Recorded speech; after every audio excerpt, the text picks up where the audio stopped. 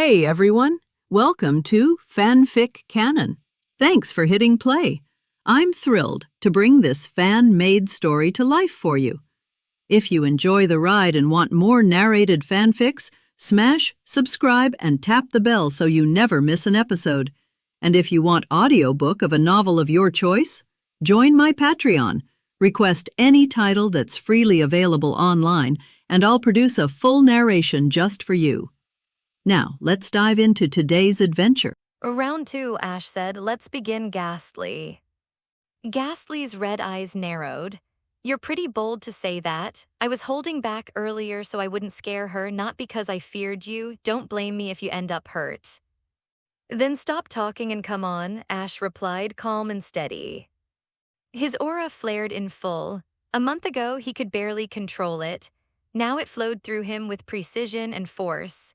He still wasn't on the level of the Aura Guardians in the group chat, but fighting an Elite 4 class Ghastly, that much was finally within reach. I guess I'll take this seriously too, Ghastly said with a wicked grin. His gaseous body lit up with ghostly light. Arms, legs, and claws formed as his shape condensed. His crimson eyes glowed brighter. He had evolved into. For a 1,000-year-old, shifting between forms was nothing unusual. Most could control when they evolved. Reverting, though, that was something only an ancient monster like him could do. He preferred his ghastly form, but in battle, solid body gave him greater strength and agility. And after ages without a real fight, facing a human who could match him was a rare thrill. As soon as finished his transformation, he clasped his hands together. Dark energy gathered between them, forming a massive black orb. A shadow ball. The attack screamed through the air. It was far stronger than the one he'd used to send Team Rocket flying. That one had been for show. This one was meant to kill. The shadow ball tore toward Ash. Ash didn't move. He waited until it was almost touching him, focused his aura into his core, steadied his breath, and... bang! He punched straight through it. The shadow ball shattered like brittle glass, breaking apart into black and purple particles that scattered into the night. Froze, his jaw dropped. He had thrown a full-force shadow ball, and Ash had destroyed it with his bare hand. That was my strongest shot, muttered. What even are you? Ash didn't answer. He lowered his stance and placed his hands at his waist. A aura sphere. A brilliant blue orb formed between his palms, growing brighter until it looked like a miniature star. Ash thrust his hands forward, launching it like a comet across the gorge. Shot upward, zigzagging through the air, but the aura sphere curved after him, locked on as if guided. Fine, snarled. He spun midair, formed another shadow ball, and hurled it at the incoming orb. The two attacks collided. A boom. The explosion shook the land. Misty and Brock, hundreds of meters away, felt the shockwave rumble under their feet. Smoke billowed across the cliffside, exhaled, relieved, until something blue streaked out of the haze. Another aura sphere slammed into his chest. A boom. The second blast sent him tumbling across the sky, his form flickering. Only now did his earlier move make sense. Discern. A like should have been immune to fighting-type moves, but Discern forced ghostly, intangible targets into a physical state that aura could strike. Champion Ash had been right. Fighting smart mattered more than fighting by the book. And Ash had another advantage, the one most trainers never used. In official battles, humans were forbidden from fighting, but this wasn't a league match. This was the wild, and in the wild, Ash could fight for himself.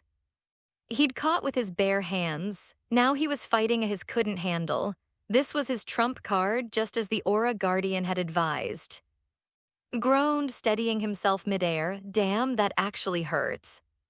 Had his shadow ball not absorbed part of the damage, he would been done. Ash gathered aura again on course. Another aura sphere began forming. If this one hit, it was over. Before he could fire it, flared with bright lights. A blazing, radiant shape burst from the glow and shot into the sky. Ash froze, aura fatting, his eyes going wide. Oh, what? From across the field, Misty and Brock gasped. Ho-Oh. Why is Ho-Oh here? A majestic figure with rainbow feathers soared overhead. Sunlight seemed to glint off its wings even in the dark. Its cry echoed through the gorge. Then it turned and dove straight toward Ash. Ash snapped out of his shock, rolled aside, and barely dodged its flaming dive. Dust exploded under the impact. He scanned the sky, breathing hard. Where's and why is Ho-Oh attacking me? He narrowed his eyes, focusing his aura. Insight eye activated, illusions peeled away like layers of fog. It's not Ho-Oh, Ash said darkly. It's... The majestic illusion melted into purple smoke, revealing Skrin. Too late, he cackled. A shadow ball was already in his hand. He fired it point blank. A boom. The explosion swallowed Ash in blackened violet light. Ash, oh, Misty screamed. The ground shook, smoke rolled across the gorge. Brock's eyes widened, no one could survive that unscathed. Hovered above, tense and unmoving. If Ash could still fight, he'd counter immediately. And after centuries of freedom, the last thing wanted was to be caught. Oh, then. Oh, where are you looking? The quiet voice came from behind him. His body went cold, he bolted forward instinctively. Too slow. Ash's fist, shrouded in blazing blue aura, struck him square in the back. A bang. The shockwave rippled out in a ring of force, rocketed downward, slamming into the earth like a meteor. A boom. The crater shook the hillside. Ash landed lightly, brushing dust from his clothes. A tear across his shirt revealed a scorched mark along his stomach. That was close, he muttered. If he hadn't reinforced his aura barrier nonstop, Slast's shadow ball would seriously hurt him. But that same barrier was how he baited the ghost into dropping his guard. He walked toward the crater. Lay unconscious, his outline flickering. The ghostly maiden drifted closer, her hands passing through his body helplessly. Don't worry, Ash said softly. He's fine, his aura is stable, he'll wake soon. Misty and Brock rushed to him. Ash, are you hurt? Misty asked, breathless. She pressed her hand to his stomach, checking him over. He grinned. What do you think? I'm standing's the one on the ground. He crouched next to and placed his hand on the fallen. Aura light flowed into his body, stabilizing his energy. Aura couldn't heal wounds like heal pulse, but it could strengthen his vitality. It was enough to wake someone who had simply fainted from battle. Stirred, his crimson eyes blinked open. He flinched at the sight of Ash above him, then slowly relaxed as the memories returned. You hit like a monster, groaned, seriously. You're an Elite 4 level, Ash said, helping him sit up. Of course I had to go all out. Rolled his eyes. For 2,000 years he had wandered the world, learning, watching, tricking, fighting. He had thought himself unmatched in cunning, experience, and wisdom. Then along came this human. This human who battled like a force of nature. For a moment, a brief, dangerous moment, wondered if Ash could rival a legendary. He decided not to think too deeply about that. A promise is a promise, said at last. He exhaled a wispy sigh. I said I'd become your and I will, but first keep your promise to me. Ash nodded, of course. He turned to the ghostly maiden who hovered nearby. Her form wavered, full of longing and pains. I heard your story, Ash said gently. The person you've been waiting for, he passed on long ago. Maybe he's already living a new life somewhere. His voice softened. So let go of this place. Move on. With the bond you shared, I'm sure you'll meet him again in the next life. Her eyes glimmered like dew as her form began to glow, finally finding release after a century of waiting. Ash stood beside her, calm and steady, offering peace where no one else could. The dead didn't linger without a reason. Most souls moved on. Only the ones chained by stubborn obsessions stayed behind, clinging to the world harder than the afterlife could pull them away. Ash could have purified the ghost girl the moment he met her. Aura made that easy. But he remembered what the veterans in the chat had told him. If you resolve a spirit's obsession before purifying them, their soul reincarnates far more peacefully. Aura Ash had once shared his own story. He'd met a ghost boy and instead of purifying him on the spot, fulfilled the kid's last wish. Only after that did the boy pass on, leaving behind a faint, invisible warmth that strengthened Aura Ash's power, a kind of spiritual credit from the world itself. Maybe that warmth was what people meant by merit. Now, beneath the pale moonlight of Girl Gorge, Ash watched the ghostly maiden. Her expression had changed. The fog of resentment and grief had faded. Her eyes, still translucent, were full of gratitude and quiet relief. "Thank you, young man," she said, her voice soft as wind chimes in the dark. "I hope Ghastly can help you well, and I hope you'll treat him with the same kindness you've shown tonight." Ash nodded. "You have my word." He lifted his hand. Aura flowed from his palm in gentle blue waves wrapping around her form. Her dim, fraying soul began to glow again, the light growing clearer and more serene. Under the touch of Aura, the last scraps of regret dissolved. Her face relaxed, no more sorrow, no more clinging to the past. For centuries, she had hovered here, trapped by a love that never returned and worry for the partner she'd left behind.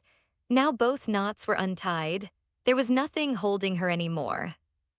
"Thank you," she whispered one last time. Her figure scattered into countless silver motes, drifting upward into the sky like stars being pulled back into the night. A moment later, she was gone. Ash exhaled slowly and lowered his hand. Warmth brushed against him, soft and weightless, soaking into his body. It didn't shine or glow, but he could feel it. His mind cleared, his aura flowed more smoothly, almost as if the world itself had quietly nodded in approval. So this was what Aura Ash meant. He turned back to Ghastly, who had reverted to his usual round, smoky form. Ash placed an empty ball on the ground. "Time to keep your promise, Ghastly." Ghastly chuckled, conjuring a shadowy hand. "Relax, relax. I said I'd become your, didn't I? I just never thought that after a few thousand years of freedom, I'd end up serving a trainer again." He let out a nostalgic sigh, then tapped the ball.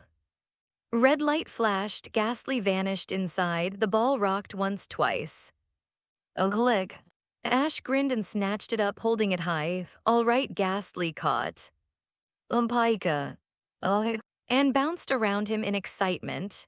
But just as Ash was about to keep celebrating, his body flared with brilliant white light. He blinked, then his eyes widened. "You're evolving." It had been at the edge of evolution for a while now.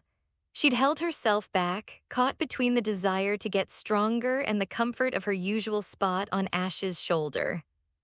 But after tonight, after seeing how little she could do in a fight like this, she finally made her decision. The light enveloped her fully and began to shift her form. When it faded, the tiny childlike figure was gone. In her place stood a reaching to Ash's waist. Light blue hair framed her face in soft waves. Her orange eyes shone like twin stars, bright and focused. Her dress-like body fluttered slightly as she moved. Ash's face lit up. "You evolved." As she spun in front of him, graceful and delighted. Her strength had skyrocketed. From the peak of the normal tier, she jumped straight into mid, high advanced. Her stats had stabilized at A rank across the board, still carrying the shadow of the near-perfect S rank potential she'd started with. Even among advanced, this was already top class. Between catching Ghastly and evolving into, tonight had been nothing but wins. "All right," Ash said, stretching his arms over his head. "Big night, let's head back." Misty and Brock nodded together. "Yes." Moonlight lit their path as they walked back toward the inns. Later that night, Ash sent Ghastly over to Professor Oak's lab. He wasn't planning to rely on him immediately. Ghastly was already fully developed in terms of raw strength, while Ash's other partners were still growing fast. Letting Ghastly acclimate to the modern era and shake off centuries of rust under Oak's care made more sense than forcing him into battles right away. Besides, their next destination was Saffron City. According to the alternate Ashes, Saffron's gym leader commanded on the Elite Four level and above. Even an elite Ghastly would have, at best, a 60% chance of winning. Which meant only one thing: Ash needed to prepare seriously. When they finally reached their rooms at the inn, Misty couldn't hold it in anymore. "Ash, how strong are you really?" she burst out, eyes wide. "You fought an elite level head-on and won, and that shadow ball, you took it to the body and walked away like it was nothing. Are you made of steel or what?" She jabbed a finger into his stomach as if she expected it to feel like iron. It was firm, sure, but not exactly bodybuilder tier. He definitely trained, but he didn't look like someone who could tank an elite's shadow ball and stay standing. Ash laughed, rubbing the back of his head. "I blocked it with aura at the last second," he explained. "My body isn't there yet, but my aura control is good enough to reinforce myself. With that, even a champion level doesn't sound that scary anymore." He said it casually, like he was describing the weather. Misty and Brock just stared at him. Even Ash paused when he looked up and actually saw Brock's eyes open. "No way," he snorted, "miracle of the century." Realizing it, Brock immediately tried to squint them back to normal, but his face just twitched weirdly. The shock hadn't worn off yet. After a bit more teasing and chatter, they all turned in for the night. Misty and Brock switched off the lights and went to bed, while Ash sat by the window, the light of his screen reflecting in his eyes. He wasn't scrolling for fun, he was studying. The chat group was an ocean of knowledge, strategies, and battle theories shared by trainers who stood at the peak of their worlds. Ash read every message carefully, memorizing tips, insights, and lines of play he could adapt to his own style. The next morning, he stopped by the center's video phone to call Professor Oak and explain everything that had happened with Ghastly and the Ghost Maiden. By the time he finished, Oak looked like his brain had blue-screened. 1,000 years, the professor sputtered. "Ash, do you have any idea what that means? Even for ghost types who already live absurdly long, lasting nearly 2,000 years is unheard of." Ash scratched his cheek, a little embarrassed. Oak rubbed his temples. "I swear you're like a magnet for rarities. You've got all three starters, a shiny, a hatched from a dying's egg, and now a 2,000-year-old Ghastly. At this point, I'm tempted to believe the universe is cheating on your behalf." "When you say it like that, it does sound kind of lucky," Ash admitted. Lucky didn't really cover it. If Oak knew about Ho-Oh, he'd probably faint live on camera. But Ash knew his biggest edge wasn't just luck. It was the chat group. Those big shots were his teachers, guides, and sometimes even sparring partners in theory. Without them, he wouldn't be anywhere near this level. "Anyway," Ash said, clearing his throat and steering the topic away, "Ghastly's in your care for now, Professor. I want to train him up for my next gym battle in Saffron City." Oak froze. Saffron Gym. His expression turned very serious very fast. "Ash, how many times have I told you not to challenge that gym yet? You can't just march in there because you have a ghost type now. Yes, Ghastly is strong against psychic in theory, but he's also poison type. That makes him weak to psychic attacks. And type matchups aren't everything," Oak went on, fully in lecture mode now. "Do you even understand what you're walking into? The Saffron Gym leaders are Elite Four level. Elite Four, you are not ready for that. You're talented, but you're still a rookie." There was real concern in his voice. Saffron's leader had a reputation. Lose there and you didn't just lose a battle, you risked having your confidence broken, maybe permanently. Oak had seen more than a few promising trainers fall apart after that gym. "There are plenty of other gyms in," he said firmly. "Why insist on that one?" Ash only smiled, with ghastly "I'll be fine, right ghastly." Behind Oak, a misty shadow rose, and Ghastly's familiar grin drifted into view. "Of course," Ghastly cackled. "As long as that gym leader isn't as much of a pervert as you, I'll handle them just fine." For a being that had lived through centuries, confidence came naturally. He wouldn't claim to be invincible, but there weren't many in the world that could truly scare him. Elite-level opponent, fine. If they were on his level, he had nothing to fear. The only reason he'd lost before was because his opponent was abnormal. Humans weren't supposed to punch shadow balls apart with their bare hands. Against a normal trainer, Ghastly was sure he wouldn't lose. Professor Oak eyed him skeptically. "Longevity doesn't equal strength," he muttered. "Are said to live tens of thousands of years, and I've never heard of a single elite yet." He sighed, "And I still haven't had a chance to test your power properly."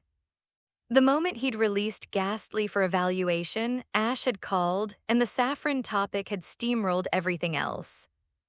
Ash laughed lightly. "Don't stress, Professor. I know losing is always a possibility. Even if I do lose, it's just one battle. Losing once doesn't mean losing forever." Oak stared at him for a second, then let out a long, helpless sigh. "With that attitude, there really is no stopping you. If you've already decided, I know there's no point trying to drag you back." He paused, then gave a small, weary smile. "Just be careful, all right." He'd watched Ash grow up. The boy was still reckless, but that recklessness now had strength and experience to back it up. If Ash said he had a shot, then maybe, just maybe, he really did. Still, Oak couldn't help imagining the chaos if word got out. A rookie, barely 2 months into his journey beating the Saffron Gym, would lose its mind. "Well," Oak said, finally straightening up, "if there's nothing else, I'll get to work on Ghastly's assessment. Take care of yourself out there." "Got it, Professor," Ash replied, smiling. The call ended. Ash, Misty, and Brock headed out into the morning light in search of breakfast. Compared to the lively festival feel of the previous evening, Gorge Town was quiet now. The streets were calm, most shops still shut, only a few early vendors setting up stalls. Since Brock had been hypnotized the night before and missed most of the fun, Ash and Misty decided to give him a proper tour. They wandered past local shops and street stands, checked out the Riverside Market, and picked up what they needed: camping gear, potions, treats for, and emergency rations. Partway through, popped out of her ball, refusing to miss out on the walk. She couldn't balance on Ash's shoulder anymore like she'd done but she stayed close at his side, matching his steps with quiet, graceful pride. By evening, the temple fair was in full swing. Paper lanterns lined the streets of Gorge, and the air was filled with the sweet aroma of takoyaki and fried mochi. Following the local customs, Ash changed into a simple blue kimono. After all, if you were going to a temple fair, you had to wear one. Brock, however, waved it off immediately. "Nah, I'm too old for that kind of thing," he said, sticking to his usual hiking gear. But Misty had other plans. When she stepped out of her room, dressed in a delicate pastel kimono, Ash's jaw nearly dropped. Her kimono was a soft blend of pink and white, adorned with patterns of falling cherry blossoms that shimmered faintly under the lantern light. The wide sleeves swayed lightly with each step, graceful as butterfly wings, and her loose orange hair framed her face perfectly, adding a touch of warmth and elegance. The faint sound of her wooden clogs echoed against the stone pavement as she walked toward him, the hem of her kimono gently swaying with each step. For a moment, Ash forgot how to breathe. "Hey, what are you staring at, Ash?" Her voice snapped him back to reality. Misty, clearly noticing his dazed look, waved her hand in front of his face. "No, it's just," Ash scratched his cheek awkwardly. "It's my first time seeing you dressed like that. You look really pretty. Honestly, if you didn't talk, you'd totally have the aura of a..." Misty's expression froze, then her eyebrow twitched. "I'll give you one chance to rephrase that. You were doing great until that last part."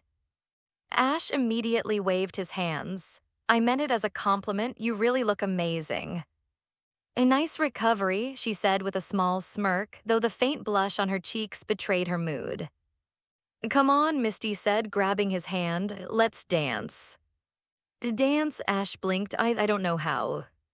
You'll be fine, she said with a grin. You've got great reflexes. I'll teach you. Before Ash could protest, Misty pulled him toward the crowded square. Behind them, watched from Brock's shoulder, tail swaying lazily.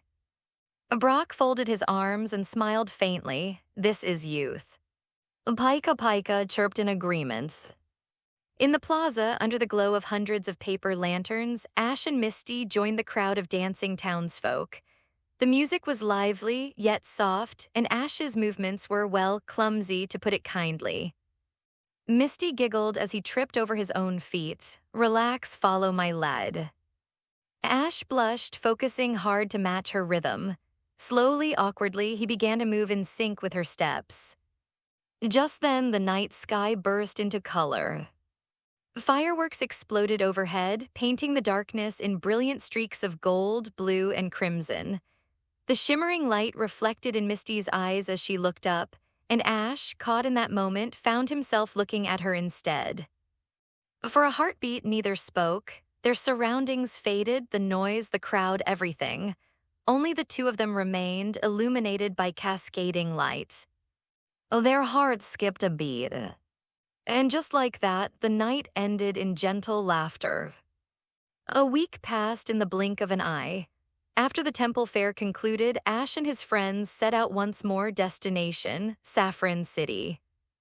With the millennial Ghastly and his team, Ash finally had the confidence to challenge one of the most formidable gyms in. Meanwhile, back at Professor Oak's laboratory, Ghastly had been undergoing special training to reawaken his fighting instincts. The training, however, was brutal. Ghastly, who had once believed himself nearly invincible, found himself battered and humiliated by Oaks day after day. Although that sparred with him didn't just defeat him, it crushed him. That thing was definitely champion level, he thought despairingly one night, floating face first into a pond. What kind of old man keeps monsters like that in his backyard? In all his 2,000 years of life, Ghastly had never felt so thoroughly beaten. But under that crushing pressure, something inside him reignited.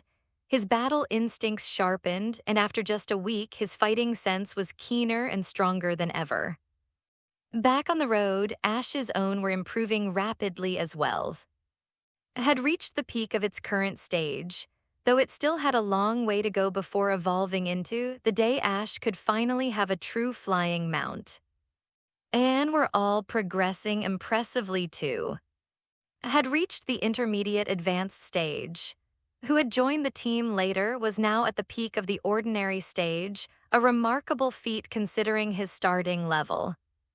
Ash's progress was boosted by the training and guidance from the many experienced trainers in his group chat. While he wasn't as wealthy as that spiky-haired rival of his, the insights he gained were like a cheat code for growth. In particular, had grown rapidly. He had evolved into his strength-soaring past. This was the third evolution in Ash's team after and evolution brought a surge of life energy, improving every aspect of his abilities, and his fiery temper and combat sense had both reached new heights. However, remained unchanged. Despite reaching the level required for evolution, he showed no signs of wanting to evolve. Curious, Ash consulted the experts in his group chat, and the grass-type specialist explained. Yer doesn't lack the strength to evolve, he simply doesn't want to. It wasn't uncommon, they explained. Some preferred to stay in their base form, either because they disliked their evolved appearance or because they wanted to prove their strength without evolving. Was a perfect example of this, a who chose not to evolve, believing he could become stronger as he was. Ash smiled faintly at that, so's the same, just like. But had something didn't, his partner form, a state that could multiply his combat power several times over. However, had no such form or transformation. If he refused to evolve, it would inevitably limit his potential in future battles. Still, Ash wasn't the kind of trainer to force evolution. He respected every will and believed that strength wasn't determined by form alone. If doesn't want to evolve, that's fine, Ash thought, looking at the ball hanging from his belt. Not evolving doesn't mean he can't become strong or even stand at the top. After the next to review was. Having recently evolved had spent the week stabilizing her new form. Her level had already risen, and she was on the verge of another breakthrough. Her growth rate was still unmatched, the undisputed leader of Ash's team. His progress wasn't lightning fast, but it was terrifyingly steady. Over the past month had never once hit a bottleneck. His growth was like flowing water, calm, constant, unstoppable. Each level up perfectly increased his ability stats, so even if he wasn't skyrocketing in power, he was building a foundation that was nearly unshakable. Ash sometimes wondered if could actually stand toe-to-toe with an elite level by the time of the Indigo Plateau Conference. But that was still a distant dream. For now, could perhaps challenge a gym, but an elite, that was still reaching too far. Then there was. After a full week of care's condition had greatly improved. His aptitudes had fully recovered to B rank, meaning he could start light training again. However, since his body was still mending from internal damage, Ash didn't push him too hard. For now, was still at the beginner novice level. But once he fully recovered, his growth would likely explode just like had. Outside of Ash's team, Misty and Brock's were also progressing steadily. Their improvement wasn't as dramatic since their training intensity was milder, but they were moving forward all the same. Then, during their journey towards Saffron City, they stumbled upon something beautiful, a migration. Hundreds filled the sky, fluttering southward in glittering swarms. It was a spectacular sight, one that made even Ash pause to admire it. Still, he wasn't especially interested. Migrations usually marked the season for mating and reproduction, and he knew well that not every needed to migrate south to breed. The forests around Viridian were filled with and proof that plenty stayed behind. Besides, his was safe and comfortable at Oak's lab, well-fed, well-rested, and spoiled.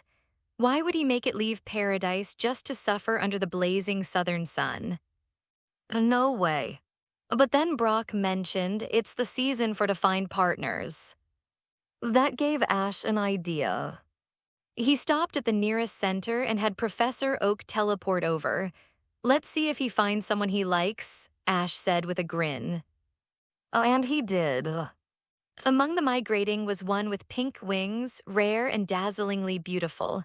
Naturally, every male around tried to court her. But they were no match for Ash's. After all, this was a trained under Ash himself, disciplined, resilient, and confident. With a mix of graceful flight and courage, Ash's triumphed, winning the heart of the pink.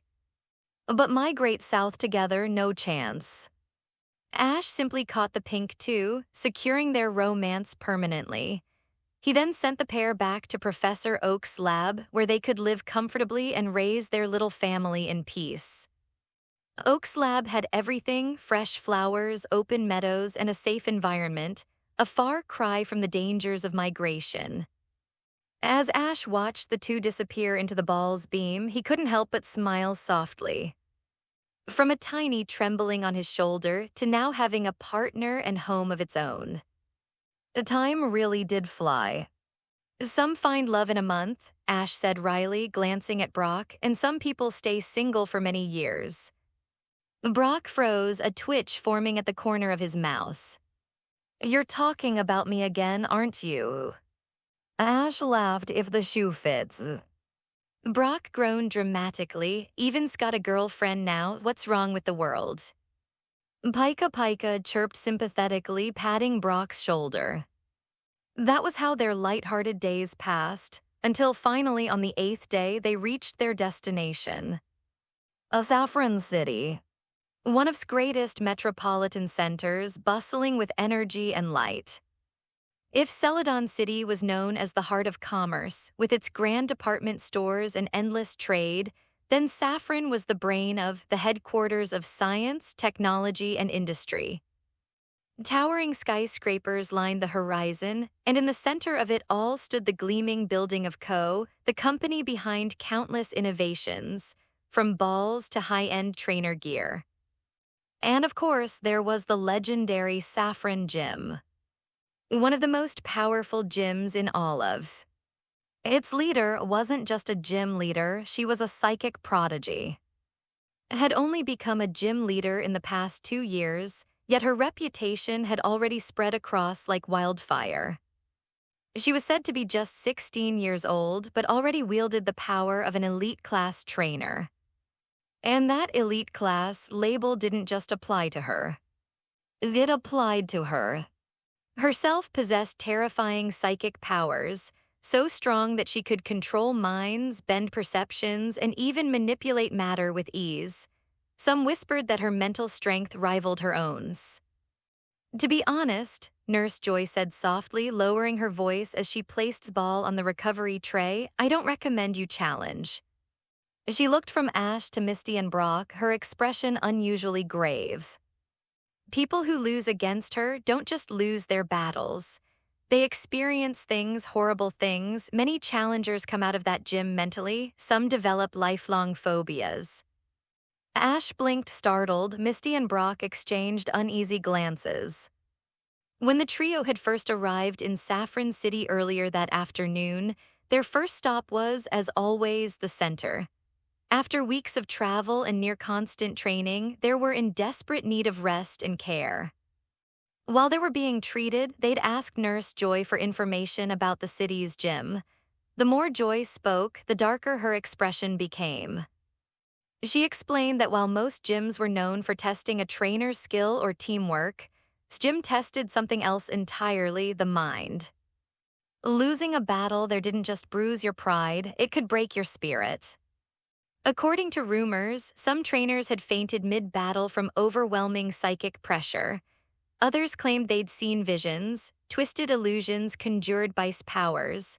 A few even swore that could trap challengers in dollhouses or turn them into dolls themselves. The League had received complaints, of course. They'd sent investigators, but no one knew what happened after that meeting with. The Saffron Gym remained standing. The League quietly marked it as hazardous, advising trainers to challenge at their own risk. No further action was taken. After hearing all that, Misty's face had gone pale. This gym, it's way worse than I thought, she muttered, gripping the edge of her seat. As a gym leader herself, she'd heard stories about Saffron Gym's power, but she'd never imagined it was this extreme. Even Brock, who usually prided himself on knowing gym information, looked unsettled. I knew she was strong, but this is something else. Meanwhile, Ash sat quietly, hands clasped, eyes thoughtful. He remembered Professor Oak's warnings vividly. Oak had tried to talk him out of this challenge several times, saying his gym wasn't worth the risk. But Ash had insisted. It wasn't just about badges anymore, it was about testing himself, about seeing how far he'd come. Eventually, Oak had stopped arguing and simply told him, if you insist on going, at least gather information first when you get there. And that's exactly what Ash had done. Still, there was one thing that finally convinced Oak to stop worrying so much, Ghastly's story. When Oak had asked how Ash managed to catch a 2,000-year-old elite-level ghost, he'd half expected some ridiculous luck or trickery. But when Ghastly himself explained what happened, Oak had been left speechless. Because Ash hadn't caught Ghastly with balls or other. He'd done it with his own 2 hands. A battle of man versus. It was something out of legend. Before balls existed, trainers, if they could even be called that, had subdued through sheer strength and willpower. Ash had unknowingly replicated that ancient tradition. And he'd won. From that moment, Oak stopped questioning Ash's abilities. He still didn't know where Ash's almost superhuman power came from, but the boy was still the same Ash he'd always known, reckless, determined, endlessly optimistic. And more importantly, capable of taking care of himself. So Oak let him go. Even if Ash couldn't win against, Oak was certain of one thing. He would definitely survive. Don't worry, we know what we're doing. Ash patted his chest confidently, giving a reassuring grin. There were plenty of reasons he wanted to challenge. Some came from the big shots in the group chat, others from his own curiosity. But most of all, he wanted to test himself, to stand against an elite-level opponent and see how far he had come. The harder the challenge, the more it fueled his fighting spirit. Of course, he wasn't stupid. If there was no hope of victory at all, he wouldn't go rushing in just to get beaten up. As one of the group members often said, a one-sided fight teaches you nothing except how to lose confidence. But now that he had an Elite 4-level Ghastly, things were different. He had a real shot. And there was one more reason, a far more serious one. According to the harem king, Ash from another world wasn't just strong, she was fragile. A girl trapped within her own mind. If no one reached her in time, she would fall into darkness. In many parallel worlds, had been drawn into Team Rocket's grasp, manipulated, brainwashed, and used as a weapon. The who fell into that abyss had caused countless disasters across timelines, becoming one of the hardest obstacles the other Ashes had ever faced. That's why the senior members of the chat had urged him to challenge her early, to save her before it's too late. Of course, the multiverse was unpredictable. Every world was different. In some, never turned evil even if Ash never met her. In others, she found her own redemption without anyone's help. But this was his world and his path. And he needed to see her with his own eyes before deciding what kind of lived here. Speaking of which, Ash said suddenly, tilting his head toward the ceiling of the center, "Have you seen enough?" Misty and Brock froze. "W, what are you talking about?" Misty stammered. "Seen enough of what?" Her voice trembled as she instinctively moved closer to Ash, following his gaze toward the ceiling, but she saw nothing. Could it be another ghost, like the one from Gorge? "I noticed it the moment we entered Saffron City," Ash said calmly. "A strange power's been surrounding us, that psychic energy. Someone's been watching us ever since we arrived." His words dropped like a thunderclap. He'd felt it from the very start, that unseen gaze pressing on him, invisible yet undeniable. Whoever it was, they'd already discovered him and probably sensed that he was no ordinary trainer.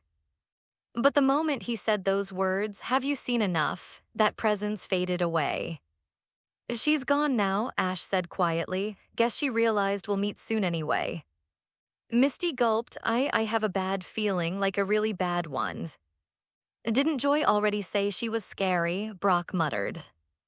Misty bit her lip, then whispered nervously, "Wait, you don't think she's still listening, right?" Ash waved a hand dismissively. "Relax, she's gone. I'll go call Professor Oak first." He turned toward the center's phone booth, dialed the familiar number, and soon enough, Professor Oak's face appeared on the screen, along with a cup of instant noodles. For some reason, every single time Ash called, the professor was eating instant noodles. Ash couldn't help but sigh. "Professor Oak, are you eating that again? Don't you ever take a break from research?" "Research waits for no one, my boy," Oak said between bites, his tone as serious as ever. "Now then, I assume you've arrived in Saffron City." "Yeah," Ash nodded. "I'm ready to challenge. Send Ghastly back to me first, I'll swap him for." All right. Oak set his noodles aside with a sigh. "I'll fetch Ghastly. He's been very comfortable in the backyard lately, even likes to hang around him." Professor Oak said, moving away from the phone with a sigh. As a ghost who had lived for thousands of years, Ghastly's power might not rank among the strongest, but in terms of skill and versatility, he far surpassed ordinary. Over the centuries, he had even mastered techniques that should have been impossible for a Ghastly to learn. For instance, the Ho-Oh he transformed into during his battle with Ash was a special illusionary ability he had developed himself. He could change into the appearance of other and even mimic their moves, abilities, traits, and attributes. It was essentially an advanced form of Ditto's transform skill. However, this ability had its limits. He couldn't use the powers of top-tier legendary. The Ho-Oh he transformed into earlier only had its outward form and aura. It lacked Ho-Oh's divine flames, sacred energy, and unique characteristics. Even so, this self-taught skill was already extraordinary. Because of it, Ghastly could evolve and de-evolve at will and had learned many unusual moves. That was why he was able to teach the move Tailwind back at Oak's laboratory. His current level was still a bit low, and it would probably only master Tailwind once it reached the peak of its advancement. For now, it was only at the intermediate stage. It seemed Ghastly might become an excellent teacher for the in the backyard in the future. A moment later, Professor Oak returned with Ghastly. Leaning close to the camera with an exaggerated grin, Ghastly said, "It's my turn to go on stage, right?" "Yes, Ghastly, it's up to you this time," Ash said. "We'll be facing psychic type about as strong as you. Think you can handle it?" "Oh, you should ask your trainer about that." "That's true," Ash chuckled. After a short exchange, Professor Oak placed Ghastly into a ball and sent it through the transfer system, while Ash sent back in return. "I've got Ghastly's ball," Ash said, holding it up to the screen. "Good, I've received ball as well." "Ash, listen carefully," Professor Oak warned. "If you lose, use your aura to get Misty and Brock out of there. Psychic powers aren't ordinary, she has some eerie techniques. Even with your aura, if you're struck, it could have irreversible effects." After giving his final warning, Professor Oak hung up the call. With Ghastly's ball in hand, Ash and his friends made their way to Saffron Gym. When they arrived, a man in work clothes stepped in front of them. "Are you here to challenge? Take my advice, don't. She's not like other gym leaders." The three exchanged glances. This gym was clearly different. There was even someone stationed at the entrance just to stop challengers. However, before Ash could respond, a little girl who looked like a porcelain doll appeared silently beside the man in work clothes. "Don't interfere, okay? I finally found someone who can play with me." The moment the man saw the doll-like girl, a look of shock flickered across the half of his face visible beneath his hat. Then, without warning, he vanished into thin air. The sight was eerie beyond words. The sudden appearance of the girl and the man's disappearance felt more like a supernatural event than something real. Misty instinctively moved closer to Ash, gripping his arm tightly. At that moment, only Ash's presence felt safe. "Don't worry, Misty, I won't let her hurt you," Ash said, giving her a confident smile that somehow steadied her heart. Under his calm reassurance, her panic eased a little, though she still didn't let go of his arm. After the man disappeared, the doll-like girl cast one last glance at the group, then faded away right before their eyes. At that same moment, the heavy doors of Saffron Gym creaked open on their own. There was no one behind them, only a cold stillness, as though some unseen force had beckoned them inside. "And is this doing too?" Brock asked, stroking his chin thoughtfully. The powers displayed already seemed far beyond the psychics he knew. Like Ash, she clearly wasn't an ordinary human. "Yes," Ash nodded. "I can feel traces of psychic energy above. Let's go." He stepped forward, Misty still clutching his arm, padding silently at his feet and Brock following behind. A moment later, they stepped into the vast interior of Saffron Gym. Inside, there were dozens of apprentice gym members, each one drawn here by some immense psychic power. Despite her fearsome reputation, the allure of learning psychic abilities was simply irresistible. Rumor had it that anyone who joined Saffron Gym could learn to wield psychic power themselves. For ordinary people who dreamed of becoming superhuman, that promise was too tempting to ignore. So even knowing the gym's dark legends, many still chose to join. and indeed did teach them psychic arts, but the suffocating pressure and mental strain of her presence drove many to the brink of instability. Still, none could complain. After all, power never came without a price. Just as Ash and his friends reached the inner arena, a young man wearing a mask stepped in front of them. He asked for their purpose, and upon hearing they were there to challenge, his expression twisted with contempt. "Do you have psychic abilities?" he demanded. All three, Ash, Misty, and Brock, shook their heads. Aura and Psychic weren't the same, so Ash's answer wasn't a lie. "You dare challenge our gym leader without Psychic? Do you even know what happens to those who try?" "I don't know," Ash said casually, shrugging, "but it doesn't matter, I'll win." "You really dare to boast?" the masked man sneered. "You just haven't witnessed the true terror of psychic power. Let me show you the strength personally taught by our gym leader." Ugh. Before he could finish, his expression twisted in agony. His hands shot up to his throat as if an invisible force were choking him. His face turned red, his body trembling as he struggled to breathe. The sudden scene shocked all three of them, and Ash was the first to react. Anger flashed across his face. "Hey, what are you doing? Let him go now." As he shouted, aura flared around him, bursting forth like a wave of light. The invisible pressure that restrained the masked man shattered instantly under Ash's force. The man collapsed to his knees, gasping for air, his face pale and drenched in sweat. Fear lingered in his eyes. He had genuinely thought he was about to die. He didn't need anyone to tell him what had happened.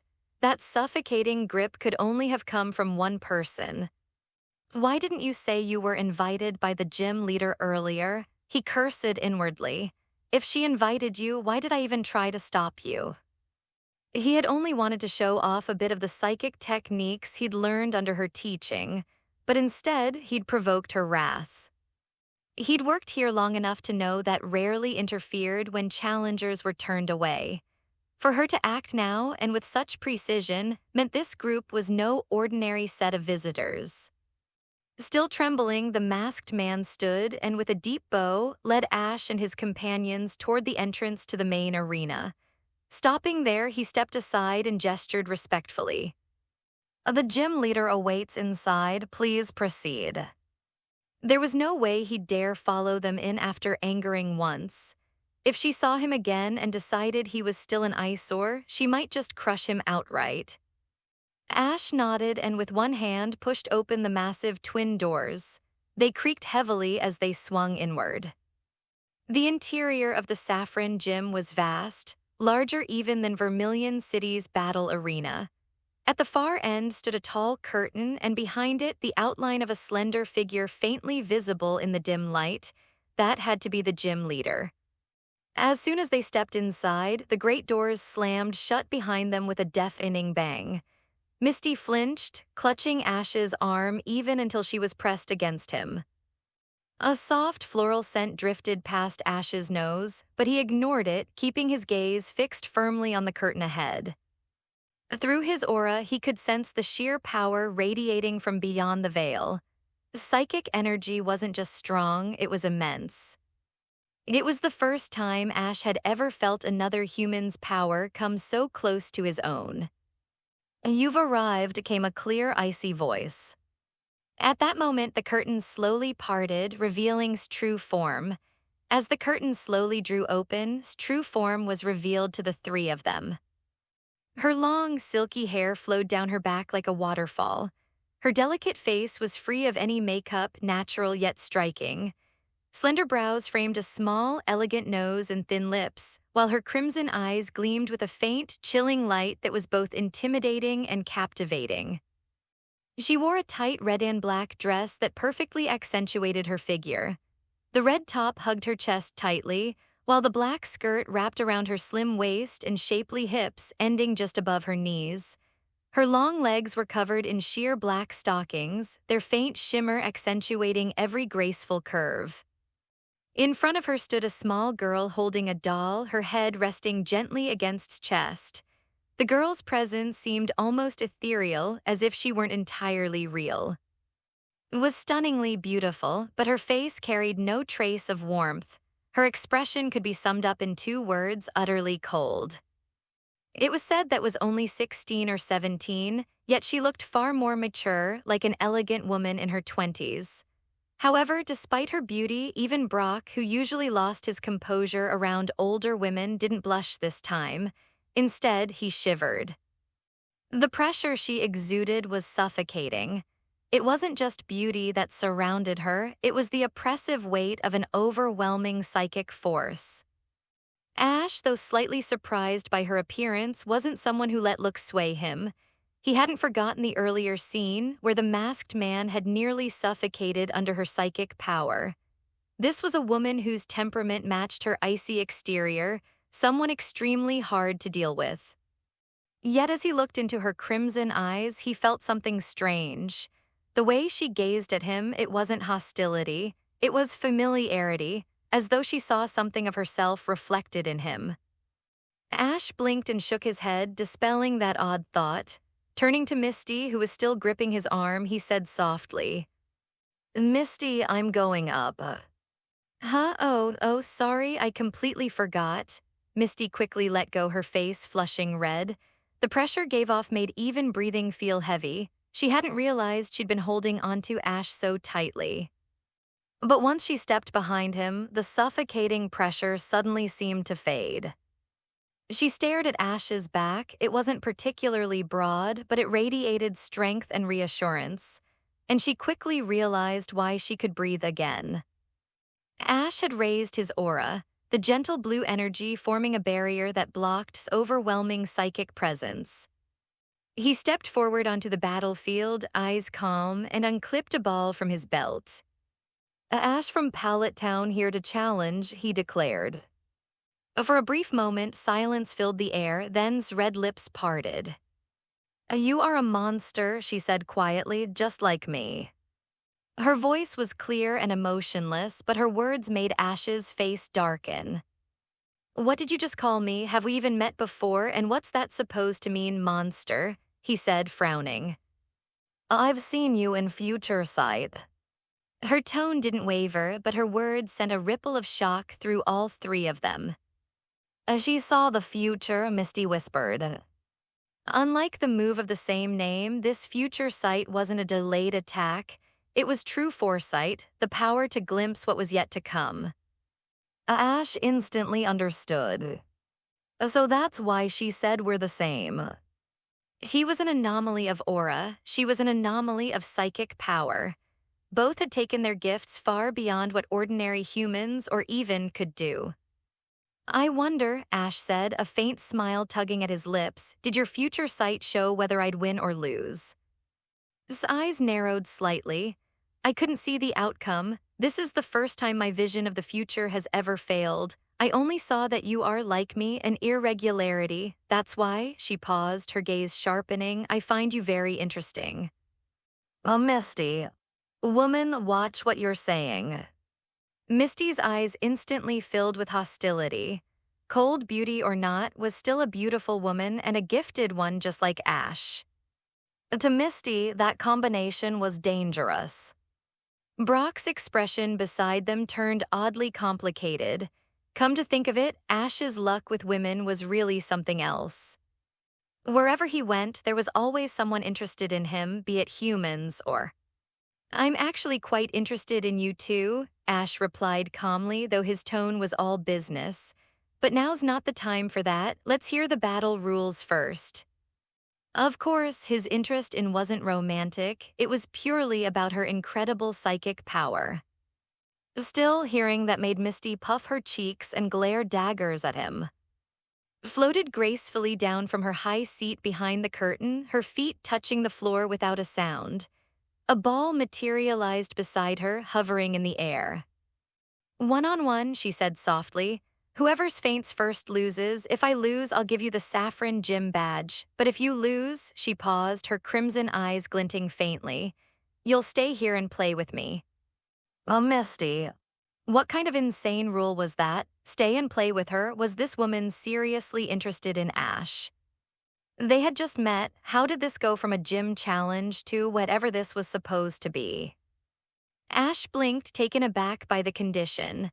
This was what Joy and Professor Oak had warned him about, the so-called terrifying consequences of losing to. But seriously, this was it. Sure, she was cold and intimidating, but underneath that icy aura was a stunningly beautiful girl. Playing with her didn't exactly sound terrifying. Let me ask, Ash said cautiously, what kind of game are we talking about here? Video games, cards? It's a game, replied evenly. So a game, Ash relaxed, smiling. Then that's fine. Even if I lose, I don't mind playing a few rounds with you. But really, are you that bored? Do you make every challenger play games with you? Hearing him say that, Misty's eyebrow twitched and Brock quietly face-palmed. Meanwhile, Ash was starting to think that Joy and Professor Oak were exaggerating. Was this really the terrifying saffron gym everyone feared? It just sounded like a lonely girl who wanted company. His lips curved slightly, not in a smile, but something eerily close. Is that so? Then you'll have to turn into a doll and stay to play with me. Ash. The temperature in the room seemed to plummet. Turn into a doll. Every hair on Ash's neck stood on end. He glanced at the small doll in his hand. It looked normal, lifeless, but when he extended his aura toward it, nothing. No life force. Which, weirdly enough, made him feel a bit relieved. At least it wasn't someone turned into a doll yet. Still, the implication was horrifying enough. So this was what Joy and Professor Oak meant when they said losing to had inhumane consequences. When I said I'd play, Ash said quickly, taking a step back, I meant normal games, not turning into a doll. Find someone else for that.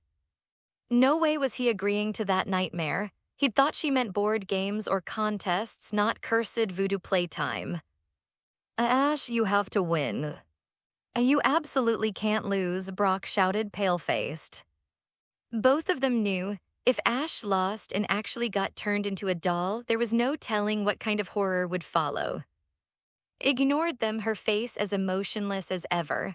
The rule is one-on-one. As the gym leader, I'll go first. With a flick of her finger, the ball beside her shot forward, bursting open in a flash of golden light. The that appeared resembled a tall, fox-like creature. A 5-pointed star gleamed on its forehead, 2 sharp whiskers extended from its snout, and it held a silver spoon in one hand. A pure psychic type. Seeing it, Misty and Brock both let out a small sigh of relief. At least it wasn't. Sometimes the stage of evolution said everything about us power. Generally speaking, that haven't evolved to their final form aren't overwhelmingly powerful. Those who manage to reach the peak without evolving are the rare exceptions. Since the battle hadn't begun yet, Ash and the others couldn't tell the exact level of Still, judging by appearances, they assumed it couldn't be more than professional level. And if that was the case, Ash might actually have a shot. Besides, looked young. Though her mature aura and figure gave off the air of an older woman, Brock's sharp eyes as a self-proclaimed expert in reading women's ages judged her to be no more than 18, 20 at most. And to have professional-level power at that age was already exceptional. However, compared to the rumors surrounding the Saffron Gym's fearsome strength, this still seemed off. After all, Saffron Gym was one of the 4 great gyms said to rival even the Elite Four in reputation. Could this really be her strongest? Brock wasn't so sure. He frowned slightly. Maybe this isn't her main. But while Misty and Brock felt a little relieved, Ash's expression turned far more serious the moment he laid eyes on. That's power was Elite Four level. And not just barely, its energy was stable, refined, and fierce, mid-Elite Four level. Ash's jaw clenched, as expected from the Saffron Gym, but this isn't just not to be underestimated. This is absurd. How was anyone supposed to challenge a gym that fielded an Elite Four level? It suddenly made sense why no one had managed to win the Saffron Gym badge. Even veteran trainers would be crushed. An elite 4-level opponent in a gym match wasn't just unfair, it was practically a death sentence. Good thing I caught Ghastly, Ash thought grimly. Without him, I wouldn't even stand a chance. He exhaled slowly, eyes firm. It's decided, Ghastly, I choose you. A burst of eerie light flashed as Ghastly emerged from the ball, its purple mist swirling across the arena. So my opponent's a little girl this time? Ghastly said, its tone teasing. Oh ho, this little girl's got quite the look, pretty too. You sure caught me just to fight someone like her. She's got psychic power in her bones, just like you monster. Ash's eyebrow twitched violently. Can you not say it like that? All right, Ghastly chuckled, clearly amused, before turning its attention toward. Its expression shifted into one of serious focus. Across the arena, for the first time, its expression wavered ever so slightly. A faint flicker crossed her cold, emotionless face, something that might have been surprise. A talking Ghastly. And not just any talking Ghastly, she could feel through her psychic sense that its power might even surpass hers. Her future sight had shown her Ash arriving, but nothing beyond that. She hadn't seen this Ghastly. It was as if the moment she tried to peer deeper into Ash's path, the threads of fate blurred beyond her control. Being able to see even a glimpse of him had already pushed her limits. And now seeing this, his calm heart began to stir. So this is the one he brought? Interesting. A glint of obsession flickered in her crimson eyes. I want him. I want to turn him into a doll and keep him here forever. Her lips curved slightly, her voice low and cold. Let's go all out from the start. All out from the start, Ash muttered, brow furrowing. What does she? Before he could finish, his eyes suddenly flared with a deep blue light. His body shone with an intense golden radiance. The light of evolution, as his eyes glowed faintly blue, his entire body was enveloped in a blinding light of evolution. The brilliance filled the entire arena, forcing Misty and Brock to squint. When the light finally faded, a new figure stood where had been, a taller, more imposing golden fox with 2 spoons gleaming in its hands. As evolution, and compared to slightly mischievous air, radiated wisdom and authority. Its posture was calm, its gaze razor-sharp, and the psychic energy rippling off its body was suffocatingly dense. The Sai, the evolved form of its brain, is as advanced as a supercomputer and capable of unleashing countless psychic powers. Ash flipped open his, which hadn't been used in a while, confirming what his insight eye already told him. So it really had evolved right here, right now. And judging by his tone earlier, she had chosen to let it evolve at will. Ash turned to look at Ghastly with an incredulous expression. Hey, isn't evolving freely something you learned after 1,000 years? How can she do it too? Ghastly's misty face contorted helplessly. How should I know? This girl you've got me fighting is seriously abnormal. It wasn't, or rather, that was strange, it was. Ghastly's self-taught free evolution and de-evolution had taken him centuries of experimentation, yet could seemingly control her evolution like flipping a switch. Once evolved into, its power surged instantly, settling at Elite 4 advanced level, the same as Ghastly's. But Ash quickly pieced it together. No, this wasn't a sudden power boost, had likely already been that strong. Its suppressed evolution was part of a deliberate training method, its unique way of hunting her psychic control. And that theory was spot on. Had long kept reverted to its lower forms and to train their mental restraint. For most challengers, even and under her command was impossible to defeat. But now things were different. The pressure radiating from Ash and Ghastly made her heart stir. For the first time in years, she felt the thrill of a real battle. So she released full strength, no more suppression. Ghastly, you evolve too, Ash ordered. All right, Ghastly replied with a lazy grin before his form burst into the same radiant glow. When the light faded, the shadowy figure floated proudly above the ground, his grin wide and confident. Unlike Evolution's form didn't alter his power level. His ability to evolve or devolve was purely a transformation technique, not a power boost. From the stands, Misty and Brock gawked. Two evolving before the battle even starts, what kind of madness is this?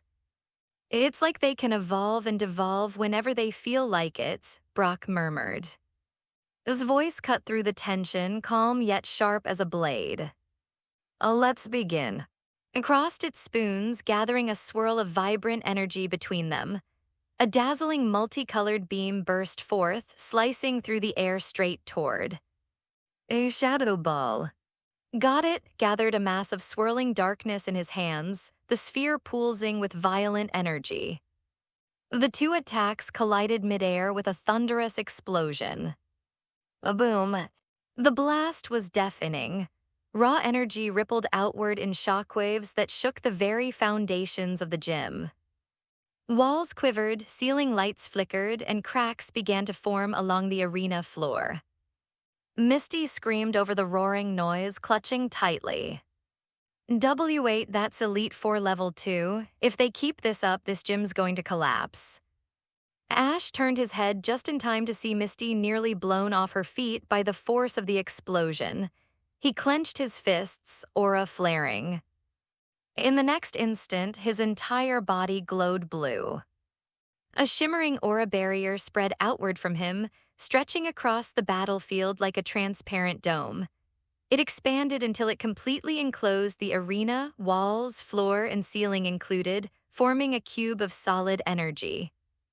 As soon as it stabilized, the shockwaves vanished. Outside the barrier, the air fell still. Inside, the battle raged on, but Misty and Brock could now stand safely. Misty blinked, stunned. What just happened? The wind just stopped, Ash. Is that you're doing? Ash nodded without looking back. Yeah, I made an aura barrier. It should hold fine against 2 Elite 4 levels. Fight with everything you've got. Gritted his teeth. Nonsense, I am using everything I've got. He pushed forward, his shadow ball slowly overpowering. The colorful light was swallowed by the deep black energy inch by inch until... A boom. The shadow ball burst through his remains and streaked straight for his face. His crimson eyes flashed. And teleport. His form flickered out of existence just before the shadow ball struck. The attack hit Ash's aura barrier instead, sending ripples of blue light through the air like a disturbed pond surface, then vanished without leaving a scratch. The barrier didn't even tremble. Turned to look at Ash, his wide grin faltering. You're kidding me. He'd thought he understood Ash after their last battle, thought the kid's strength came from guts and unpredictability. But this was something else entirely. If Ash had used that barrier back then, the fight would have ended in seconds. Misty and Brock also stared, their mouths open. They'd seen Ash do plenty of incredible things, but casually blocking a full-powered Elite 4-level shadow ball as if it were nothing, that was beyond anything they could comprehend. This was like watching a human cast a battlefield-wide protect, strong enough to tank one of his heaviest hits. Even's crimson eyes flickered slightly. Though her face stayed calm, there was a faint shimmer of intrigue in her gaze. Someone else who could manipulate energy on a level rivaling her psychic power, it was rare. But they were in battle, and fascination could wait. Focus on the fight, not me, Ash shouted, seeing still staring at him like he'd seen a ghost. Up there, shadow ball. All right, don't yell, I'm on it, grumbled, forming another massive sphere of swirling darkness in his hands. He flung it upward toward the ceiling where a faint shimmer revealed its reappearance. Or psychic. His eyes gleamed blue, and an immense wave of energy burst forth, crashing into the shadow ball midair. The two powers collided again, but this time the shadow ball didn't dominate so easily. The psychic energy pressed down, twisting the black sphere backward. Gritted his teeth, straining to hold it, but the pressure was overwhelming. Of course, Ash thought, that last wasn't even full power this is. Transform into a dark type, Ash commanded sharply. His body pulsed and warped, expanding outward. In seconds, the ghostly mist into the towering form of the desert tyrant itself. The psychic blast slammed into his chest and fizzled out harmlessly. Looked down, patted his stomach, and gave a smug grin that seemed to say, "Was that supposed to tickle?" His expression twitched just slightly, but for someone normally unreadable, that tiny flicker was like a gasp. What she had just seen completely her understanding. That could transform without a catalyst, without a move, into another species entirely, and even switch to a completely different typing. It wasn't mimicry, it wasn't illusion, it was a genuine physical transformation. The psychic sense confirmed it. The creature before her wasn't projecting an illusion, it had truly become. When did start copying Ditto's powers? She murmured under her breath. The newly massive smirked and flickered again, reverting smoothly to his round-bodied form. Not bad, huh? Gotta say, kid, you remember your type matchups pretty well. Psychic type moves cannot damage dark type, but the level difference between them cannot be too great, otherwise, even if the type attack cannot cause damage, the energy contained within it would be enough to harm that. Again, the real world is not like game data. Type advantages and type immunities are not absolute. Even a ghost type would be affected by the energy contained in a fighting type move if the opponent's power was strong enough. This is truly abnormal. If Ash hadn't stepped in himself, even sending out a champion level might not have been enough to deal with him, Brock commented from the side. There exists an ability in the world called Protean, where a type changes to match the move it's using, and that move then gains a same type attack bonus. But such a transformation can only occur when the uses a move. Ash's, on the other hand, was far too abnormal. It could transform freely without using any skill or medium at all. How could such an outrageous even exist in the world? A teleport. After her initial shock, quickly reorganized her offense. His body began flashing rapidly across the field, its form vanishing and reappearing from place to place, so fast and erratic that couldn't even lock onto its position. Ash called, though couldn't see the opponent. Since the move being used was psychic type again, it just needed to transform into a dark type. Instantly transformed into once more, his sharp eyes darting around vigilantly. As long as the opponent appeared, he could counterattack while remaining immune to psychic-type attacks. A shockwave condensed from pure psychic power erupted from the void, but easily it. However, at that very moment, appeared right behind, a green orb of energy already gathered in its hand. It hurled the attack straight at him. Behind you.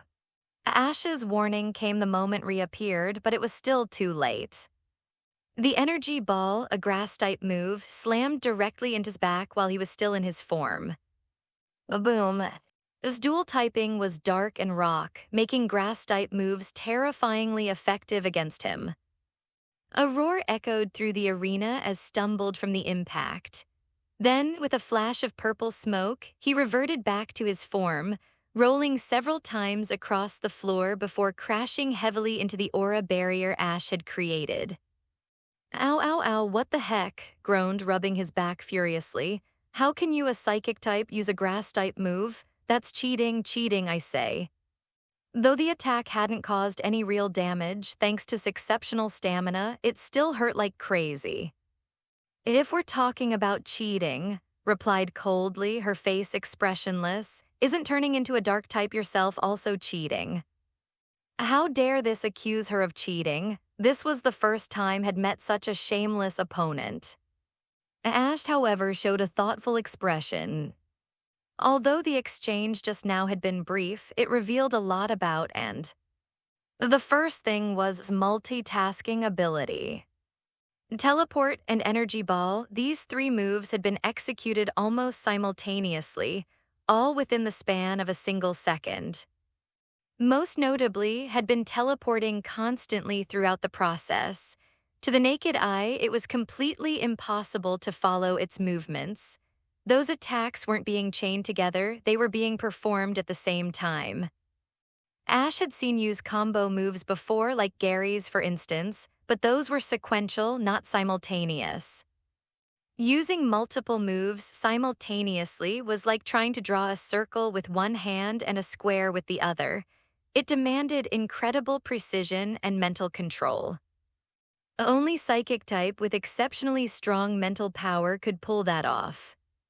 This was clearly not an ordinary opponent, but even more impressive than itself was the trainer standing behind it.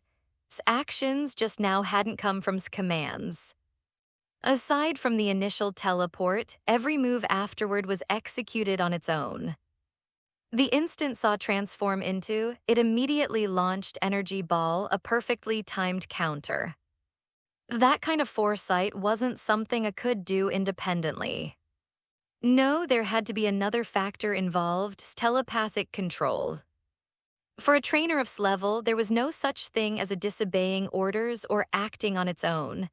Every decision, every movement, every attack was synchronized with her mind. Yet she hadn't spoken a word. That could only mean one thing, was communicating directly through telepathy. Ash narrowed his eyes. This is strong, but the trainer's even trickier. This gym really is something else. The aura within him stirred, responding to his fighting spirit. Taunt. Psychic type were the most troublesome to deal with, not just because of their mental attacks, but because of the endless variety of support moves they could use. Light screen, reflect, ally switch, nasty plot, and more. If started stacking those up, the fight would become a nightmare. Ash's strategy was simple, seal its setup moves first. Once he locked it down, a straight fight was all needed to win. And teleport. His calm voice rang out again. His form blurred, appearing, vanishing, flickering across the battlefield faster than the eye could follow. With this frequency of teleport, Taunt couldn't find a single target to lock onto. Every time tried to aim, slipped away like a mirage, darting left, reappearing right, blinking in and out of existence. And it was a perfect strategy. While wasted energy chasing the afterimages could exploit any opening to counterattack. But that only worked if Ash couldn't see through it. Unfortunately she'd chosen the wrong opponent for that kind of trick. A front left taunt. At Ash's sharp command, instantly faced the direction he'd pointed out, raised a claw, and made a mocking, beckoning gesture. In the blink of an eye, an invisible pulse spread across the field, cutting off's ability to use any changing or support moves. Ash's aura perception had pinpointed its exact position through all the. Under the gaze of aura, no illusions could hide. Froze mid-teleport, its movement locking up exactly where had aimed. His eyes widened slightly, a faint ripple of surprise flickering through her usual icy composure. So fast, he actually tracked through teleport. Her gaze shifted toward Ash, and for a brief instant, understanding glimmered in her crimson eyes. I see, so he's using his own power too. From this point forward, it wasn't just a battle between, it was a battle between minds. Now a nightshade. The power of nightshade scales directly with the user's level. With its current Elite 4-level strength, the attack's force was no weaker than Shadow Ball, and it could even ignore defensive stats to an extent. If it landed, the damage would be massive.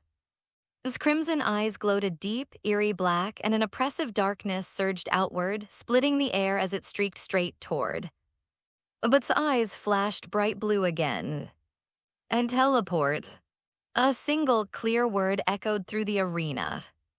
Vanished, disappearing right before the attack connected.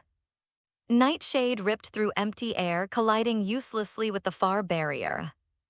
Ash blinked. I used taunt. How can you still use teleport? What kind of logic is that? That completely the move's mechanics, but even as confusion filled his mind, his aura caught another presence. They're behind. Behind you, change directions. Grinned, pivoting midair.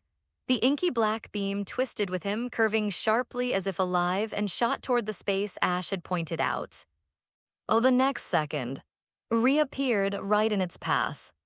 The blast of black light slammed straight into it. A boom. Nightshade struck home, an explosion of dark energy tore through the air, and a dense cloud of smoke billowed across the battlefield. A golden figure fell out of the smoke, hitting the ground hard with a loud crash. Although Ash didn't understand how it had broken through Taunt, the fact remained Nightshade had connected cleanly, inflicting considerable damage. What's going on? Didn't already use Taunt? How can still use Teleport? Misty asked from behind, her voice full of confusion. Under normal circumstances, once Taunt takes effect, I shouldn't be able to use any status moves at all, not even a psychic type. Brock frowned, rubbing his chin thoughtfully. It's probably because of her psychic abilities aren't normal. Maybe she used her own powers to help break free from Taunt's restrictions. Even at the Elite Four or Champion level would still have their status moves sealed by Taunt. For to use Teleport regardless, it could only mean that psychic power was directly interfering with the effect. Ash might not have noticed the details earlier, but Brock certainly had. When had done it, the blue light in her eyes had glowed brightly. That glow marked her channeling her full psychic strength. If Brock's guess was right, then had not only boosted's mind, but also the effects of Taunt entirely. A confused Ray. Ash seized the moment while was still down from Nightshade's hit. A flickering, hypnotic light burst from his eyes, spiraling straight toward. Once confusion took hold, Ash could immediately follow up with hypnosis. If both conditions landed, victory would be all but guaranteed. This was Ash's tactical philosophy: stack every status effect you can.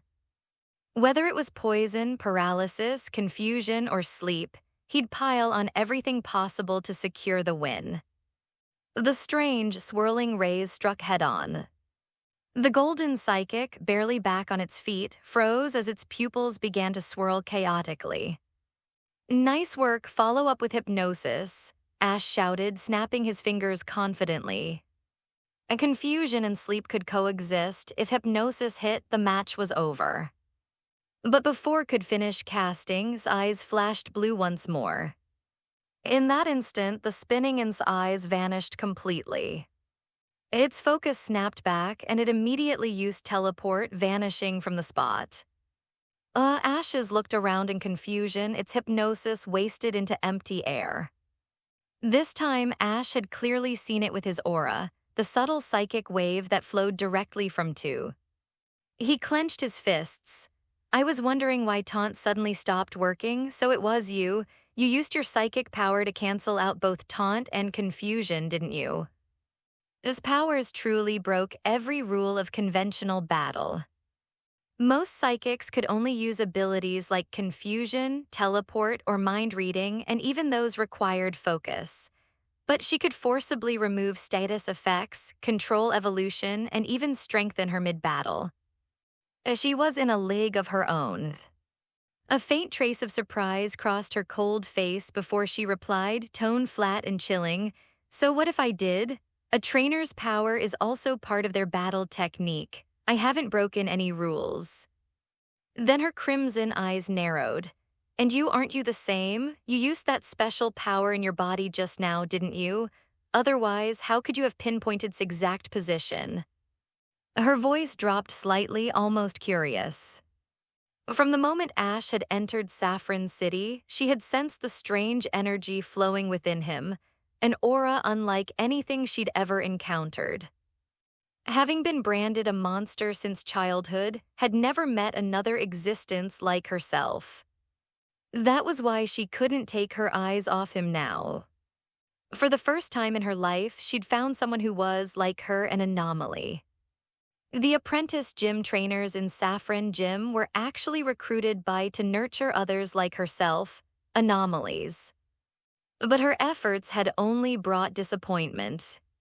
Even the most gifted of them could, at best, learn a little bit of psychic ability, enough to bend a spoon, nothing more. None came close to her level of power or understanding.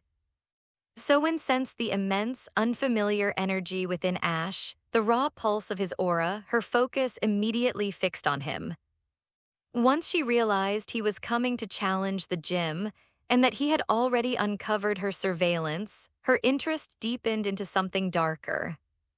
Ash's arrival and the strength he displayed stirred something in her twisted heart. In the past, when challengers lost, she would turn them into dolls and force them to play games, deadly psychic illusions that left them terrified and broken.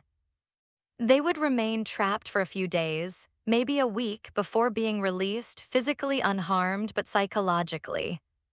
But Ash was different.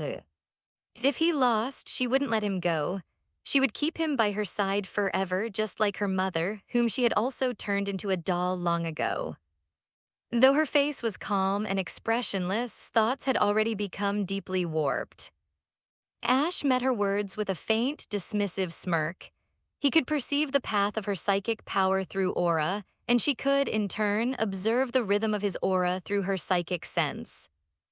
But compared to aura's passive support functions, psychic manipulation was simply monstrous. If Ash wanted to empower his through aura, he'd have to perform aura fusion, a resonance of life energy that connected Trainer and at a soul-deep level. But aura fusion could only succeed when both sides shared a powerful bond of trust and emotion. The deeper the bond, the stronger the resonance. All of Ash's except were already capable of fusing with him, each to varying degrees. They had journeyed with him, fought by his side, and shared in triumph and hardship alike. But had never experienced aura fusion. Ash had no idea if it would even work. That was why, up until now, he hadn't cheated back. He hadn't used aura fusion to level the field, even after realizing was enhancing with her psychic power. Unfortunately, now that he had called her out, stopped hiding entirely. The cold blue glow in her eyes blazed to life. Psychic energy poured out of her like a flood, flooding the entire arena. As power spiked instantly. "Damn it," Ash muttered through clenched teeth. "Talk about shooting myself in the foot." With power amplifying's already immense special attack, its psychic strength now rivaled Sin raw output. The advantage had enjoyed was gone completely. No choice then, Ash exhaled slowly, his eyes hardening. "We'll have to risk it. If you feel a strange surge of power in a moment, don't resist it, just accept it, got it?" Aha blinked, utterly confused. There was no time to explain. The window for fusion was fleeting, one wrong moment, and the opportunity would vanish once attacked again. Ash's eyes lit up with a brilliant azure glow. An immense wave of aura burst from his body, washing across the field like a living storm. The next instant, felt a foreign yet familiar force flow into him, a pure, radiant energy that reached into the core of his ghostly form, trying to merge with it. This power, aura's eyes widened, then curved into a grin. "Not bad, kid. Didn't think you had a trick like this up your sleeve." Embracing the flow allowed the energy to merge with his own essence. Immediately, his strength skyrocketed, his senses sharpened, his awareness expanded, and he could feel every subtle shift in the battlefield. His position, hidden deep within space through teleport, shone to him now like a candle in the dark. No matter how many times jumped through space, there would be no escape from his sight now.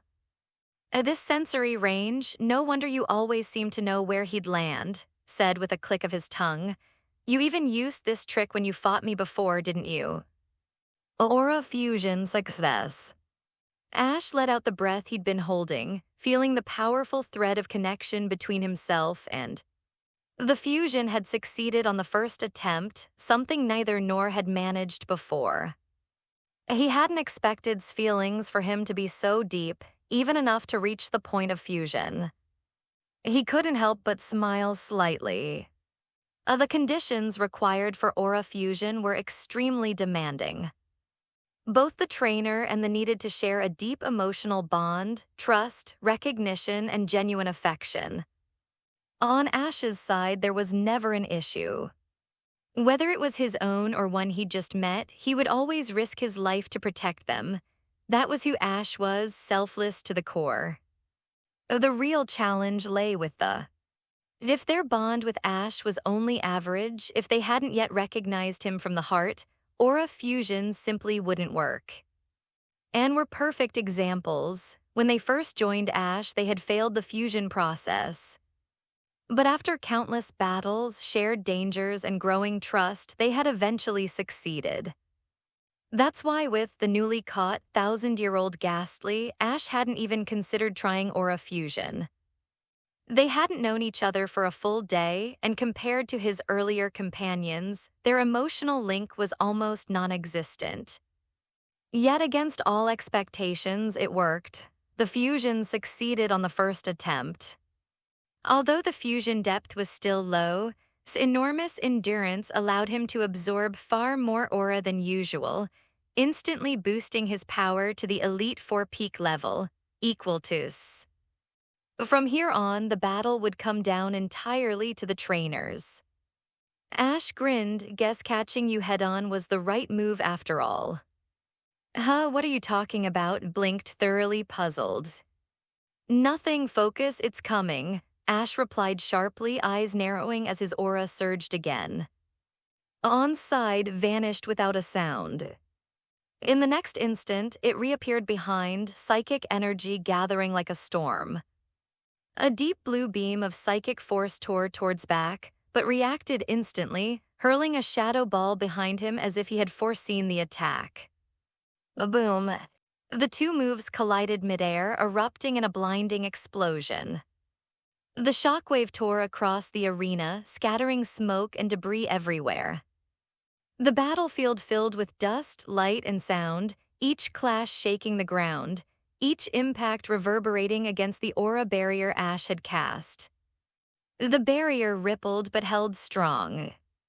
Had Ash not reinforced the entire arena, the Saffron Gym would likely have been blown apart by now. Misty shielded her face from the wind. Wait, Ash, and aren't even giving commands? Why aren't fighting like that on their own? It didn't look like a normal battle anymore. Both were striking, dodging, and countering with uncanny timing, almost as if they shared their trainers' minds. Brock, watching intently, quickly caught on. They're using telepathy. A telepathy, Misty repeated. It's a psychic ability. Some psychic and trainers with psychic powers can communicate directly with their partners through thought. Ash and are both using it right now, giving commands mentally instead of out loud. Brock's expression grew serious. That's why they are reacting so fast. Thought commands are instant, no sound, no delay. If his opponent wasn't Ash, or if Ash's opponent wasn't, the battle would already be one-sided by now. Misty was stunned silent. So only another special ability user could fight a psychic on equal footing. Otherwise, the opponent would hear every verbal command while hiding their own, an unfair advantage no ordinary trainer could overcome. But what really blew Brock's mind was Ash himself. Using aura for barriers, detection, healing, amplification, and now even telepathy. Man, you call it aura, but at this point it's practically a god-tier power system, Brock muttered under his breath. On the field, the battle continued to escalate. The collision between aura and psychic was no longer just between, and it was between Ash and themselves. Unfortunately for this wasn't a true trainer duel. Because if Ash himself joined the fight directly, with that level of aura power, she wouldn't even last a single exchange. Use Thunder Wave. Even with the battlefield covered in smoke, neither side relied on sight. Their energies, aura and psychic, painted a clear image of the field in their minds. And both sides' telepathic coordination made their reaction speeds nearly superhuman. But this time, that advantage actually hurt. Normally, she was the one with the unfair edge, reading her opponent's every word while concealing her own. Now she couldn't hear Ash's thoughts, and with the thick smoke obscuring the view, she couldn't even see what was preparing. Now everything came down to whose prediction was sharper, Ash's aura or psychic. Blurred forward at incredible speed, his movements leaving streaks of shadow behind. In the blink of an eye, he appeared right in front of and thrust out his hand, crackling golden lightning burst from his palm, latching onto his body like chains of electricity. His body convulsed violently, arcs of lightning dancing across its golden fur. The paralysis took hold instantly. It connected to through her psychic link, immediately felt the shock. Her expression twisted slightly as she focused, trying to drive out the foreign current with her mind. But this time it wasn't easy. The earlier abnormal statuses, taunt and confusion had attacked the mind. Those were within her area of expertise. But paralysis was physical, attacking the body's nervous system. To remove it, had to use her psychic power to forcibly expel the electric current pulsing through his body, a process that couldn't be done instantly, even for her. Ash's eyes flashed with determination. This was the chance he'd been waiting for. A shadow ball. Dark energy gathered in his hand, condensing into a massive orb of swirling black light. With a wicked grin, hurled it straight down its head. A boom. The explosion rocked the arena. A wave of energy slammed into the barrier, sending shockwaves rolling through the gym. His body trembled violently. A muffled cry escaped her lips, and she staggered backward, her face turning deathly pale. Her legs nearly gave out under her. The reason was simple and weren't just mentally linked anymore. They were in full psychic fusion. Unlike Ash's more stable aura fusion, which maintained separate consciousness while sharing energy, fusion blurred the line between trainer and completely. Her mind was mind, her strength was a strength. That was why she had been able to push power past its natural limit. But it also meant that every attack took directly harmed her mind as well. Since awakening her terrifying psychic powers had never pushed herself this far, nor had she ever been hurt so deeply. When the smoke finally cleared, Misty and Brock could see the results. Still hovered in the air, grinning with boundless energy. On the other hand, was half kneeling on the ground, its spoons trembling, body swaying like a candle flame about to go out. Ash let out a small breath, the tension in his shoulders easing. All right, finish it, Shadow Ball, end this. Grinned wide, dark energy swirling in his palm once again. It seems like my trainer's power is stronger after all. Goodbye, Golden Fox. He raised his arm, ready to throw. Oh, wait a minute. The sudden shout froze everyone in place. Flinched mid-motion, almost losing his balance as the shadow ball fizzled out. He turned irritably toward the voice, scowling. Hey, who the heck yells wait at a time like this? Standing at the edge of the arena was a man in a hat who had appeared silently beside at some unknown point. Ash blinked, eyes widening in recognition. Wait, you're that guy, the one who told us not to challenge the gym earlier. It was indeed the same man who had warned them outside Saffron Gym. Back then, he had been frightened off by his appearance, but now somehow he had returned. Ash frowned. What's going on, mister? I'm literally about to win here. He wasn't particularly anxious, was already at its limit. Even if aura fusion ended now, could easily finish the job. The only reason he stopped was curiosity. The man met Ash's gaze, his voice calm but earnest. Right now, and's minds are one, they've completely fused. If your lands that final shadow ball won't just faint, will too, and her mind could suffer irreversible damage. The man continued, eyes softening with a trace of sorrow. That's the price of forcing a psychic fusion. The power may skyrocket, but if the is hurt, the trainer shares the same pain and worse. He looked at, and under the brim of his hat, his eyes were filled with guilt and deep affection. Ash followed his gaze. Stood there pale and trembling, her breathing unsteady. The cold mask she had worn all battle was beginning to crack. When Ash and his performed aura fusion, he too shared a portion of the pain and damage his sustained. However, thanks to his extraordinary physique, such feedback hardly affected him at all. However, was a different story. Her psychic ability, while monstrous among humans, arguably among the most powerful on record, was still ultimately human. Compared to the vast, instinctual power of a high tier, even an elite 4-level psychic like her had limits. She could temporarily boost her strength through psychic fusion, yes, but the price was heavy. As the battle escalated, her body and mind lagged behind, her endurance collapsing faster than hers. Her was a typical one, immensely powerful in attack and speed, but frail in stamina and defense. A classic glass cannon.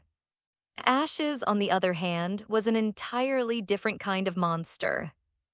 A ghost who had lived for over 1,000 years, his endurance was terrifying.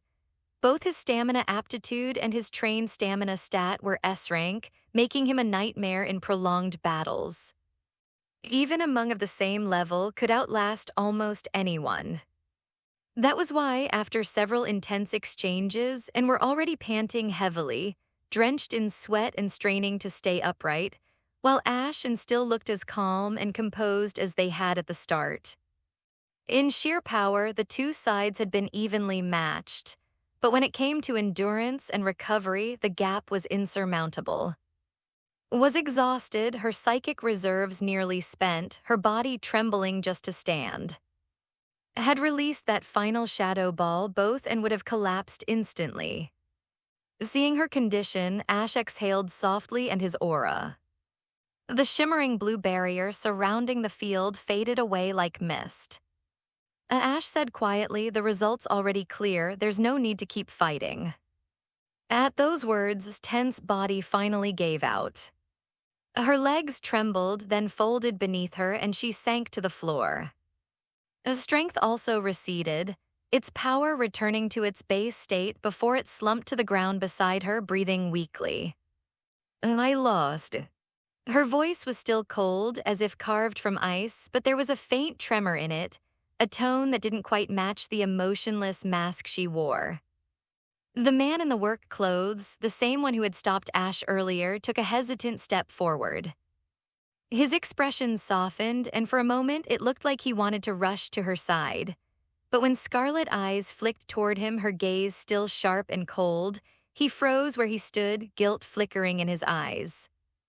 Ash, meanwhile, stood silently for a few moments, his mind replaying something the others in the group had once told him. Then he walked closer to. "You lost," he repeated softly. "I know," she replied flatly, her crimson eyes dull as she looked up at him. She didn't understand why he was repeating it. Was he mocking her? "Do you feel unwilling?" Ash asked. "Unwilling," she echoed blankly. Ash met her gaze. "Yeah, you gave everything in that battle, your focus, your power, your entire heart, and yet you still lost. Even knowing your opponent was strong, you can't help feeling it, right? That unwillingness, that ache in your chest like your heart's being squeezed, that feeling that you need to challenge again to prove you can do better next time, don't you feel that?" I stared at him in silence. Unwilling, did she? For as long as she could remember, emotions like that had been distant, muted, meaningless. From childhood, she had possessed psychic power, an overwhelming, unnatural gift. And as her psychic ability grew, her emotions began to fade. Little by little, her heart had been replaced by cold logic and distortion. She became detached from others, from her family, from the world. Her mother, the only person who had tried to guide her, had eventually been turned into a doll, frozen eternally at her side. Her father, who had also been psychic, fled from her grasp long ago. After driving away everyone who loved her, her heart had twisted further and further until a second personality was born, the doll she once always held in her arms. That doll wasn't just a toy, It was the embodiment of her buried emotions, the warmth, the fear, the sadness she had locked away. But during the battle, that doll had vanished. Unknowingly, through her fight with Ash, the barrier she had built within herself had cracked open. Her emotions, suppressed for so many years, had begun to stir. And now, as she sat defeated on the floor, breath trembling, the strange ache in her chest spread and tightened, unfamiliar and raw.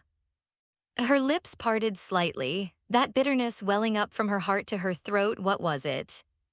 This feeling, it was defeat. The taste of defeat was bitter, undeniably unpleasant. Yet it was precisely this unpleasant sting that stirred the frozen emotions buried deep within's heart.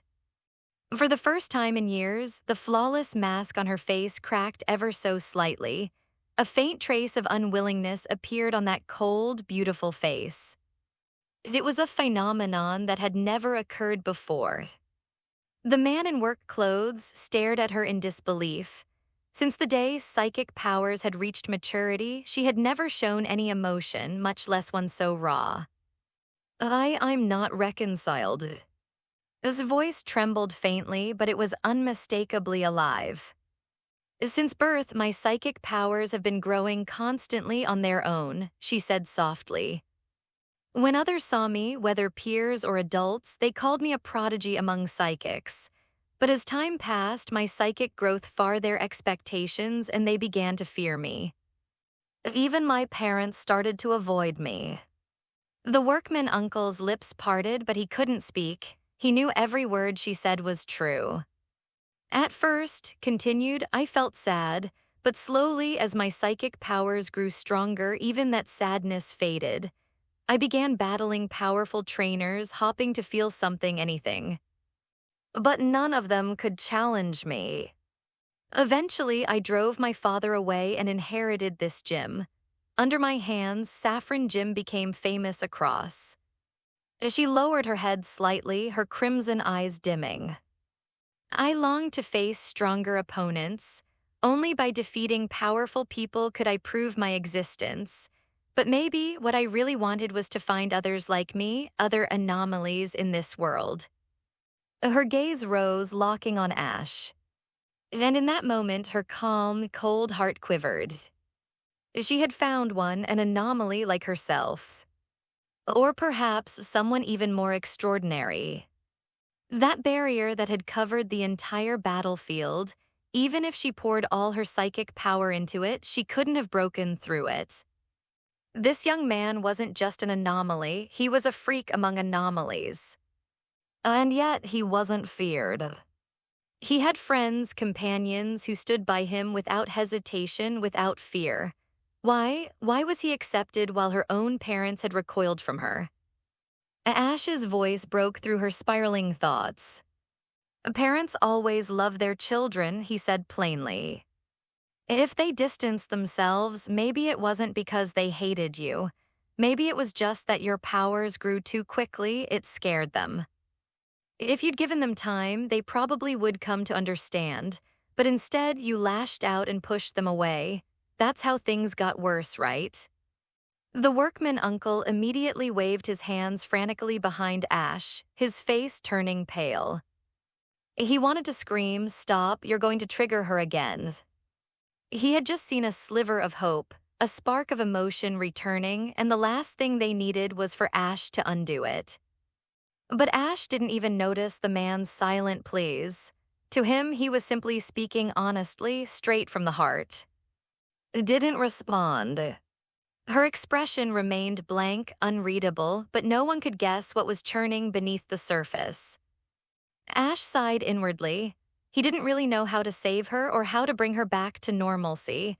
All he could do was speak from experience, say what he truly believed. Battles are really fun, aren't they? He said suddenly. A blink to what? Using every move, every tactic, every ounce of your strength to outsmart your opponent. And when you finally win, that rush, that sense of achievement, it's the best feeling in the world. I've won many times, she replied quietly. I never felt that. Ash almost tripped over his own words. Sis, don't shut me down like that. Then maybe it's because you've never met a true rival, he said quickly. Crushing opponents who can't fight back is boring, yeah, but battling someone evenly matched, someone who pushes you to your limits, that's when you feel it. The thrill, the fire. He gestured wildly with his hands, trying to put the indescribable emotion into words. Like today's battle, didn't you feel it, that excitement in your chest? Tilted her head slightly, her cool crimson eyes flickering with confusion. But as she watched him, his earnest expression, his unrelenting energy, his desperate attempt to make her feel something, a faint smile tugged at the corners of her lips. It was so slight it was almost imperceptible, but it was there. Her heart, frozen for so many years, melted just a little. He was the first person who had ever faced her power without fear. Who had stood before her after knowing what she could do, who had spoken to her not as a monster, not as an anomaly, but as a person. Even her parents hadn't been able to do that. The workman uncle's eyes widened, his mouth fell open in shock. Smiled. For the first time since her powers had awakened, she smiled, and at this young man of all people. Was it truly that simple? Was the wall of ice that had imprisoned her heart for so many years melted so easily? It wasn't simple. It was because it was Ash. Psychic powers could sense the truth in people's hearts. Even if someone smiled and acted kind, she could always feel the fear and distance beneath. That was why she had believed everyone, even her parents, had abandoned her, because deep down they had feared her. Her parents hadn't wanted their daughter to become the world's strongest psychic. They had simply wanted her to grow up happily, to live a normal life, fall in love, have a family. However, the growth rate of psychic powers far exceeded their imagination, even having a considerable impact on personality, which is why they subconsciously felt fear. But fear, true fear, was subconscious. Her parents' conscious hearts still loved her, still wanted to accept her. Yet when psychic power had matured, she began to sense not what people said, but what they truly felt, and what she saw in her parents' subconscious terrified her. That contradiction between her parents' words of love and the hidden fear buried in their hearts completely shattered her mind. It was her first mental breakdown. From that moment, the fragile connection between parent and child broke beyond repair. In her distortion, she turned her power against them. His mother, however, had still loved her deeply. When's father was preparing to escape, she could have gone with him, but she chose to stay. Out of guilt for failing as a mother, and out of the simple, unyielding love that only a mother can give, she decided to remain by his side, even if it meant being turned into a doll. If that was the only way to stay close to her daughter, then so be it. In her mental disarray, never realized that the doll she carried every day, the one she kept so close, was her own mother who had stayed willingly to watch over her. When her father discovered his wife's decision, he was silent for a long time. In the end, he accepted it, though the pain tore at his heart. He knew that to force her away would only make her hate him forever. And as a father, he had to choose a different path, to leave and find a way to save from the outside. Back then hadn't always been cold. Before awakening her psychic powers, she had been a bright, lively, and kind-hearted girl. The root of her downfall lay in her power itself. Because she could hear the darkness in people's hearts, her once pure mind became slowly stained. What began as sensitivity turned into paranoia, and what began as empathy turned into pain. Eventually, she shut herself off entirely, her mind twisting to protect itself from the endless flood of other people's emotions. And from that deep repression, her second personality, the doll, was born. Her father had searched for years for a cure, but all his efforts were in vain. The only thing he could do was spread terrifying rumors about the Saffron Gym, tales of challengers being turned into dolls so that weak trainers would stay away and no one else would suffer. At the same time, he hoped that word of these stories might reach the ears of a true expert, someone strong enough to defeat and perhaps awaken her humanity again. But then came the incident that crushed even that last sliver of hope. The situation at Saffron Gym had drawn too much attention. Too many challengers had gone missing, too many rumors had spread about dolls and broken minds. The league could no longer ignore it. They sent investigators, and among them was one of the Elite Four, the Ice-type master herself, Lorelei. The Elite Four were unlike those of other regions. Each of them possessed true champion-level power. When's father saw Lorelei arrive, his heart filled with relief. Surely this was the one person who could finally defeat his daughter. If she could taste defeat, perhaps she could finally change. And if Lorelei's power wasn't enough to harm, then no one's was. But the result plunged him into despair. That day, the entire Saffron Gym was frozen solid. The battle between the Ice Queen and the Psychic Prodigy had shaken the very foundation of the city. When it was over, Lorelei sought out's father. Her expression was grim, her voice heavy. "Her power exceeds my expectations," she said quietly. "If I used my full strength, I could defeat her, but the cost would be too high. The entire gym would be destroyed, and even half of Saffron City could be caught in the blast. Besides, with her mind linked to striking her would wound her very soul." She paused for a long moment, the frost still glimmering in her hair. The combined psychic power of her and is comparable to a champion-level fusion. Even if I defeat her, it won't bring her back. What she needs isn't power, it's something human.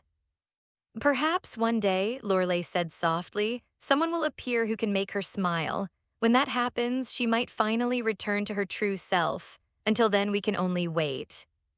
Those words, gentle yet utterly hopeless, were the final blow to his father's spirit.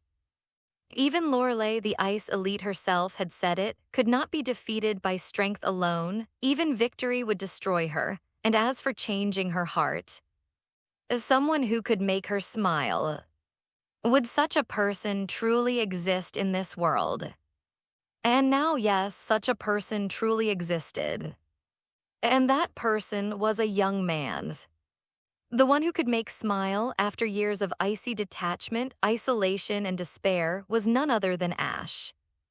The reason she could smile in front of him was simple yet profound. Because in Ash's heart there was no fear of her, not even a trace. What she sensed from him instead was pure goodwill, the open, unfiltered sincerity that only someone like Ash possessed. And this time, when her psychic powers reached out instinctively to probe his emotions, what returned to her was not fear, disgust, or doubt, but warmth. Understanding. And recognition. Moreover, Ash was not just kind, he was powerful. He possessed strength akin to her own, though his was born of aura, not psychic power, and for the first time in her life looked at someone and saw a kindred spirit. Under these combined influences, his honesty, his power, his fearlessness, the ice around's heart finally began to thaw, and so she smiled. A small, fleeting smile, faint as the edge of dawn. But real. And that alone was enough to make her father's eyes widen with disbelief. He then noticed something else. The doll, the one that had always symbolized second personality, was gone. That alone spoke volumes. Her fractured mind had finally begun to mend. "It's truly a miracle," the man murmured, his voice trembling slightly. A young man, not only possessing such overwhelming strength, but also having honed his mind to rival, say it seems even heaven itself is lending a hand to save her. The workman uncle's father looked at Ash with deep gratitude and awe in his eyes. Before he could say more, two familiar voices cut in. "Ash is only 10 this year, and he's only been traveling for about a month and a half. Don't make him sound so old." "Yeah, and his ability isn't psychic, it's called aura." Misty and Brock stepped forward in unison, almost defensively, as if proud guardians of their friend's reputation. As the father blinked in disbelief. He turned toward Ash again, completely dumbfounded. A 10-year-old who could battle on par with his daughter, a true Elite 4-level psychic? Impossible. How can a 10-year-old have Elite 4 levels, he demanded. Did he, start training before becoming a registered trainer? Had been bonded with since childhood. As her powers grew, so too had, until it evolved into her now formidable, her one and only. So how could this boy, in barely over a month of travel, have an Elite 4-level partner? Misty sighed, rubbing her temples. Ash caught that, she said wryly, and not in the normal way. Brock nodded gravely. He fought it with his bare hands. As his father froze. Oh, he what? He went hand to hand with a ghastly, Misty said flatly, and caught it. The older man just stood there, eyes wide, his brain struggling to process what he had just heard. Hand-to-hand combat with a wild Elite 4 level, was this boy even human? Meanwhile, herself had turned her gaze back to Ash. Her lips were still faintly curved, her crimson eyes softer now, almost warm. You're right, she said quietly. Battling you gave me a feeling of something burning inside, something no one else has ever made me feel. But then her tone shifted slightly, a faint glint of amusement or challenge lighting her eyes. However, you were wrong about one thing. Ash blinked. Oh. I have faced an evenly matched opponent before, she said. Not long ago, I battled someone named Lorelei. Although she isn't a special ability user, her were extraordinarily strong. Even when I fought alongside, it was difficult to deal with her. Ash's eyes went wide. Wait, Lorelei, you mean the Lorelei of the Elite Four? Blinked, momentarily startled by his sudden intensity. I suppose so, she said after a moment, her tone as calm as ever. She introduced herself as an Elite Four member. I didn't win, but I didn't lose either. She seemed to be holding back, perhaps because she couldn't unleash her full power inside the city. Ash could only stare, astonished. That meant the rumors were true, had fought Lorelei to a standstill. Continued softly, her eyes reflecting something complicated. Perhaps that's why I didn't feel the passion you spoke of earlier. The most exhilarating battles are those where both sides can give their all. But if the other party has to restrain themselves, if they can't fight freely, then it's impossible to truly feel the other's heart. This rhetorical question made Ash nod blankly, his mind spinning from the revelation that she had once fought Elite Four Lorelei to a draw. That single fact hit him like a thunderbolt. The Elite Four weren't just strong, they were legends. Defeating them was one of Ash's dream milestones, his next major phase in the long road to becoming a master. To defeat the Elite Four, then the champions of each region, and finally stand against the undefeated King of Trainers, that was his ultimate goal. But in his heart, he knew he was still far from that level. Even with an Elite Four level, he wasn't ready to challenge the Elite Four head-on. And yet, the woman standing in front of him had already fought, won, and tied. Even if Lorelei had held back, to fight her evenly was something few trainers in the world could achieve. Ash could barely wrap his head around it. It was only when he felt the soft, faintly warm pressure beneath his fingers that he realized his hands were still gripping shoulders. He flinched, releasing her at once. Sorry, I got too excited for a second. Blinked at him, unbothered. Elite Four, are they powerful people? You don't know who the Elite Four are. I've heard of them, she replied in her usual clipped tone. I just didn't care, so I forgot. Ash froze for a second. There's actually someone who knows less about the Elite Four than I do, he muttered. Then animatedly, he started explaining, hands waving and eyes shining. And just like that, Ash launched into his usual passionate rambling, completely forgetting that they were still in the middle of the Saffron Gym, post-battle, surrounded by shattered floor tiles. Misty and Brock, standing to the side, glanced at each other. They made no move to interrupt, mainly because Father had quietly asked them not to. He had revealed his identity to them moments ago, along with a firm request. Please let them talk. She's speaking calmly for the first time in years. Don't break that. His father had tears in his eyes even as he spoke. For so long, had shut herself away from the world. Even her words, cold and mechanical, had always been laced with cruelty.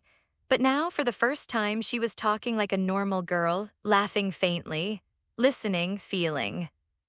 It was fragile, a single thread of light in years of darkness, and interrupting that could destroy everything. So Misty and Brock stayed quiet, watching. After a while, spoke again, her voice soft but curious. So the Elite Four are your goal, then? Ash nodded. A phase goal, yeah. Once I've beaten them, I'll move on to other regions and challenge the champions there. And when I finally beat the strongest trainer in the world, that'll be the peak of my journey. His eyes gleamed with unshakable determination. The way he said it, it didn't sound like a dream. It sounded like destiny. She tilted her head slightly, the corners of her lips twitching. A phase goal, huh? Her crimson eyes glimmered with an odd light, as if she was quietly repeating the words in her mind. Then Ash's tone softened. Anyway, you shouldn't do those things anymore, he said, scratching his cheek awkwardly. As a gym leader, you've got responsibilities, you know. Turning challengers into dolls is a bit too creative. No wonder everyone's scared of you. He gave a small nod. I understand. Mum, that's good too. Wait, huh? Ash froze mid-sentence. Had he heard that right? The cold, terrifying, impossible to talk to just agreed so easily. Before he could ask, looked up again. In the future, she asked, her tone serious but her gaze calm, will I still have a chance to battle you? Ash's grin returned instantly. Of course, give it a few years and the name Ash from Pallet Town will be famous all over the world. By then, you're welcome to come find me anytime for a battle. Nodded slowly. Good, she said quietly. Then I'll come find you, but in her heart, she was already thinking about another plan. You, her father finally stepped forward, his voice trembled slightly. After years of silence, he hardly knew what to say. She turned her head toward him. A father, she said simply. That single word broke him. His eyes filled with tears, his lips quivering as he tried to smile. It had been so long, so unbearably long since she'd called him that. Ash blinked in surprise. He hadn't even realized this man was her father, but it suddenly made sense, his familiarity with the gym, his knowledge of his past, his desperate concern. No wonder he had been stopping trainers at the entrance. No wonder he had looked so broken. As his father took a trembling step forward. You finally returned. Tilted her head slightly, her expression calm but not cold. Returned, I never left. Then with a small wave of her hand, something stirred deep within the gym. A faint light shimmered and a doll floated out of the shadows. His gaze softened as she looked at it. Her psychic power pulsed gently, glowing around her fingertips. The doll shimmered, its edges blurring, its form twisting. And in the next instant, it transformed into a beautiful middle-aged woman. The woman opened her eyes. Her expression was gentle, filled with love. She looked at for a long, quiet moment, then turned to Ash and bowed deeply. Thank you, Ash. Although I was turned into a doll I saw everything that happened here. His mental state has recovered to what it is now, all thanks to you. Allah, you are. I am's mother. Alash. Ash's eyes widened, looking at in disbelief. His gaze practically said, you're really something, you even turned your own mother into a doll. I didn't hurt her, said calmly. I just turned her into a doll and kept her by my side, and I did change her back to normal once and let her leave, but she didn't want to go.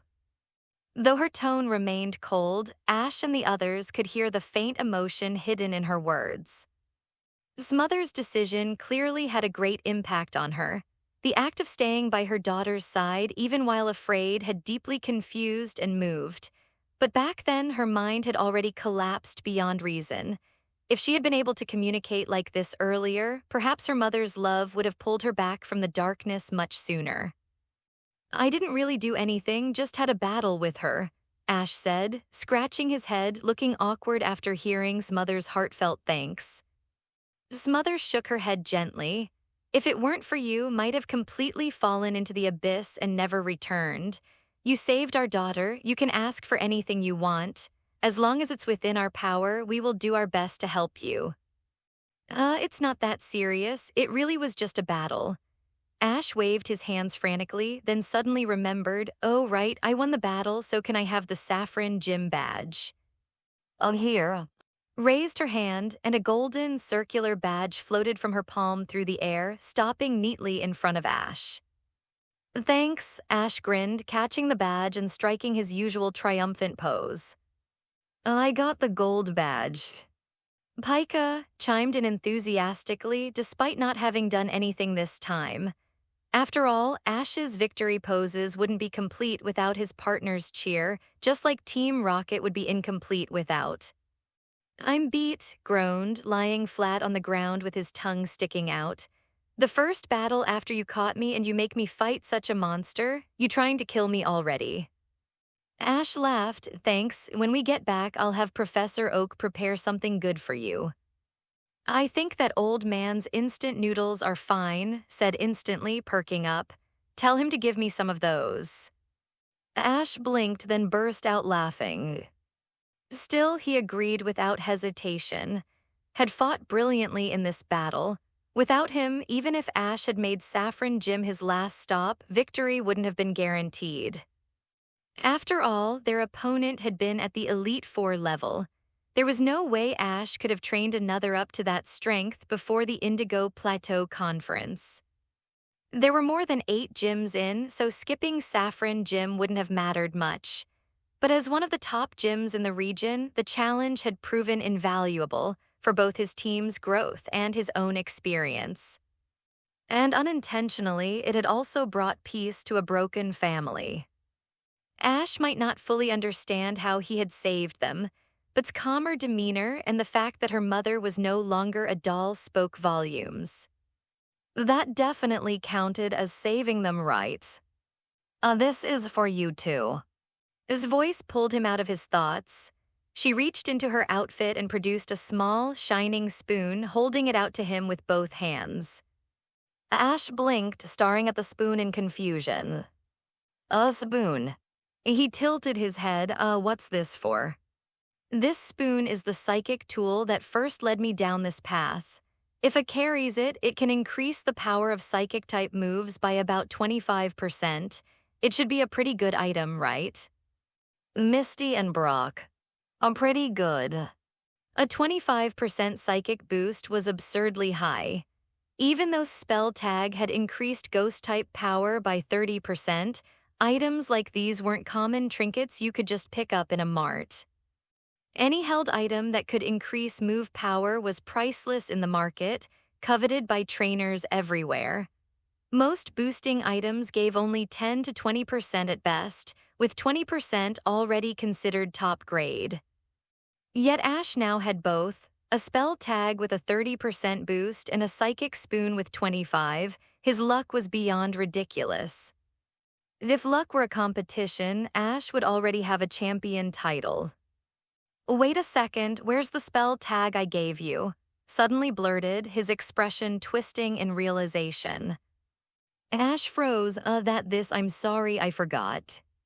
Forgot? You forgot something like that? Howled, do you have any idea how valuable that thing is?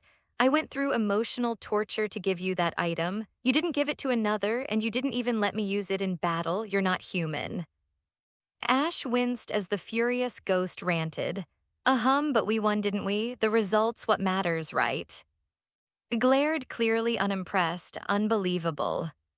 Their bickering made laugh softly. Her lips curved into a genuine smile. It felt strange yet wonderful, as if she were rediscovering what it meant to feel joy. Ash accepted the psychic spoon at last. Together, he and made a promise. The next time they met, he would use a trained with this very spoon to battle her again. He immediately handed it to right in front of her. The small psychic accepted the spoon with both hands. She shared a brief but mutual understanding, one psychic to another. Ash told about their promise and bowed respectfully, promising that if she ever faced again, she would not let the spoon's power go to waste. Misty, watching this, blinked in disbelief. Was this a token of love? After that, Ash and his companions officially bid farewell to and her parents. As Ash's silhouette faded into the distance, spoke softly to her parents. "I'm going on a journey, the gym is yours." Her father froze.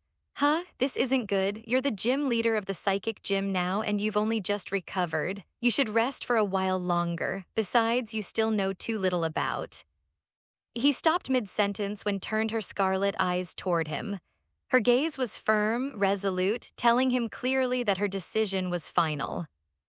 He sighed, a helpless smile tugging at his lips, then turned to the road where Ash had vanished. He didn't need to be told. He already understood why he had decided to travel. His decision to travel couldn't be stopped in the end. Her father, though worried, simply didn't have the power or the heart to restrain her anymore. Her mother, on the other hand, didn't even try to stop her. She understood things far better than her husband did. A father's worry was natural, but sometimes unnecessary. He fretted over things like doesn't have common sense, or what if something happens to her outside? But with psychic powers and her ability to sense people's hearts, what accident could truly harm her? If someone did harbor ill intentions toward, then the one to worry about would be that person. They should count themselves lucky if they weren't instantly turned into a doll and tossed into the wilderness. So instead of worrying about, her father really should been worrying about whoever might cross her path with bad intentions. Meanwhile, word that the Saffron Gym had been defeated quickly reached the League. Though the League appeared to have turned a blind eye to the gym for years, in truth, they'd always been quietly monitoring it. Its powers and her behavior had long been seen as a potential danger. That was why they'd sent Lorelei in the first place. The plan had been to subdue and detain, bring her in safely, and find out the truth behind her psychic powers. But even Lorelei had failed. Part of it had been because she'd worried about destroying half of Saffron City in the process. The rest was because power was far beyond expectations. If Lorelei had gone in with a killing intent, would have sensed it immediately and fled. And letting a psychic of that level vanish into the wild would have been a nightmare for the League. So in the end, Lorelei, claiming it was impossible to bring her down without collateral damage. The League had no choice but to keep agents stationed nearby to monitor the gym, ensuring that if a challenger was ever in danger, they could intervene in time. Fortunately, while many challengers had indeed been turned into dolls, they had all returned to normal after a day or two, terrified but alive. There had never been a fatal case. If anyone had died, the Saffron Gym would have been shut down long ago. But then, earlier that day, the League's special agent monitoring Saffron City had sent in a shocking report. Had been defeated. And not by a veteran or elite-level trainer, but by a rookie. Ash from Pallet Town. In a room decorated in shades of ice blue, Lorelei lay sprawled comfortably on a beanbag chair, wearing casual loungewear and holding a freshly printed photo in her hand. It showed a boy, handsome and bright-eyed, wearing a cap, and on his shoulder sat a Ash from Pallet Town, she murmured with a smile.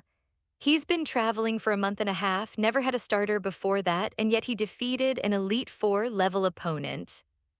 Her red eyes glinted with curiosity. What an interesting kid, I'll have to meet him sometime.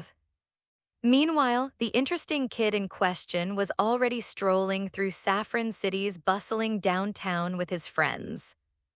As one of the most prosperous cities in, Saffron was filled with massive shopping malls, gleaming stores, and gadgets you couldn't find anywhere else. Unfortunately, Ash and his team were on a very tight budget. Even with the prize money he'd earned, their travel funds were thinning fast. Feeding their growing number of alone cost a small fortune every day. Luxuries were out of the question.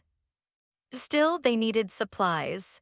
After scouring the mall, they ended up buying a mountain of necessities, mainly food and camping gear.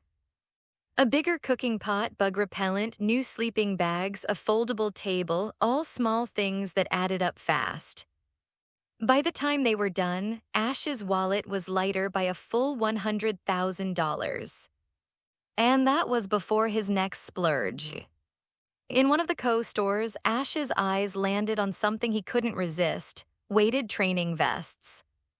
They were brand new, cutting-edge tech, flexible enough for a yet strong enough for a. The weight could be freely adjusted from 10 pounds to a full ton. Like balls, the science behind them was basically a mystery, probably another case of technology powered by energy. The downside, the price. $100,000 each. Ash bought two. That purchase alone cost him $200,000, more than what Brock and Misty had spent combined. His savings were now officially wiped out.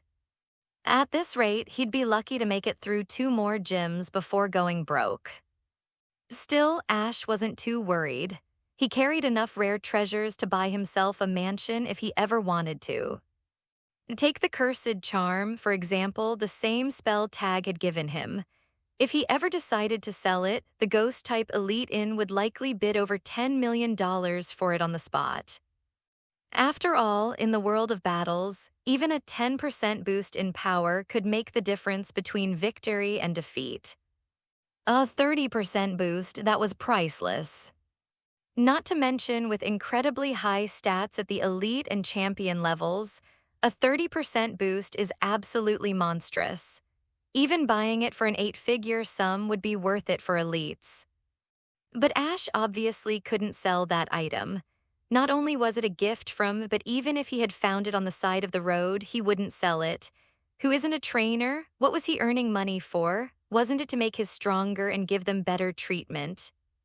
And if he sold that item, it would be purely putting the cart before the horse. The same applied to the top-grade moonstone. If there were that could use it, that item could only be described as priceless. So even though Ash was now laden with treasures, it didn't change the fact that he was so poor his pants had holes. However, what Ash didn't know was that if he told about his financial difficulties, she would move the entire Saffron Gym's assets over to him. Later, Ash finally found a moment of peace and opened the Multiverse group chat to brag a little about his victory over. Although the battle hadn't been easy, it certainly wasn't that difficult either. So, with a bit of pride, Ash typed out a message claiming that the seniors' prediction had been off. Ash, newbie, the champion version of me said I only had a 60% chance of winning even after catching Ghastly, but honestly, wasn't that hard to beat. Sure, there were a few surprises, but everything was under control. Ash champion, you used Aura Fusion, didn't you?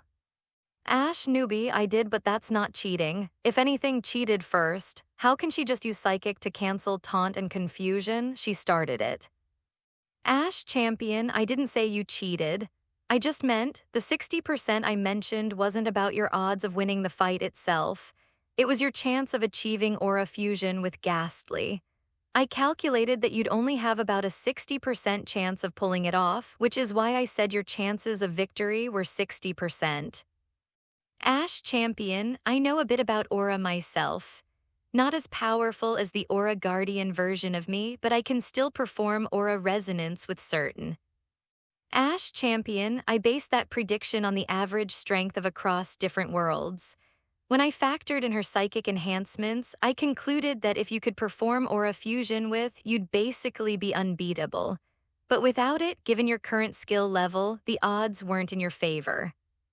Ash champion, so your win really came down to whether your bond with Ghastly was strong enough. But from what you said, the fusion went smoother than expected. Does catching with your fists really make them trust you that much?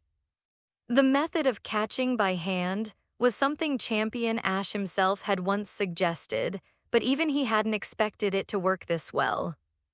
Ash or a Guardian, when you capture in regular battles, they only acknowledge your commanding ability. Building emotional trust takes time. Ash or a Guardian, but if you personally fight them hand-to-hand, human versus, and win, then they acknowledges your strength directly. In ancient times, before balls existed, this was how humans and forged bonds and fought side by side. Ash Tactician, that's ridiculous. Battles should be fought by, not people. What's the point of getting punched in the face for friendship? Ash or a Guardian, why use your head when you can use your fists? Let's see whose method really works better. Ash Tactician, fine, let's settle this in the group arena. Ash or a Guardian deal. The sudden argument between the two seniors in the group chat left Ash completely bewildered. Why did they suddenly start fighting out of nowhere? And what was this arena they were talking about? How come he hadn't seen that feature before?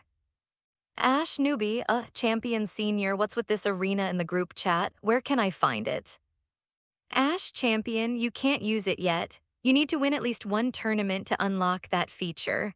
Also, there are other functions that will gradually unlock as your journey progresses. Just be patient and look forward to them. By the way, since you've already collected 4 badges, you can now check out the lucky draw. Ash Newbie, okay, thank you, Senior. Ash hadn't expected the group chat to gain new features as his journey continued. The arena feature especially intrigued him.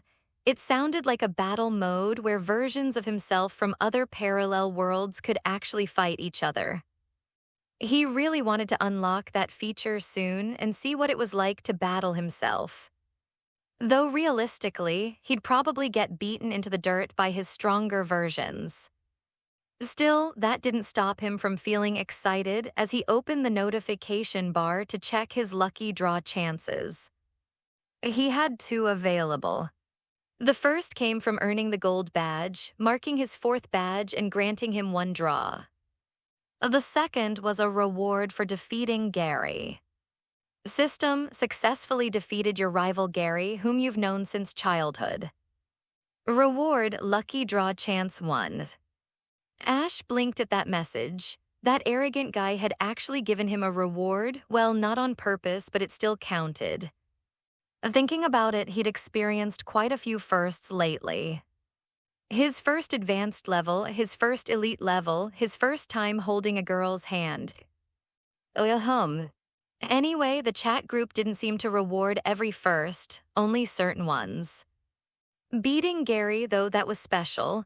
He'd been under that guy's shadow since they were kids. Finally knocking him down a peg was deeply satisfying. Still, Ash couldn't help but wonder why he'd even gotten a lucky draw from defeating Team Rocket before. Could the chat group actually recognize them as lifelong archenemies? Shaking his head to clear the thought, Ash eagerly opened the lucky draw page. All right, let's go. Come on, give me another S rank.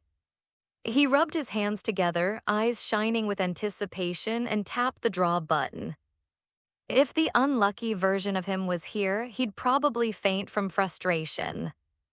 That guy had to pray just to get a B rank, and meanwhile, this Ash was casually asking for his 3rd S rank. The wheel began spinning rapidly, colors flashing across the screen. A few seconds later, both pointers stopped, landing on the exact same segment. Congratulations, you have drawn a rank ability, Power. Congratulations, you have drawn A rank one-time opportunity, Mega's Guidance. Ash blinked. A Power, Mega's Guidance. What were those supposed to be? He'd never heard of either. When confused, there was only one thing to do, ask the group. Hopefully, he wouldn't run into fishing Ash again. Ash Newbie, Seniors, anyone know what Power is? Ash Wild King, I do. Power, known as Viridian Power in some worlds, is a blessing nurtured within the Viridian Forest. Only those recognized by the forest itself can gain it. Coincidentally, I'm one of those chosen. Ash Wild King, after obtaining power, I could communicate directly with, feel their emotions, heal their wounds, soothe their pain, and gain their trust naturally. I can even sense and speak with plants and trees. Ash Wild King, if aura is mainly for combat with a bit of support, then power is the opposite, pure support, no offense at all. You drew power, what rank is it? Ash Newbie, A rank. Ash Wild King, wow, another A rank. No wonder that fishing guy wants to strangle you. Ash Newbie, Ash's luck was honestly absurd. He'd drawn so many times, yet had never gotten a D rank. His lowest reward was always C rank, and he'd already pulled a mountain of A ranks along with 2 S ranks. And within those ranks, power was practically the pinnacle of A rank abilities. It even surpassed Insight Eye, his previous A rank ability. To explain, Insight Eye was a high-level observation skill derived from Breeder Ash's training and intuition. It allowed him to instantly gauge its basic information, strength, and even visualize its potential and learned moves in his mind. Ordinary gym leaders like Misty and Brock could judge us approximate strength through experience, but to perceive potential and move data directly, that was beyond normal human capability. However, power wasn't something one could train for. Whether aura or insight eye, they came from potential within Ash himself, but power could only be obtained by those chosen by the Viridian Forest. Wild King Ash had gotten his power purely by luck, training for it on his own, impossible. Ash newbie, so how much can my A rank power actually do? Ash Wild King, everything I mentioned earlier, communication, healing, soothing emotions, and connecting with nature, but it can't heal or influence God-tier beings. That's a bit beyond A rank limits. Still, you can affect most and even some legendaries slightly. Ash Wild King, also in the wild, it's extremely useful. You can gather the natural energy of the surroundings and channel it into your, temporarily boosting their power. That's why I took the title Wild King. Ash Wild King, in official battles I wouldn't say I'm invincible, but in the wilderness, my are absolute kings. Originally he'd been known as King of the Forest, but since that overlapped with Grass King Ash, he changed his title to Wild King. In his world there was also and if Wild King Ash fought in an arena, the odds would be 50-50, but in the wild, 90-10 in his favor. That was the power of and the reason for his title. Ash newbie, I get it. Thanks seniors. Oh, and one more thing, what exactly is Mega's guidance? Ash evolutionary, wait, you drew Mega's guidance? That's A rank 2, right? No way, how many times have you drawn? Ash newbie twice. Ash aura hero. Ash champion. Ash fishing. That single word twice left the entire chat in stunned silence. This newbie really was blessed by the universe itself. He was like fishing Ash's natural enemy, the chosen one born to torment him. Ash fishing, seriously, if I didn't know you were genuinely clueless, I'd swear you were trolling me on purpose. When you unlock the arena, we're fighting. Ash newbie, sure thing senior, I'll be counting on your guidance then. By the way, what level are you? Ash fishing, oh, nothing special, just a full team of champions. I can't compare to the higher versions of me like the champion one. He's got god tier, ordinary that he trained to that level. Ash newbie, ordinary evolved into god tier, that's insane. Ash champion, you think that's crazy? That's me, the one who can raise normal to stand beside gods. After my mega evolves, it can even go toe-to-toe with legendaries like Ho-Oh. Ash newbie, mega evolution, is that another kind of evolution, and what does it have to do with this Mega's guidance I drew? Ash immediately asked the moment he saw the unfamiliar term appear. Ash champion, wait, your world doesn't have mega evolution, or do you just not know about the system yet? Ash newbie, although I didn't know much before, after traveling for over a month, I've learned a lot from the internet, newspapers, and other trainers. But really, I've never seen or heard anything about Mega Evolution. Ash Champion, then do you know about Z moves or Ash Newbie? I know the first one. I've maybe seen the second term somewhere, and I've never heard of the third one.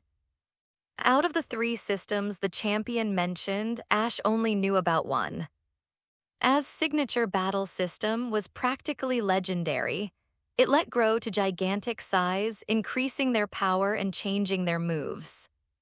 But could only be used in the region, it required a unique local energy that wasn't present elsewhere. That's why the Masters 8 tournament had been hosted there, so could fully utilize his signature system. However, all the Masters 8 had bans, so it wasn't entirely a home field advantage. And honestly, even without, was still considered the strongest trainer in the world.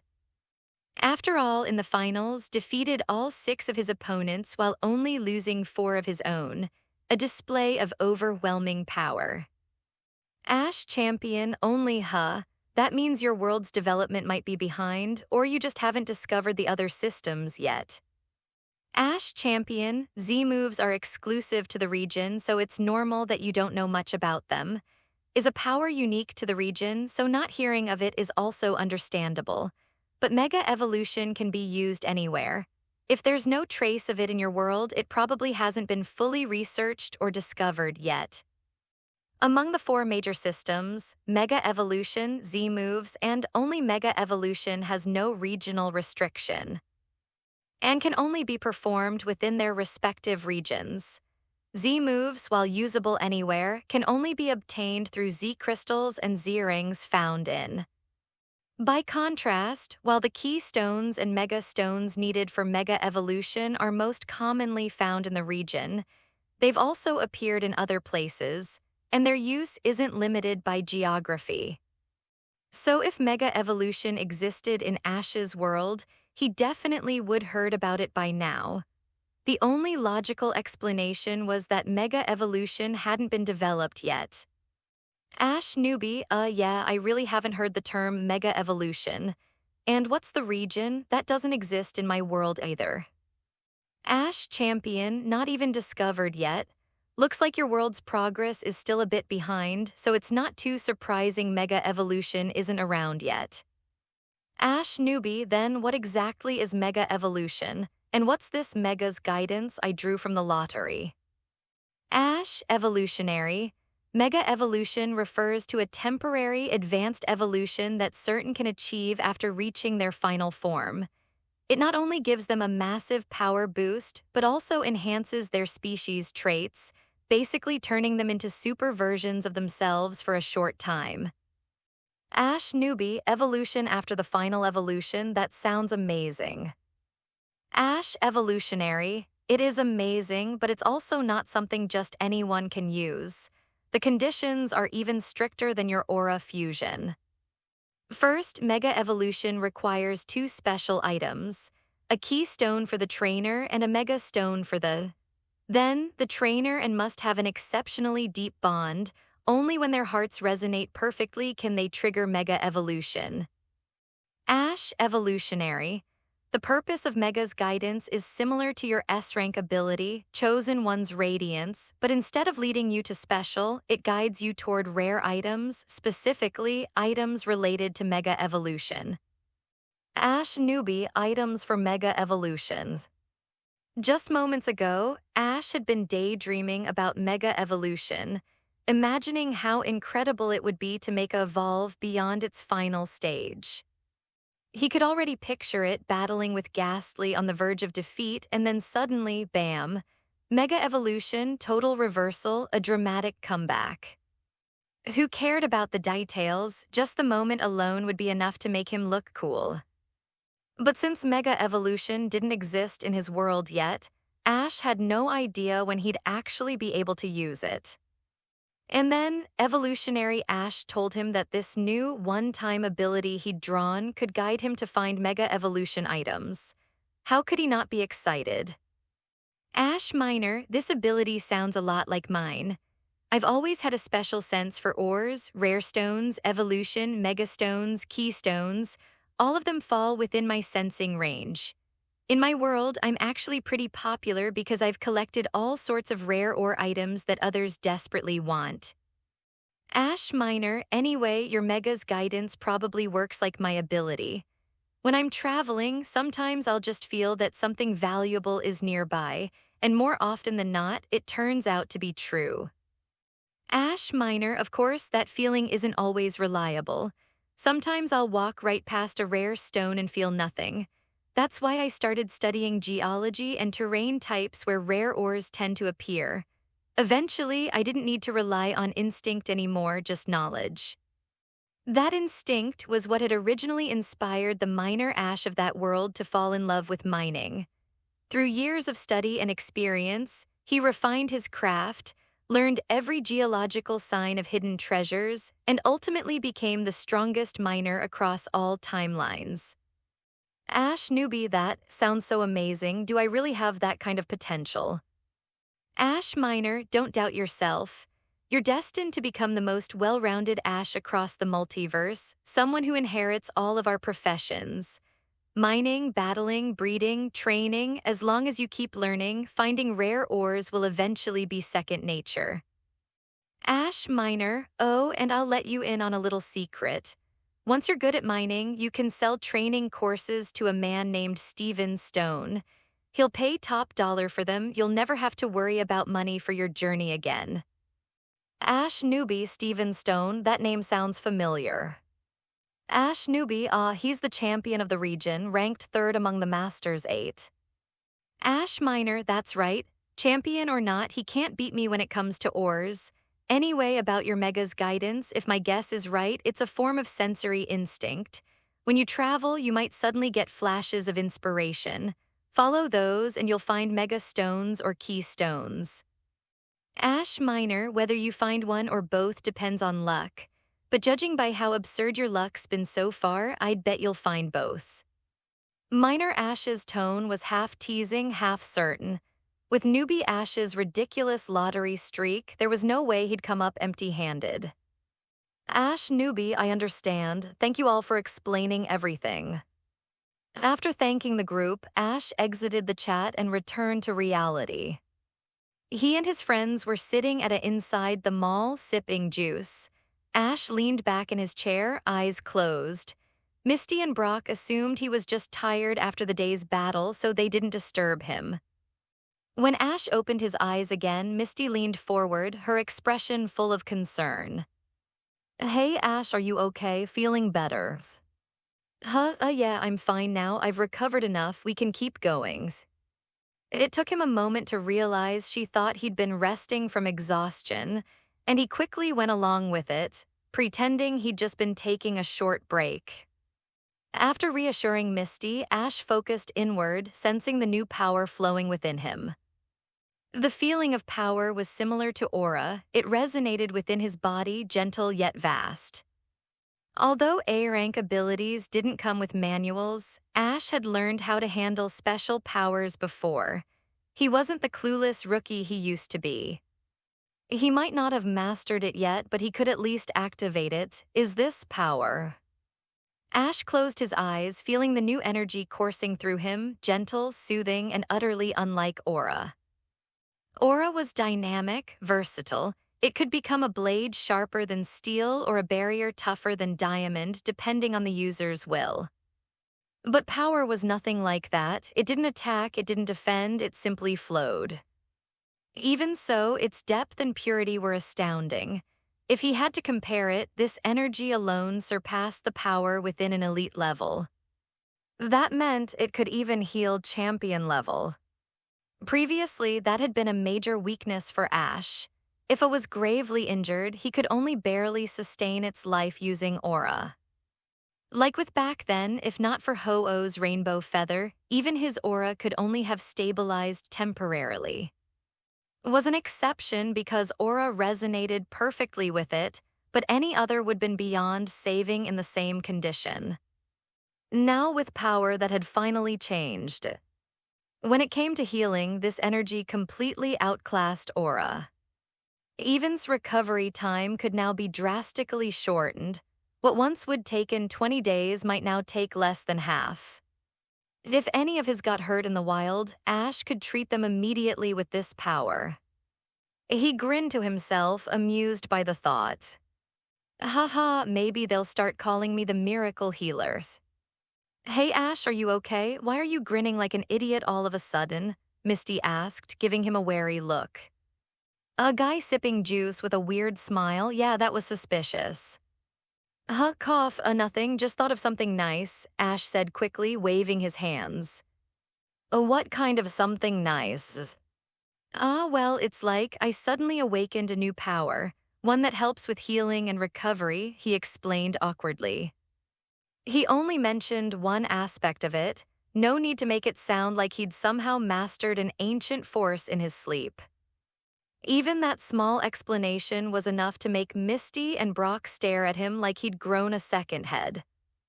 No way, you took one nap and now you're saying you've awakened another power, you serious? Brock exclaimed. What, did battling unlock your chakras or something? Yeah, he's like, oh, just awakened a new ability, like he's talking about drinking a bottle of water. This is so unfair, Misty huffed. Ash chuckled, it's true, look, I'll show you. He reached out and placed his hand gently on his head. Pika tilted its head, blinking curiously. A warm emerald glow spread from Ash's hand, and a soft pulse of energy seeped into his body. He let out a long, contented sigh. The little mouse melted on the table, eyes half closed in pure bliss. It was like a cool breeze and an ice cream on a scorching day, refreshing beyond words. Even the soreness in its feet vanished completely. Watching's goofy, happy expression, Misty and Brock traded stunned glances. No way, he really awakened another ability, Brock murmured. You try, Misty, Ash said, turning to her with a grin. Wait. Before she could protest, Ash gently took her hand. Misty froze, her cheeks instantly flushing bright red. Seriously, what was with him and this habit of holding hands lately? But before she could say anything, warmth blossomed from her palm, flowing up her arm and spreading through her entire body. All the fatigue she'd built up during their travels just melted away. She immediately realized how wrong that sounded coming out of her mouth, clapped a hand over it, and shot a glare at Ash. Meanwhile, Brock's eyebrows shot up. His gaze bounced between them and a knowing smirk began to creep across his face. Seeing his expression only made Misty's blush deepen to scarlet. She released her hand and snapped, Ash, let Brock try it too. Oh, sure. Ash reached over and repeated the gesture.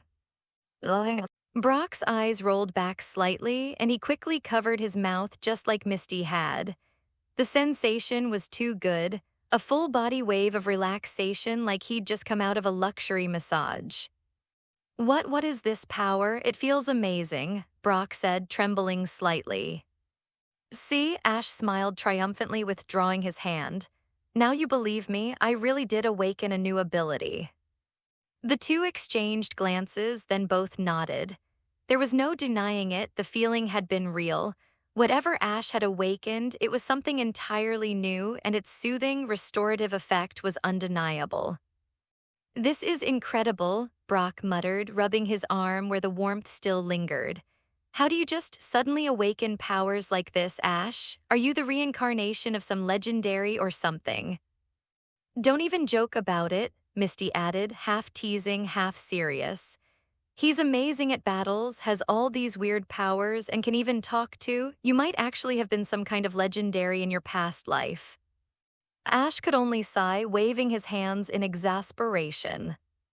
Reincarnation, come on, these are all my own powers, I earned them. Yeah, maybe they were originally from his other selves in parallel worlds, but those versions were still him. Misty and Brock, of course, didn't understand any of that. They just exchanged another look, both thinking the same thing, he's impossible. As for power, Ash couldn't just blurt out the truth. He'd find more information about it later and then accidentally bring it up to make it sound natural. Before long, they'd finished shopping and taken a short break. With Ash using power to refresh them, both Misty and Brock were bursting with energy again. So the trio set out once more, this time toward Celadon City, home of the next gym. The Celadon gym wasn't too far from Saffron. If they traveled efficiently, they could get there within a week. Well, if they didn't get lost. Their first stop was, as always, the center. There, Ash reported his victory over to Professor Oak and sent back to the lab. At this point, hadn't bothered reverting to its ghastly form. It seemed too lazy to keep switching back and forth, so it just stayed as. After sending off and retrieving, Ash reminded Oak to give a proper rest and checkup before hanging up. Professor Oak had just opened his mouth to ask for battle details when, click, the screen went black. Oak blinked, sighed, and rubbed his forehead. That boy always cutting the call before I can ask anything. Still, curiosity got the better of him. He released from its ball, hoping to at least hear the story from the ghost type itself. Meanwhile, Ash's group was already back on the road to Celadon. As they walked, Ash pulled out the new weighted vests he'd bought earlier and handed them to And. He'd purchased 3 in total for And couldn't wear them comfortably. Even if they could, they'd look ridiculous in them. And as for, well, poor was still recovering. It couldn't even do light exercise yet, let alone train with weights. Between the 3 chosen got skipped over. She wasn't much of a close combat fighter, and the weighted training wouldn't have helped her nearly as much as Or. Of course, if Ash had the money, he'd have bought vests for everyone, suitability be damned, but he didn't. Money might not be everything, but being broke made everything harder. As he looked over his team, Ash started thinking about ways to earn some quick cash. And that's when the idea struck him: wild gambling battles. In the wild, trainers often challenged each other and wagered money on the outcome. Ash had battled plenty of wild trainers before, but he'd never really bet money. Back then, he was just a rookie, barely scraping by. If he'd lost a few matches in a row, he'd probably have had to sell his backpack to eat. And besides, his mom had always warned him, never get into gambling, Ash, it's a dangerous habit. But now he had a different perspective. These wild gambling battles weren't really gambling, were they? Gambling depended on luck. Battles, on the other hand, depended on skill and strength. So technically, it wasn't gambling at all, right? The real reason, however, was still simple: Ash was broke. Misty and Brock didn't argue against his idea. In fact, they encouraged it. These so-called wild battles weren't just about money. They were a test of skill and endurance. The constant pressure and high stakes could push both trainer and beyond their limits, making them stronger. So really, it wasn't a bad thing at all. That's how, over the next few days, a killing god appeared on the route between Saffron City and Celadon City. 6 days later, under the blazing noon sun. Use flamethrower. Dodge it quick. A young man in his 20s shouted desperately, but his was already barely standing. Its wings trembled, body covered in scorch marks, smoke curling from its feathers. Before it could even lift off, orange red flames engulfed it completely. When the fire faded, the poor lay on the ground, charred, smoking, and done for. The match is decided, Brock announced, raising his hand. Wins. The young man slumped to his knees, his face pale with disbelief. How could I lose to a rookie trainer who's only been out for a month? This can't be happening. Ash, meanwhile, walked up calmly and crouched beside the defeated. He placed his hand on the singed feathers, and a soft green light rippled out from his palm. The gentle pulse of power flowed into the injured bird, and within seconds the burns began to fade. Its breathing steadied, the faint spark of life returned to its eyes.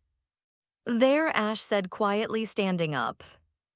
Ever since awakening power, he no longer needed to worry about holding back in battle. Before, he'd always hesitated to go all out, afraid of seriously injuring an opponent, especially when far from a center. Now he could heal them himself. Nothing's impossible, Ash said matter-of-factly. A lot of people have lost to me on this road. Anyway, we agreed on 5,000, right? You can hand it over now.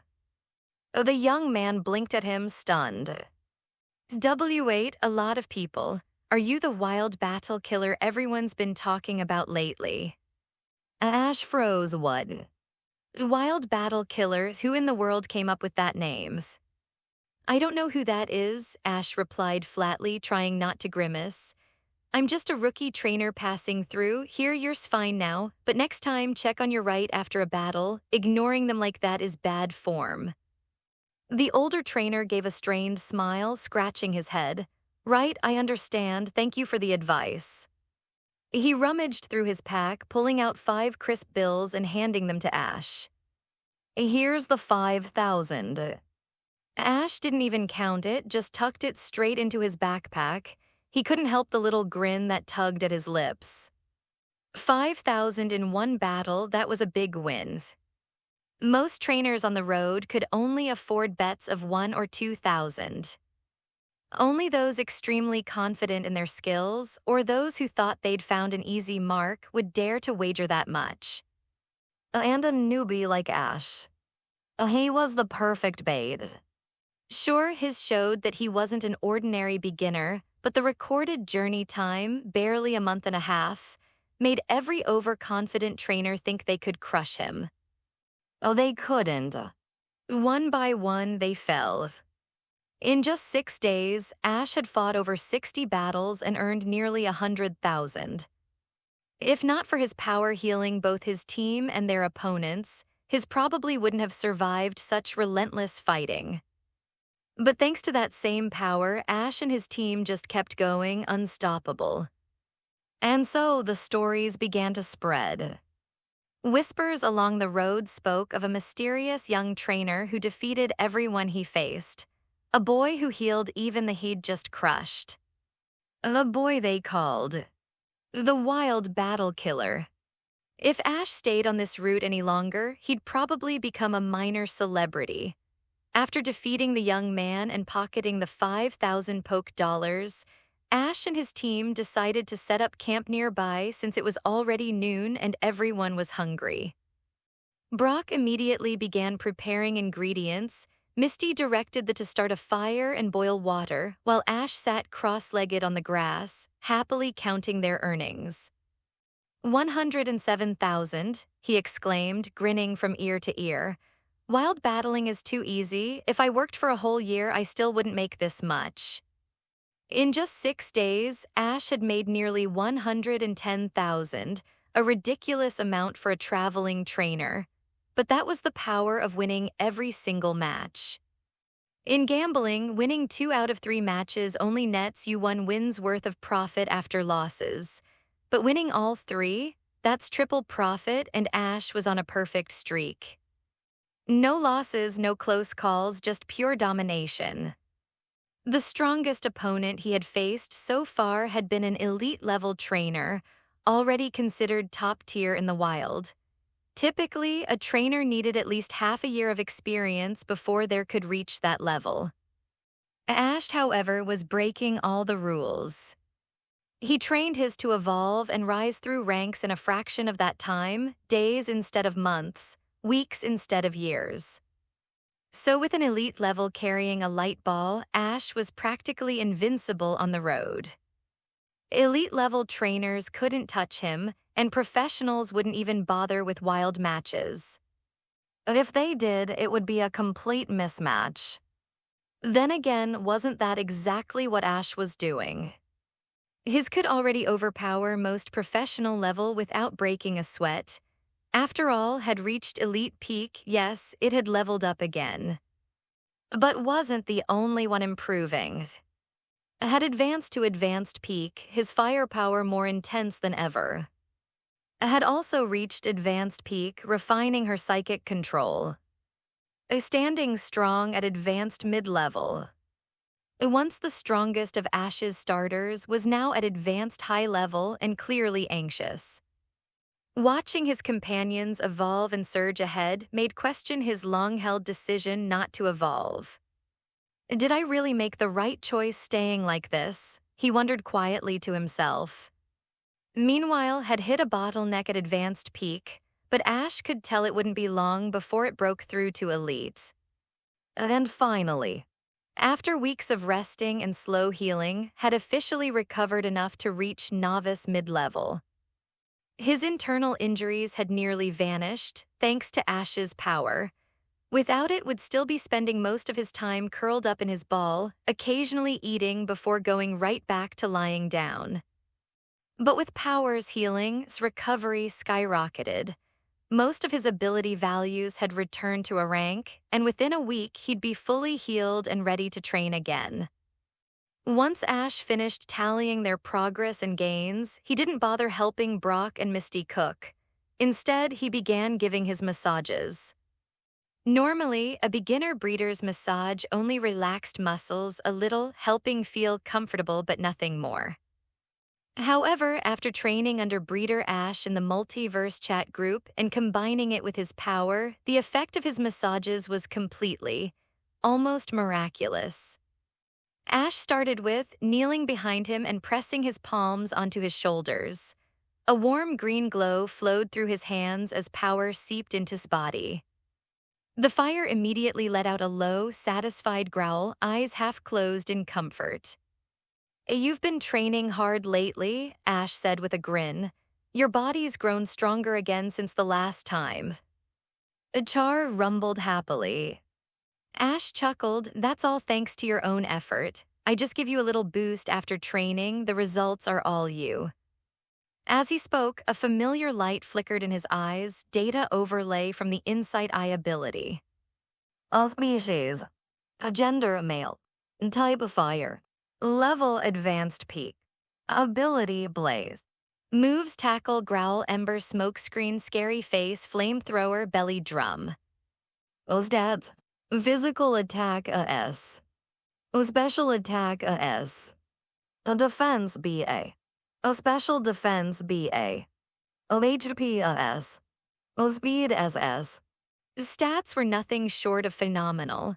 He had already reached the limit of his previous tier before leveling up, meaning he'd hit multiple S-rank caps that temporarily reset upon ascending. And because of the weighted vest training, his speed had shot up faster than expected, already pushing S-rank again not long after hitting advanced peak. If other trainers saw how fast Ash's leveled up, and how absurdly their ability values climbed, they'd probably tie him up in a basement and interrogate him. Because this kind of growth was simply unbelievable. For Ash, though, all this didn't feel that special. Sure, he didn't have much money, but when it came to his, he always gave them the best. Their food might not have been the most expensive in the world, but each ingredient was selected with care and cooked using exclusive recipes crafted by him and Brock. Every had its own personalized recipe, one that was constantly tweaked and improved over time. The meals didn't just satisfy taste buds, they were designed to keep every in peak physical condition. With both body and mood maintained in top form, how could their growth not be fast? And it wasn't just food. After every battle, Ash made sure to give them a massage, but a massage infused with power was no ordinary recovery technique. The method itself mattered, but what truly made it special was the power flowing through Ash's hands, something even the world's top breeders could never possess. This power not only healed hidden injuries inside their bodies, but also helped them absorb the experience of each battle to the fullest, maximizing their physical gains. Ash wasn't a world-class breeder yet, but in some aspects, he could already do what even the best couldn't. Still, compared to the legendary breeder Ash from the group chat, he was far from that level. The seniors' dishes were said to have magical effects, food so refined it actually glowed when served. In short, Ash still had a long way to go before reaching that level. "All right, massage finished. Next one," Ash called out, patting his shoulder. Looked reluctant to move, but obediently stepped aside, letting the next take its place. It quietly sat on a small stool in front of Ash, her expression soft as she enjoyed the soothing warmth flowing through her body. "You've grown so much," Ash said, smiling as he worked. "Keep going like this and you'll evolve into soon." At her current level advanced peak, evolution wasn't far off. Before reaching the professional tier, as long as it desired it, evolution was always within reach. "I'll do my best, Ash." "You don't have to push yourself that hard," Ash said with a sigh. "You've been training too much lately. Even with my help, you should rest more. Out of over 60 battles, you fought almost 20 by yourself and sometimes 2 or 3 opponents at once." He spoke with genuine concern, remembering the fierce determination had shown in every fight. The most desperate fighter on this journey wasn't, or it was. Back when she was still Ash had treated her like a little sister. She rarely battled, and even when she did, the fights were easy wins that Ash had picked carefully for her. He knew her potential was immense, but he never wanted to force her. Was someone he wanted to protect, not push. But after evolving into, everything changed. Now she was the first to step forward in battle, fighting with unmatched resolve. Wild battles weren't always one-on-one, many were two-on-two or even three-on-three. That young man who had lost 5,000 poke dollars earlier, that had been a three-on-three fight. Generally, the more that took part, the higher the stakes. In these past days had faced countless two-on-one and three-on-one fights, often against opponents of the same level. Trainers who joined wild battles weren't weak and most had advanced level. It was through these grueling matches that had reached advanced peak. In fact, she had done it even faster than. And that was saying something because carried a rainbow feather within him, an artifact that enhanced every aspect of his being. Power, vitality, flame purity, leveling speed, and even stat growth. That was the divine might of a sacred item perfectly resonating with its bearer. Had exceptional aptitude and a mysterious origin, capable of learning skills no ordinary could. Even so, with the rainbow feather's divine blessing, still managed to outpace rapid improvement. His relentless determination eventually pushed her past in overall progress. Now the two of them were locked in a friendly rivalry, constantly sparring and comparing strength. Both were fighting for the second spot on the team because everyone knew who held the first. That position belonged to, and honestly, no one was even close. His motto could be summed up as, "You can be strong, but I'll just keep getting stronger." Although only possessed 6 A-rank aptitudes, he was a strange anomaly. After every level up, his stats didn't regress like they stayed at their peak. His progress was steady, smooth, and terrifyingly consistent without a single bottleneck. That steady momentum allowed to remain firmly seated as the team's unshakable big brother. As for Ghastly, well, he was already elite high level when he joined. Competing with the others for rankings was pointless. With his seniority, he was basically the team's grandpa. Competing for attention with juniors wasn't even on his radar. After finishing's massage, Ash went on to give the same full-body treatment to his other, as well as Brock's and Misty's. At this point, he'd basically become the group's professional masseuse. Not only but even Brock and Misty occasionally enjoyed Ash's massages. The gentle yet firm pressure, combined with the soothing warmth of power, was truly irresistible. That said, Brock's rock type were a completely different story. For and Ash couldn't exactly massage them, he could only use brute force to knock their rocky plates loose, then channel a bit of aura to relieve their internal strain. After all, how do you give a massage to something made entirely of stone? Just as Ash finished tending to everyone, Misty's voice rang out. "Dinner's ready," she called, setting down a plate of food on the small camp table. Brock was already busy sorting meals for each. Seeing that everything was ready, Ash smiled, stretching his arms before walking over.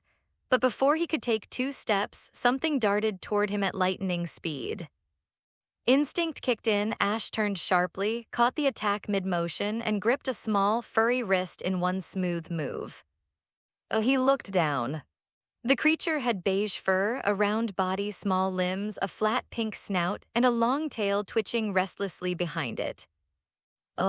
Indeed, the trying to ambush him was one of more common yet infamous troublemakers.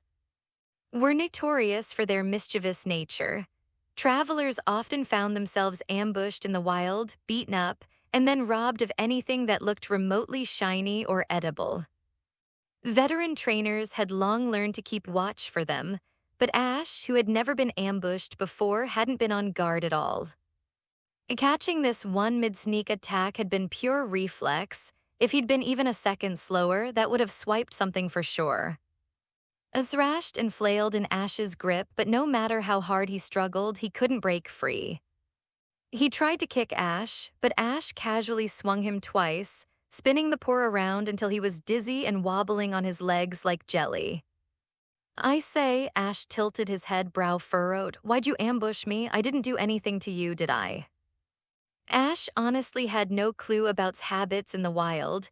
He was just confused about why a random would suddenly pounce on him out of nowhere. Brock came over, arms crossed, wearing that encyclopedia mode expression. Wild are kind of like, he explained. They love ambushing passing trainers, or for no reason, they just enjoy causing chaos. After hearing that, Ash looked at the in his hand with an incredulous face. So besides, and there are more that just randomly pick fights.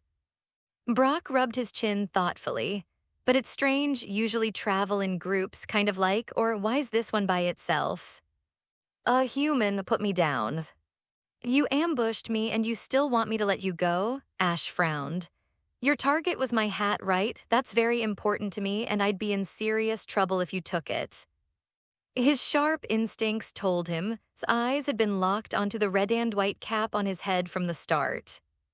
That hat wasn't just a keepsake, it was also the key to enter his special partner form. Losing it would be a disaster. So no, Ash wasn't letting this slide easily. It just looked nice, so I wanted to take it. What's wrong with that? Oh, you've got taste, I'll give you that. Ash rolled his eyes, but why are you acting so proud about trying to steal it? This little thief wasn't just bold, he was righteous about it. Put me down and let's battle. If I lose, I'll walk away. If I win, you give me your hat. Ash blinked. What kind of logic is that? If you lose, you don't lose anything, but if I lose, I give you my hat? That's not a fair bet. Gambling means both sides have stakes. His round eyes darted side to side as he thought hard, then he thumped his chest. If I lose, I'll become your. Ash's eyes lit up. Oh, using yourself as the stake, all right, deal. He was actually quite amused by this. Sure, the guy talked like a bandit at first, but he was quick to adjust once he realized his logic was flawed. That showed decent intelligence and a sense of fairness, something Ash respected. He quickly scanned the before him with insight eye. A species. A gender male. Type of fighting. Level advanced high. Ability defiant. Move, scratch, low kick, seismic toss, swagger, cross chop. Stats. Physical attack BA. A special attack DD. A defense DC. A special defense DC. A HP CB. A speed BA. Ash's grin widened. 2 A-rank aptitudes, 1 B, and the rest hovering around C and D, but the key stats were in exactly the right places. As a pure fighting type, relied heavily on close-range attacks and raw speed. High attack and high agility were perfect for his species. He didn't need bulk if he could hit hard and fast. And to top it off, an advanced high-level wild was extremely rare. For in the wild to reach that point, it had to either be incredibly talented or have fought and won countless battles to gain that much experience. Either way, this little guy was a gem. But what really made Ash want to catch him was his personality. He might act rashly, but he wasn't stupid. He'd realized his mistake, corrected it, and even offered a fair deal afterward. A smart, bold, and battle-hungry, yeah, that sounded exactly like someone Ash would get along with. All right then, Ash said, loosening his grip. We'll fight right here, win or lose, I'll make sure you get something to eat after, fair. He released, who dropped to the ground, rolled twice, and sprang back to his feet, keeping a cautious distance. You're actually a nice human. Wait, how can you understand me? Ash froze for half a second. All right, he took back everything he said about being smart. They'd been talking for a full 5 minutes, and it was only now that realized Ash could understand him. Never mind, doesn't matter, come on, let's fight. He shook off the confusion, pumping his fists eagerly. The sight of Ash's hat and the delicious aroma of Brock's cooking filled his thoughts with excitement. He had planned to swoop in, snatch the hat, grab a quick bite, and escape into the trees. Instead, he'd been caught before even touching the prize. Still, this human wasn't bad. He caught him fair and square and even offered to share food afterward. If he won, he'd enjoy a meal and borrow the hat for a while and then return it. Was already picturing his glorious victory, him standing tall, flipping Ash's hat into the air, catching it coolly and returning it with a grin. Oh yes, it would be perfect. Meanwhile, Ash was crouched down, considering which of his partners to send into battle. After a moment, he raised a finger and pointed decisively. You're up. Char. Froze for a split second, eyes wide in surprise. Usually in a situation like this, would already leapt forward before Ash even called her name. It had practically become her reflex. But this time it was him. Surprise quickly turned into excitement. With a fierce roar, he jumped in front of Ash, his tail flame blazing brighter as he faced the small but fiery opponent before him. Sitting off to the side, let out a quiet snort, not of annoyance but understanding. She knew Ash's intentions perfectly. Wasn't weak, but his fighting style was purely physical. Against her psychic-type abilities, the outcome would be one-sided. She wouldn't gain anything from such a fight. On the other hand, loved close combat, the perfect match for a brawler like. Of course, was blissfully unaware of all that. He just thought had generously let him have this one. On the battlefield, flexed his claws, green energy beginning to shimmer along them. The Dragon Claw. Ever since evolving, he had started to master dragon-type moves. Even though he wasn't a dragon type himself, he loved the feeling of raw, explosive, up-close power. Dragon Claw and Metal Claw, those were his signature techniques, the ones he used when things got personal. With a deep growl lunged forward, his claws slicing through the air with an emerald flash. Met him head-on, its claws glowing white as it unleashed a flurry of fury swipes, aiming to overwhelm with speed. But no matter how fast struck, his attack carried sheer brute force. The clash was short and brutal. Dragon Claw shattered through the barrage of swipes, smashing straight into his chest. With a heavy thud, was sent flying backward, tumbling through the grass before skidding to a stop. Ash watched calmly. That one hit alone showed the difference between their levels. Even with the weighted vest slowing down, had no chance in a straight fight. Exhaled sharply, twin puffs of smoke escaping his nostrils. He tilted his head slightly, smirking. Char. That look of disdain hit like a spark in a powder keg.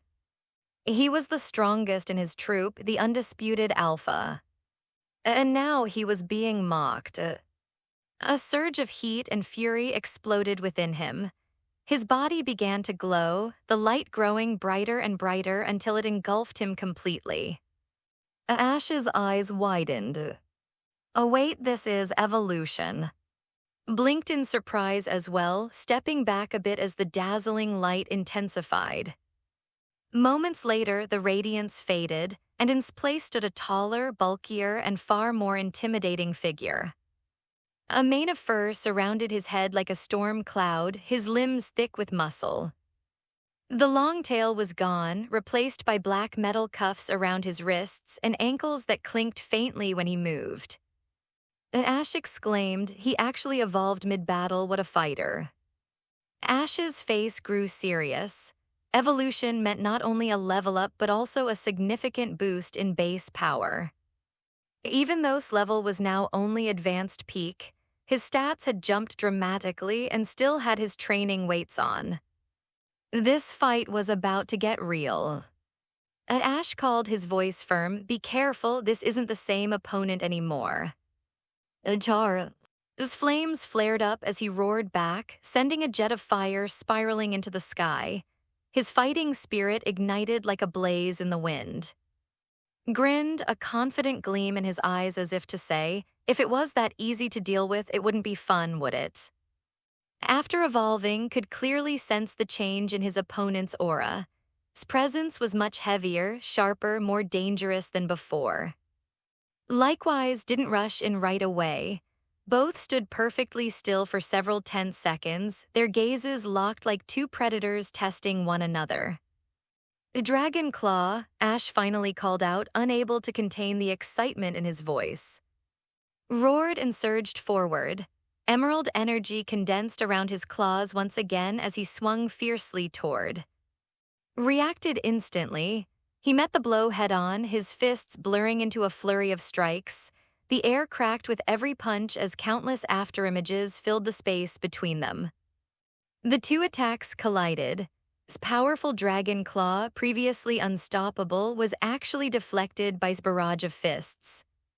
Before he could recover, several heavy blows landed squarely on his body, forcing him back a few steps, bruises already forming on his scales. Ash's eyes narrowed. That's close combat, get some distance. Had just evolved, yet he was already using such a high-level fighting-type move. This wasn't an opponent to underestimate. Hesitated for a heartbeat, frustration flashing in his eyes. Just moments ago, this same opponent had been flattened by a single hit. Now he was being told to retreat. That stung his pride.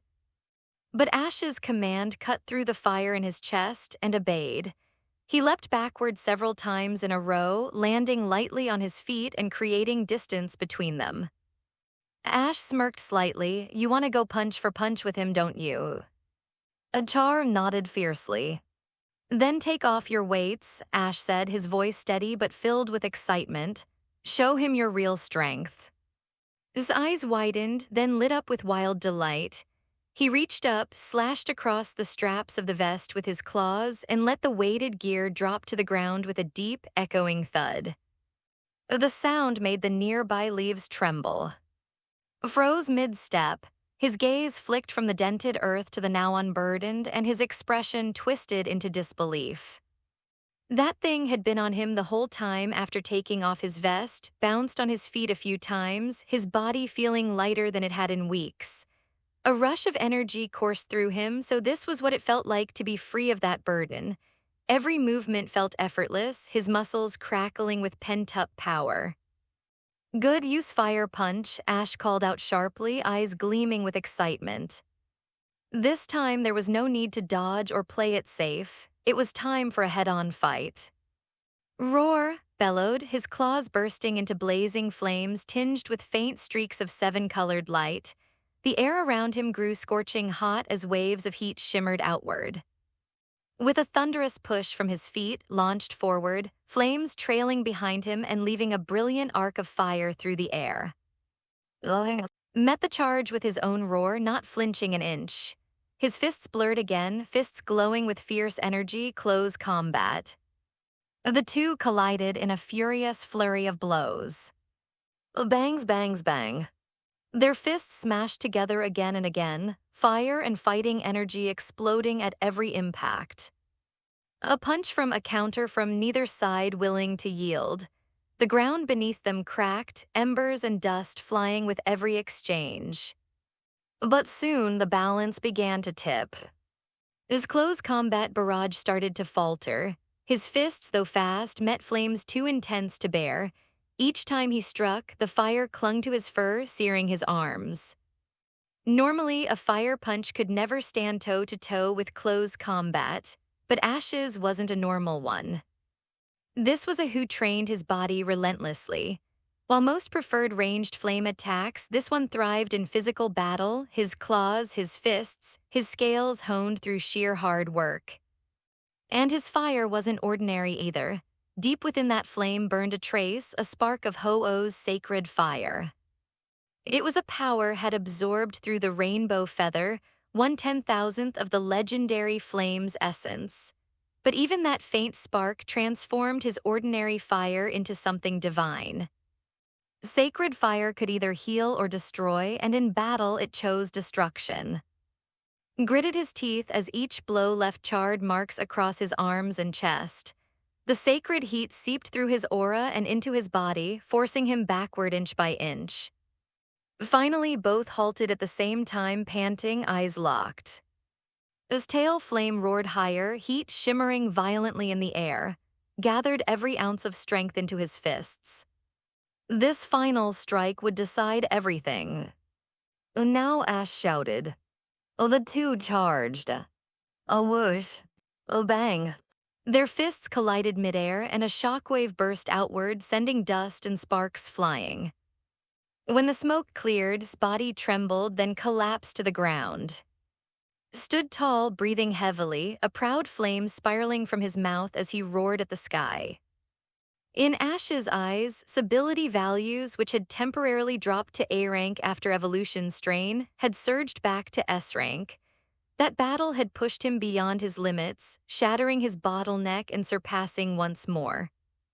Ash smiled, eyes shining with pride. Well done, Go Ball. He tossed the ball, which struck and drew him in with a flash of red light. 1, 2, 3 shakes, click. I caught, Ash shouted, pumping his fist. Pika. Char. Cheered, roared skyward, and sparks burst from his mouth like fiery fireworks. Ash picked up the ball, still grinning ear to ear, but instead of sending to Professor Oak, he released him right away. A soft green glow of power flowed from Ash's palms as he knelt beside the fainted, his hands moving in smooth, practiced motions. The healing warmth spread through his body, easing his pain while Ash's massage techniques soothed every muscle. Slowly opened his eyes, blinking in confusion at first, then relaxing as that comforting warmth wrapped around him. The strength in those hands, the mysterious healing energy, and the kindness behind them, it all told him one thing. This human was different. Not just strong, but special. Although once saw himself as a top tier, he had to admit that becoming Ash's was an unexpected blessing. That night, after a full meal with everyone, quickly blended into the lively group. Even the usually reserved seemed amused by his fiery personality. As always, welcomed the newcomer by sharing a few berries from his pile, sealing his place in the team. As they ate, Ash noticed something odd in his move list. Among familiar attacks like close combat and cross chop, there was a move he'd never seen before, Rage Fist. Curious, he pulled out his and typed it in. Nothing. No results, no data, not even an entry placeholder. That's strange, Ash muttered, frowning. Misty, who was cleaning up the dishes nearby, looked over. What's strange? What are you looking up now, Ash? Ash improvised quickly. Said he knows a special move called Rage Fist, but since he just evolved, he hasn't really practiced it. I wanted to see what it does, but that has no record of it. Across the campfire froze mid-bite, blinking in confusion. When did he ever say that? Sure, he did have a move like that somewhere deep in his instincts, but he didn't remember mentioning it, let alone calling it special. Still, since no one else could understand him, he just grunted and kept eating. Brock frowned thoughtfully. Rage Fist, I've never heard of that one. Sounds like a fighting-type move, but even I don't recall any using it. Yeah, Ash agreed, shaking his head. Even the can't find it. Not that it's any surprise, the thing couldn't even recognize Ho-Oh when I saw it. That made both Misty and Brock glance at him, remembering that unbelievable story. Back then, Ash had eagerly pointed his at Ho-Oh soaring across the rainbow sky. The device had just buzzed and said, "Unknown detected." After that, Ash's trust in the all-knowing encyclopedia had dropped to zero. "This thing's useless," he grumbled. "My own eyes tell me more than it ever does." Don't overthink it, Ash. Maybe Rage Fist is just some rare technique. What's more important now is, who are you sending back to Professor Oak? You've already got 6 with you.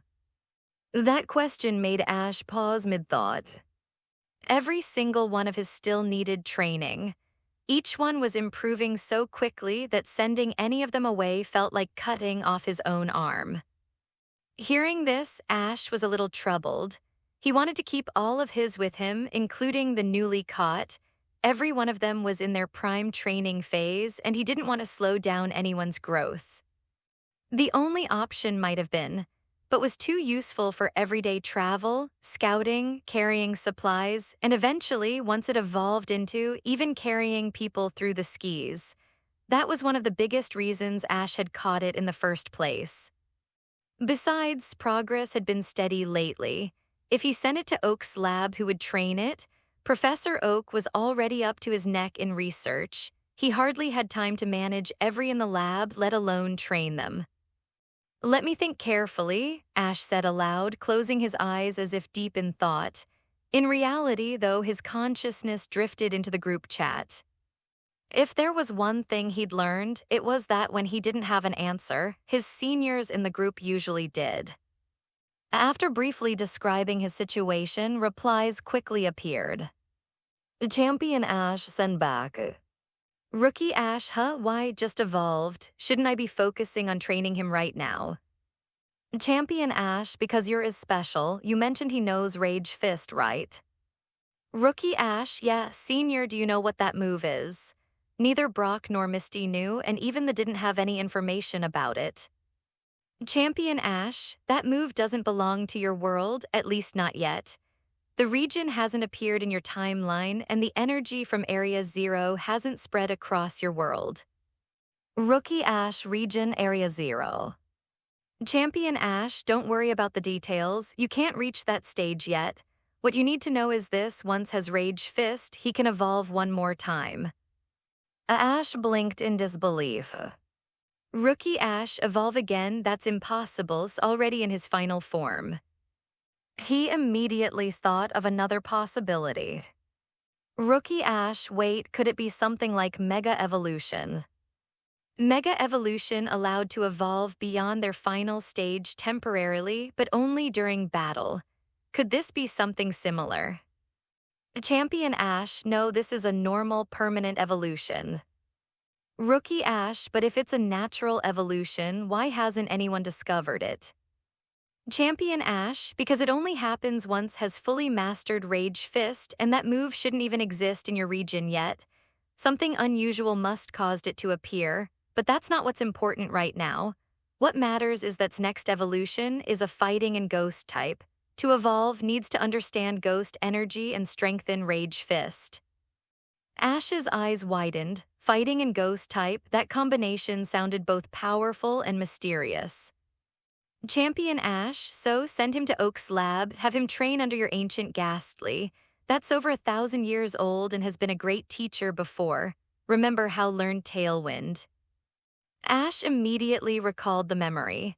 Ghastly had been the one to help perfect Tailwind using its deep understanding of energy flow and air currents. If Ghastly could teach that, then surely he could guide in mastering ghost-type energy too. "Rookie Ash, I see. Thanks for the advice, senior. Logging off now." Ash exited the chat and returned to reality. "I've decided," he said confidently. "I'll send back to Oak's lab. I found the strongest teacher for him." Looked a little confused, but when he heard the word stronger, his eyes lit up. That was all he needed to hear.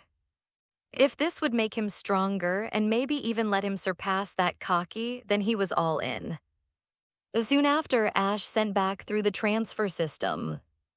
Misty watched the ball disappear in a beam of light and asked, "A suitable teacher in Oak's lab who?" Ash grinned. Misty blinked, speechless. You're letting a ghost type teach a fighting type, aren't those completely opposite? Ash waved his hand dismissively.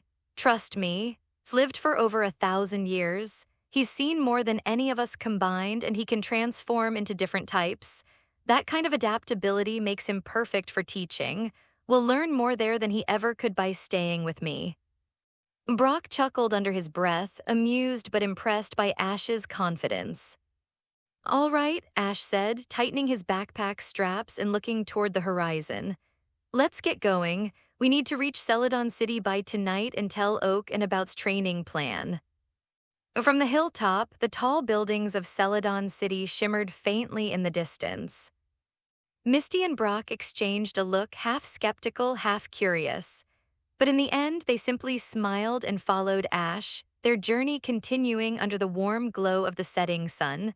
Celadon City in the region is famous for having the largest department store in, possibly even in the entire world. Every street was packed with shops and stalls, each one brighter and busier than the last, making it the commercial heart of the entire region. When Ash and his friends arrived, their eyes went wide like country kids stepping into a glittering metropolis for the first time. Everything imaginable was on display, and every price tag made their wallets ache. Wow, this hair tie is so pretty, 1,000 poke dollars. Misty's jaw dropped. What kind of hair tie costs that much? Is it made of gold? This pot looks great. Brock picked one up, glanced at the label, and froze. 2,000, what does it cook the food for you? Even as gym leaders, they didn't have much extra money. Food, medicine, and supplies already drained most of their savings. Brock especially knew that pain. He'd been broke for most of his time as a gym leader, supporting 10 younger siblings and an entire house full of. Since leaving home, he'd survived on the allowance Professor Oak sent as a gym leader stipend. It was enough for his small team, but this was daylight robbery.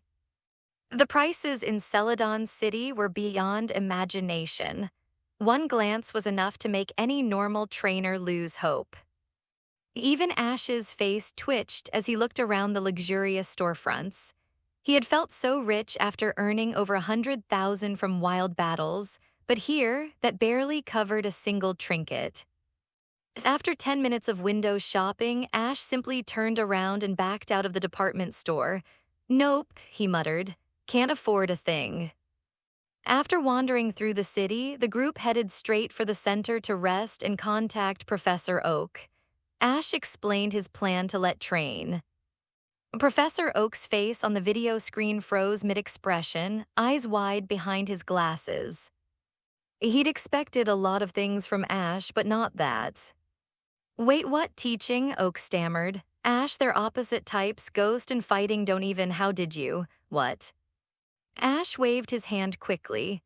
I used aura and sensed a ghost-type energy inside. It feels like there's a higher evolution linked to it. It's the best one to help with that. Anyway, gotta go, Professor, bye. Before Oak could finish his next sentence, Ash hung up the call. He leaned back in relief. He already knew Oak would bombard him with questions about supposed evolution, but there was no way he could tell the real story. The group chat, the cross-world knowledge, it was all a secret he couldn't let slip. When he turned around, Misty and Brock were staring at him suspiciously. Ghost energy inside, detected by aura, Misty repeated slowly. Ash nodded firmly. Yup, aura, don't think too much about it, it's just a guess anyway, hasn't actually evolved yet. They exchanged glances but eventually shrugged. By now, they were used to Ash's strange intuition and his knack for impossible luck.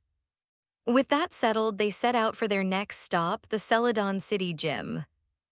Around 5 in the afternoon, they arrived at the entrance, where a young woman greeted them with a polite smile. You've come at the right time, she said cheerfully. The gym leader happens to be free today. If you'd come tomorrow, she might not have been available. Please come in. Ash blinked. What kind of gym leader has office hours? Do gym leaders get paid even when they're not here? He muttered.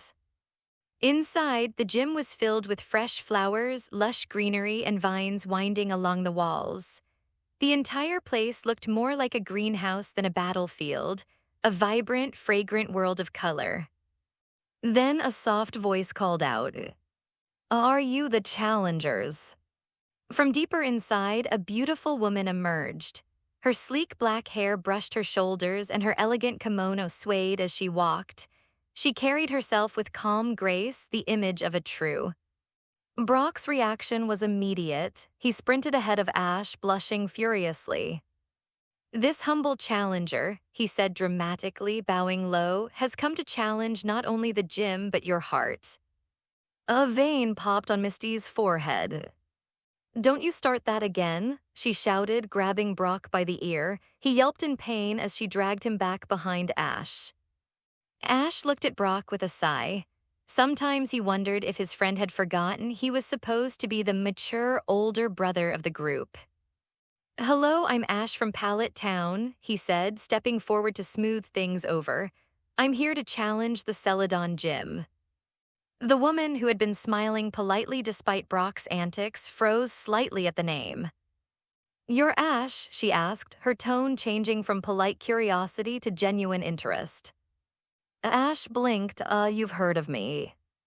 Gave a small laugh, one hand covering her mouth. "Heard of you? Every gym leader in has heard of you by now. A rookie trainer who's only been on the road for less than 2 months, yet somehow managed to defeat of the Saffron gym, and rumors say you might even possess champion-level strength.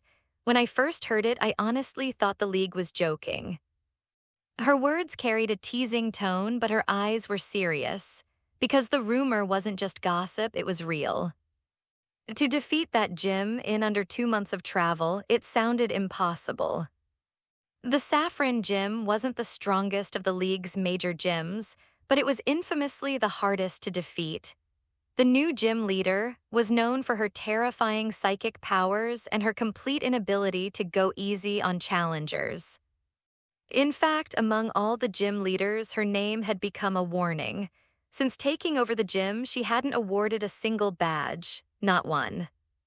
Even veteran trainers who had traveled for 2 full years couldn't defeat her. The other elite gyms, Fuchsia, Cinnabar, Viridian, they were strong, yes, but at least they adjusted their battles based on the challenger's experience. On the other hand, treated every battle like a test of survival. So when heard someone had actually beaten her, her first instinct had been disbelief. To do that, one would need at least a team of superior level or possibly something even stronger. Trainers like that didn't exist among rookies. And yet here he was, standing right in front of her. "How did you do it?" finally asked, her curiosity getting the better of her. "Do you really have a champion level? You've only been traveling for, what, less than 2 months?" Ash rubbed the back of his neck awkwardly. Well, I kinda, caught a elite Ghastly by coincidence. It just happened to be able to fight on equal terms." He gave an awkward laugh. Blinked once, then twice. "Caught a elite-level Ghastly by coincidence." Was this boy even listening to himself? Her polite smile twitched slightly. "By coincidence, you say?" Ash nodded earnestly. "Yup, I mean it was really strong, but it decided to come with me. Lucky, right?" His inner thoughts were in complete turmoil. What kind of coincidence lets someone just stumble upon an elite-level ghost type, one of the rarest kinds in existence, and catch it? Encountering a elite-level Ghastly was one thing, catching it was another matter entirely. She folded her arms gracefully, but her eyes were sharp. "If I may ask, how exactly did you catch such a, even if you met it by chance without another elite-level partner to subdue it, did you just walk up and catch it yourself?" Ash coughed into his hand, laughing nervously. Let's not worry about that part for now." He quickly shifted the topic before could press further. "Anyway, since you have an elite level," said, letting it slide but keeping her tone formal, "do you intend to use it in this gym battle? If you do, I'll respond with the highest level of strength I can muster." Her composure returned. She wasn't here to interrogate him after all. The league had strict rules for gym leaders to meet the challenger at an appropriate level of difficulty, but Ash clearly didn't fit any standard definition of a new trainer. Who in their right mind would treat a boy who had defeated as a normal beginner? Still knew that if he actually brought out that so-called elite-level Ghastly, she'd have no realistic way to counter it. Ash shook his head. I probably won't use Ghastly for gym battles anymore. I mean, it's not I personally trained from the start. Strictly speaking, I don't have the skill to bring out its full potential. It only recognized me because of some special circumstances. He smiled faintly, so I plan to rely on my own team from here on out. Nodded slowly, that sounded almost reasonable. Ash continued, my strongest right now is, the others are around advanced, some peak, some mid, so I think it'd be fair to battle against your superior level. There was a long pause. Her elegant smile stayed frozen on her face, but the words echoed in her head like static. Less than 2 months of travel, a superior peak. Her brain briefly short-circuited. You mean to tell me, she said carefully, that in under 2 months you've trained that's notoriously hard to strengthen to superior peak level? Ash nodded, entirely serious. Yeah, when and I first teamed up, he was already around normal mid-level, so he had a small head start compared to other starters. Plus, really. Pika, said bashfully, rubbing the back of his head. Ash grinned, see, he's modest too. Inhaled deeply through her nose and exhaled slowly, trying to keep her composure. Superior level then, I understand. Her eyes sharpened, a quiet determination behind them. Let's not waste time with words. I'll understand what kind of trainer you truly are through battle. She turned, her kimono swaying as she led them toward the battle arena. Brock and Misty followed, glancing at each other. Misty whispered, you know, if hadn't been so composed, I think she might fainted back there. Brock smirked. The battle arena, like the rest of the gym, was filled with lush flowers, vines, and the scent of fresh blossoms. It looked more like a botanical garden than a battlefield. Ash looked around, frowning slightly.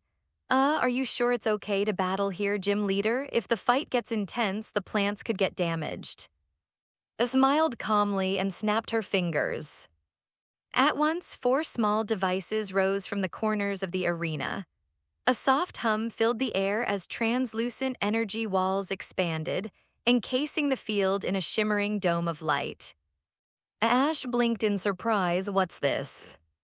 This, explained, is a field protection barrier approved by the League. It was developed based on Smooth King's shield. It prevents any attacks from escaping the battlefield. Everything inside is contained, but the outside world can still interact with it. Essentially, no power below gym level can break it from within. Ash's jaw dropped. There's something like that. He turned toward Misty and Brock with a dramatic look, as if to say, why don't your gyms have this? Misty returned Ash's look with an exaggerated eye roll. This kind of device is normally used only in professional level battles or higher, she explained. At that level, even a huge battlefield might not be enough. If a misfires, it can destroy half the gym or seriously injure the trainer giving commands. Then she gave him a pointed look. But our cerulean gym's strongest are only elite level right now. What would we need this fancy barrier for? Ash's expression froze. Yeah, that did make sense. What would an elite level battle need a league grade shield for? Brock shrugged and added, our gym has one too, but when you came to challenge me back then, you were just a rookie. Why would I bother turning it on?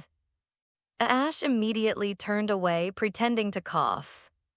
So it wasn't that their gyms didn't have one, it was that he'd been too weak back then. Chuckled softly, amused by their back and forth.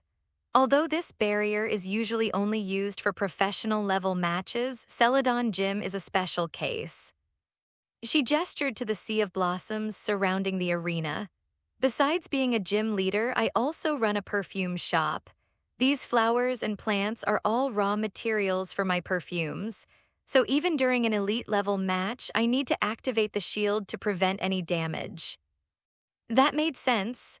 Losing a rare flower here would probably cost her more than the prize money from a dozen gym battles. I see, Ash nodded earnestly. Then let's start. I can't wait to see how this barrier works in a real fight. Smiled, her eyes soft but sharp with confidence. Then I'll send out my first, she said, her kimono sleeves swaying as she turned. A ball appeared in her hand with a graceful motion. The referee, a young woman who had greeted them at the door, stepped forward and announced, "The battle format is 3-on-3. The gym leader may not switch during the match. The first trainer who's are all unable to battle will lose." With that, threw her ball. A go. A burst of red light filled the air, and when it cleared, with a round blue body and a massive red flower blooming on its head appeared. Ash murmured. He'd always wanted to catch an oddish and evolve it into a someday. According to the experts in the group chat, this could be really troublesome if used skillfully. Then I choose you. He tossed his ball, and in a flash of light, a graceful with shimmering blue hair appeared, spinning lightly before taking her battle stance. Blinked a shiny. Even with her experience, she couldn't help but be taken aback. Shiny were rare enough, but a shiny, that was practically a miracle. First a elite-level ghastly, and now a shiny, this boy's luck was downright unfair. I'll use psychic. Akira raised her delicate hand, her eyes glowing blue. Psychic energy surged across the field and wrapped around, holding it tightly in place. Reacted instantly in grains. A vile plume. Thick vine-like roots extended from his body, plunging deep into the ground. The moment they took hold, the plant's body steadied, and faint green light began to flow up through the roots. Ash's eyes widened. It's using the ground to anchor itself. Under the effect of ingrain, couldn't be lifted or thrown. Psychic's main purpose was control. Damage was only a side effect. Even with the type advantage, the attack barely scratched. Within moments, its roots glowed faintly as it restored its strength through ingrain. A very good use razor leaf. A plume flicked the huge flower atop its head, sending a flurry of razor-sharp leaves spinning forward at incredible speed. A chorus of sharp whoosh sounds sliced through the air as if the leaves were shredding the atmosphere itself. A psychic. Extended both hands, releasing the psychic hold on. Instead, her focus shifted entirely to the storm of leaves mid-flight. Throw them back. The suspended leaves spun around in midair, then hurtled back toward under the pull of psychic power. Though they lacked the cutting edge of the original attack, they still carried considerable force. Trying to hit me with my own moves, that's a bit, don't you think? Smirked at Ash's counter, then flicked her wrist gracefully. Ignore it, use sunny day. Oh, sunny day. Ash blinked in surprise, then his eyes widened as he recalled the ability he'd sensed earlier. His expression shifted instantly. Stop her. Hearing his command, his eyes flared a deeper blue. The returning leaves accelerated, slamming into with even greater force than before. But grass-type attacks like Razor Leaf barely harmed a fellow grass-type. Hardly flinched, precisely why I had ordered it to ignore the assault. Yet the moment the leaves struck, vanished from sight, only to reappear behind in a flash of light. From the flower's pistil, a ball of heat gathered, flames flickering as it prepared to launch. It clenched her small fist, flames bursting to life around it. A fire punch. A boom. A thunderous impact shook the battlefield as an explosion of smoke swallowed form. His composed smile faltered. She had anticipated the razor leaf retaliation, but not a close-range fire punch. What was with this? How could she chain psychic, teleport, and fire punch in one seamless motion? That combination was almost impossibly smooth. Amid the swirling smoke, a glowing orb of light shot upward, rising to the top of the gym's dome. It flared brilliantly, transforming into a suspended miniature sun. A sunny day had succeeded. As the smoke cleared, emerged, singed but standing firm. Scorch marks blackened parts of its petals, yet its stamina steadily recovered, thanks to both ingrain and the fact that fire-type moves weren't specialty. I put some distance between you two. A close combat had never been strength. The moment spoke, the pushed off lightly with surprising agility, retreating across the field. In truth, wasn't suited for melee either, but that fire punch had startled nonetheless. For a brief second, she'd even wondered if this specialized in physical attacks, absurd as that sounded. With quick, bounding steps widened the gap. Its speed was astonishing for something so large, almost unnatural. The roots that had anchored it to the ground snapped cleanly, and as soon as it stopped, new ones extended and rerouted themselves to restore more energy. "You're really intent on stopping my sunny day," said, smiling faintly now that the distance was re-established. "That means you've guessed ability, haven't you?" "Chlorophyll," Ash replied immediately. "Under sunny day, your speed doubles." Indeed, chlorophyll, the sunlight-boosted ability, was what made earlier retreat so blindingly fast. "That's right," admitted smoothly. "But since sunny day's already active, it doesn't really matter that you've figured it out." Her elegant smile returned as she raised her hand again. "Use grassy terrain." Ash's eyes narrowed, light screen reflect. The moments began shaping the battlefield. Ash reacted instantly. If he couldn't stop her from setting up, he could at least fortify his side. Grassy terrain spread across the gym floor, coating the ground in lush, emerald light. The soothing energy pulsed rhythmically, restoring health to any touching the ground and amplifying grass-type attacks by 30%. This was ideal stage. Every one of her thrived under such conditions. But Ash wasn't one to fall behind. If could prepare the field, he would build his own defenses. Akira, with a graceful motion, raised both hands. Two faintly glowing barriers shimmered into existence, one gold, one silver, before fading from sight. Though invisible, both walls now encased her in twin layers of psychic protection, ready to have any incoming damage. On the opposite end, petals glowed brilliantly as its roots dug into the earth, spreading grassy terrain's life force throughout the arena. To cast both walls at once, mused, a note of admiration in her voice, and to combine teleport with fire punch earlier, it seems your has an exceptional ability to multitask. Now that our preparations are complete, shall we see whose setup holds stronger? Ash's lips curved into a confident grin. "I couldn't agree more, let's settle this." Though his field advantage wasn't as perfect as, this was the best configuration he could achieve, and glowing softly in the green light was perfectly poised for battle. "A solar beam," commanded, her hand cutting sharply through the air. Normally, solar beam demanded time to gather energy, but under the blazing sun of sunny day, it fired instantly. Countless motes of light converged on Sploom, condensing into a blinding golden sphere. Ash's eyes narrowed. He waited just long enough. Protect. Unleashed the solar beam in a brilliant column of radiant destruction. It roared across the field like a falling meteor, crashing into a sudden, shimmering green barrier that summoned before her. A boom.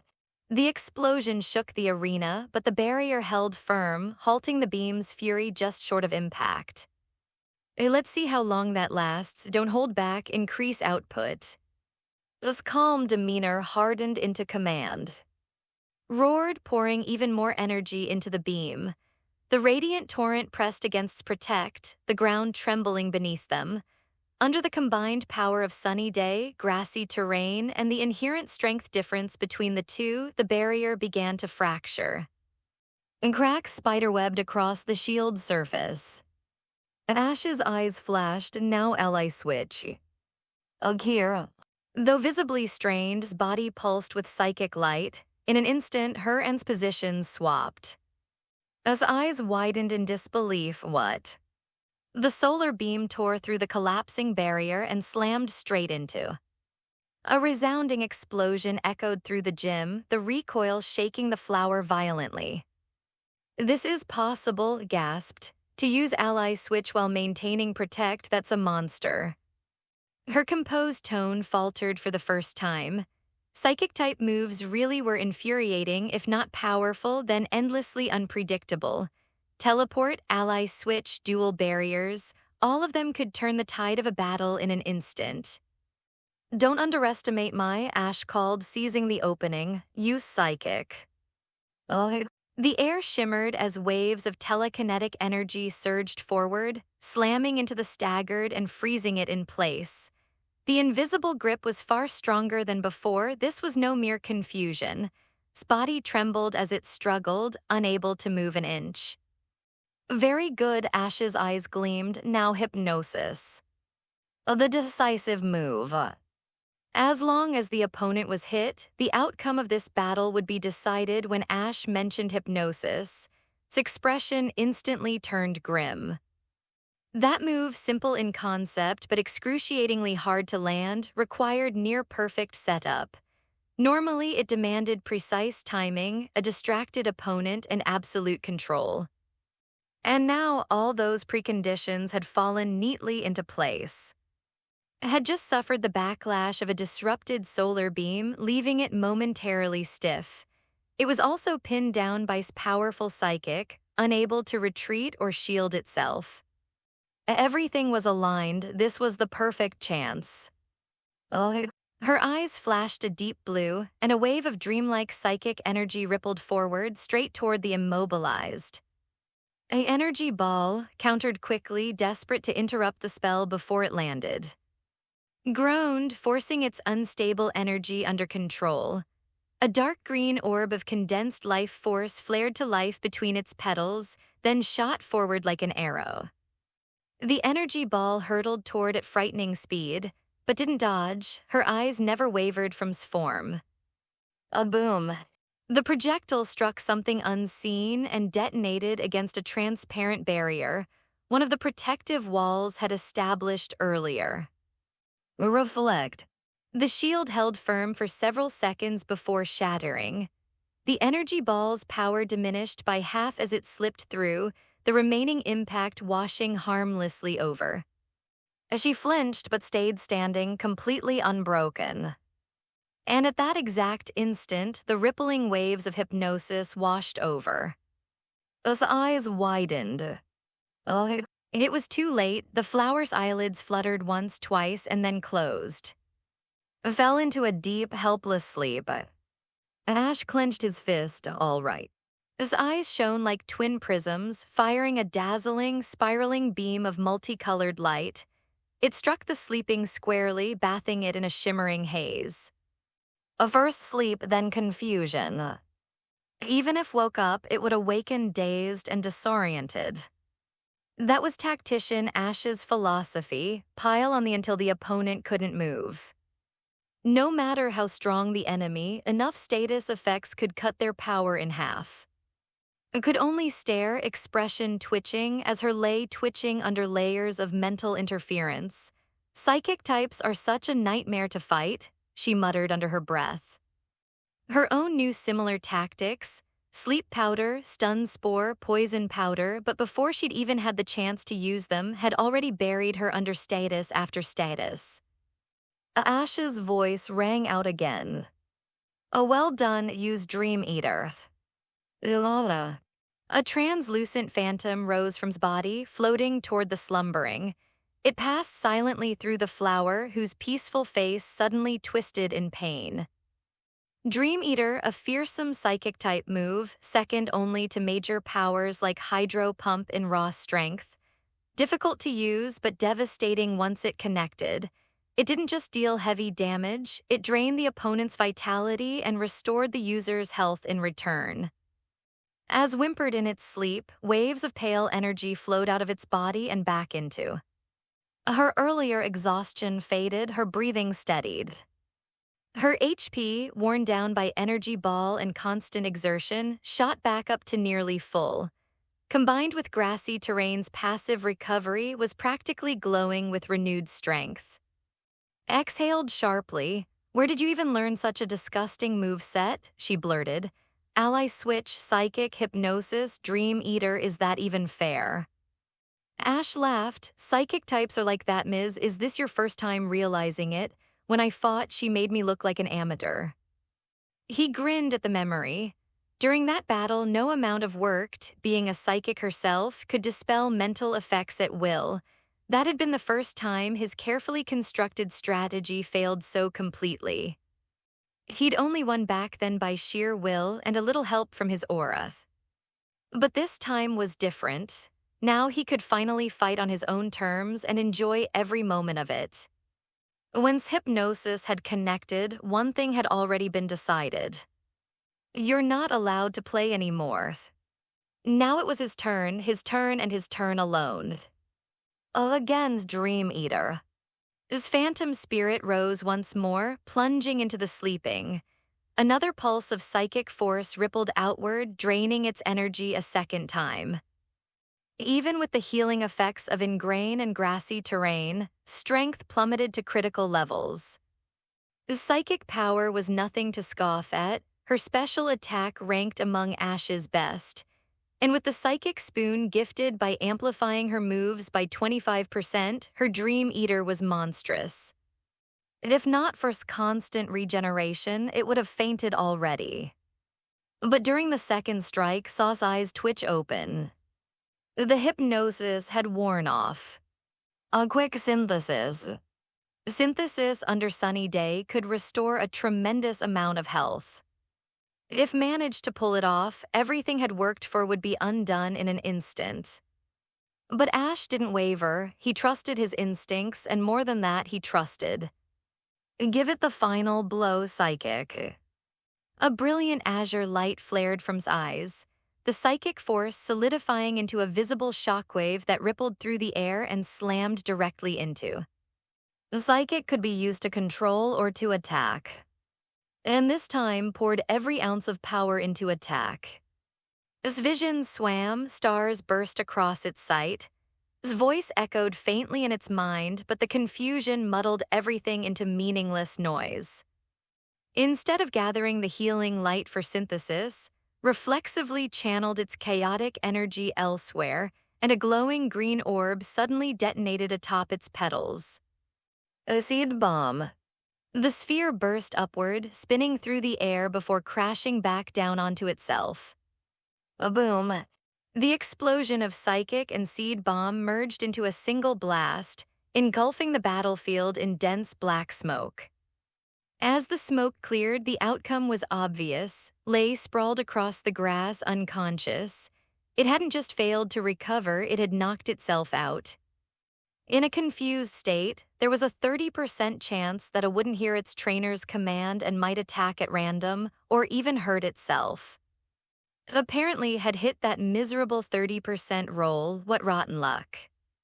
If it had only managed to use synthesis, maybe the fight could continued. But luck was one battlefield could never win against Ash. When it came to luck, no trainer alive or in any parallel world could match this world's Ash. Fate itself seemed to grin in his favor. Side retrieving Spall, the beam of red light drew the fainted back inside. She didn't send out another right away, instead giving Ash a strange look. Honestly, she said, I'm curious. You weren't disgusted enough by from Saffron City's psychic gym, and now you're using her exact methods to disgust me. Ash chuckled, not exactly. Tricks were way worse than mine. She could use her own psychic power to purge status conditions, sleep, confusion, everything. None of her were affected at all. Shoulders relaxed, a small smile tugging at her lips. Somehow, knowing that he had been on the receiving end of that frustration made her feel a bit better. After all, people often found comfort in knowing others had suffered the same fate. Ash was like that, so was she. Still, she had to maintain her composure. As the Celadon gym leader, she prided herself on her grace and elegance. Losing her temper in front of a challenger would be unthinkable. But this battle, this irritating, status-stacking, trick-heavy match had pushed her to the edge. She was always the one who frustrated others, never the other way around. Taking a calming breath, tossed her next ball. With a flash of light, a smaller materialized on the field, a graceful dancer draped in green leaves and crowned with two vivid red flowers. Her round sapphire eyes sparkled, her cheeks were marked with two crimson spots like petals. A leafy skirt swayed lightly beneath her. It was other evolutionary form.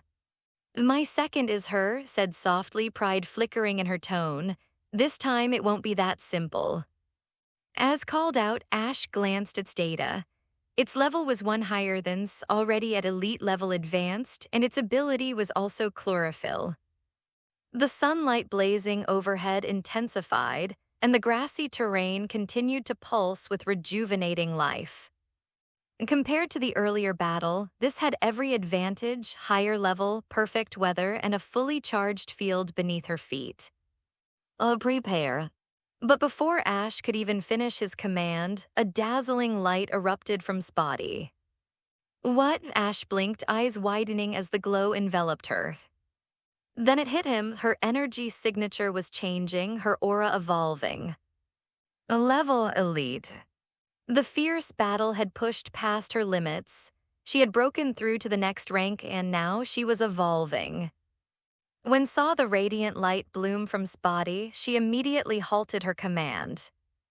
As a gym leader, she knew exactly what that glow meant. The light of evolution. During evolution, its essence was in flux, vulnerable, defenseless. If struck mid-transformation, the process could fail or, worse, cause lasting harm. No true trainer would ever attack at such a moment, not in a sanctioned gym match. So even in the heat of battle, lowered her hand. The dazzling light rippled for several seconds before slowly fading. When it did, the figure standing in the center of the arena was no longer. Slender, poised, and radiant, this body gleamed white like polished marble, accented by traces of soft, tranquil blue. Her gown-like lower body flowed elegantly, the inner skirt a serene blue beneath an outer layer of white that spread like a ballroom train. If one didn't know better, they might have mistaken her for a queen descending from some ethereal court. "Is she really evolved?" Ash breathed, eyes wide with wonder. Looks like was already at the brink. Even composed as she was, couldn't hide her admiration. Was famous among humanoid for its beauty, and this one was even rarer, her shimmering blue tones marking her as a shiny. Smiled despite herself. "How exquisite! If I didn't specialize in grass types, I'd be tempted to catch one myself." Ash grinned, still awestruck. "So this is, she's so much more graceful than before." If was like a child and like a young maiden, then was a full-grown queen, serene, radiant, dignified. The little who once perched on his shoulder had grown into this magnificent partner in barely a month. Ash felt a rush of pride and nostalgia swell in his chest. As she murmured softly, turning her head toward him, her orange eyes glowed with quiet warmth. Now that she had reached her final form, she could finally fight at his side as an equal, no longer the one needing protection, but the one offering it. Congratulations," she replied, her tone melodic and gentle. Ash smiled. "All right, let's see your new strength." Originally, his plan had been to let set up the field, then switch her out. Was a higher level and, being pure grass type, no longer weak to psychic moves. But things had changed. Now's aura pulsed brighter than ever, her power surging, refined, mature. Her evolution had elevated her to elite level, intermediate just one step below. The difference was negligible.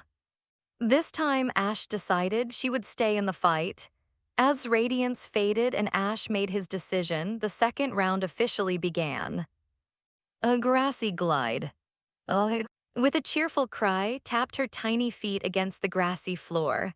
Her whole body shimmered in green light, then in the blink of an eye, she shot forward like a blade of wind.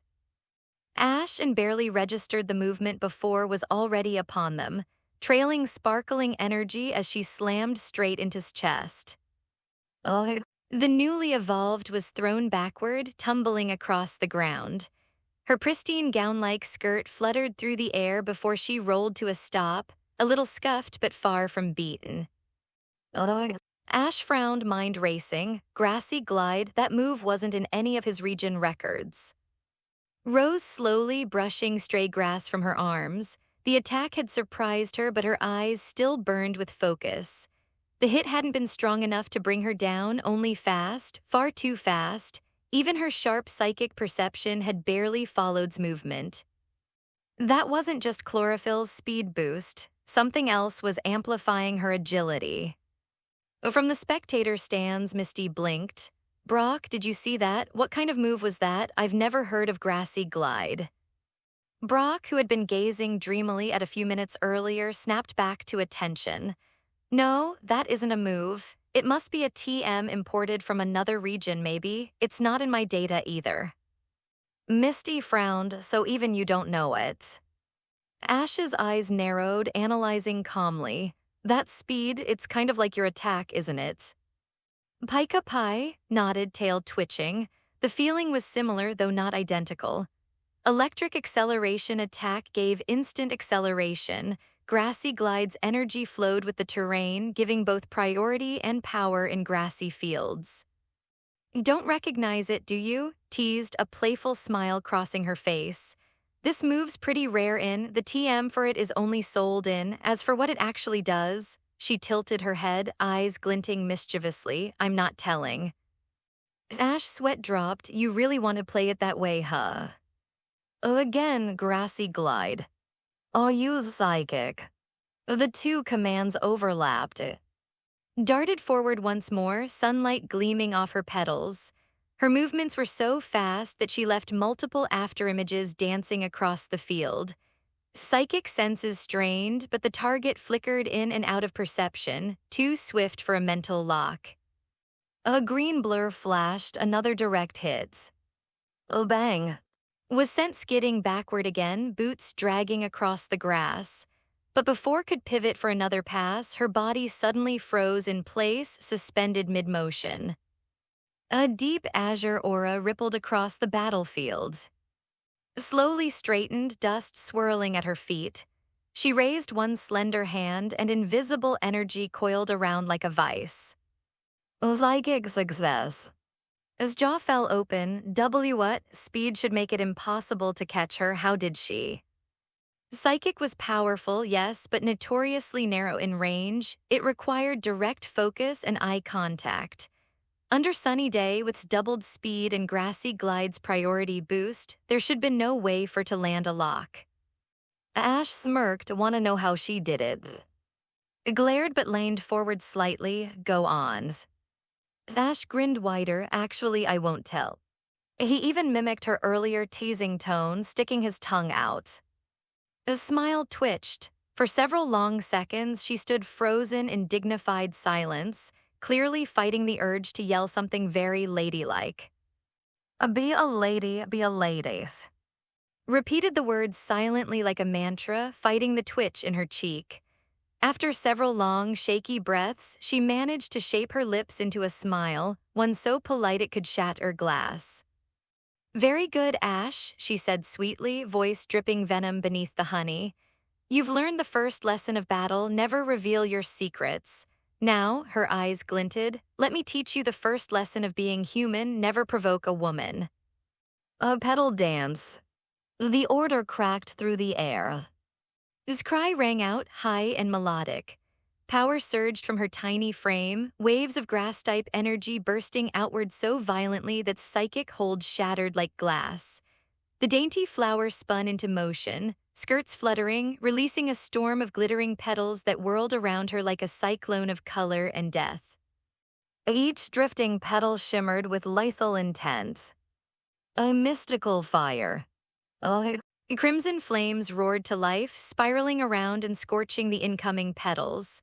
For a moment, it seemed the fiery barrier would hold, but as dance intensified, the torrent of petals thickened.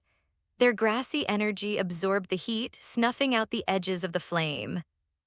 Fire might counter grass, but the raw force of petal dance, fueled by sunny day and grassy terrain, was overwhelming. And mystical fire wasn't one of Aash's natural stab moves, her control wavered. Soon she was surrounded, trapped in a storm of dancing petals with nowhere to dodge. Unless, of course, she wasn't there anymore. Ally switch. The world flashed blue. In an instant, vanished from the heart of the storm and found herself engulfed by her own fiery vortex. The flames closed in, but instead of burning her outright, petals burst outward, scattering like shrapnel and tearing the fire apart from within. The arena glittered with embers and petals. The killing intent in the air didn't fade, it only grew sharper. His voice rang out, "Don't think you can escape that easily. Control the petals, keep attacking." Ash's grin widened, "Then we'll stop running." Oh. She raised a slender hand, the air around her condensing into shimmering psychic force.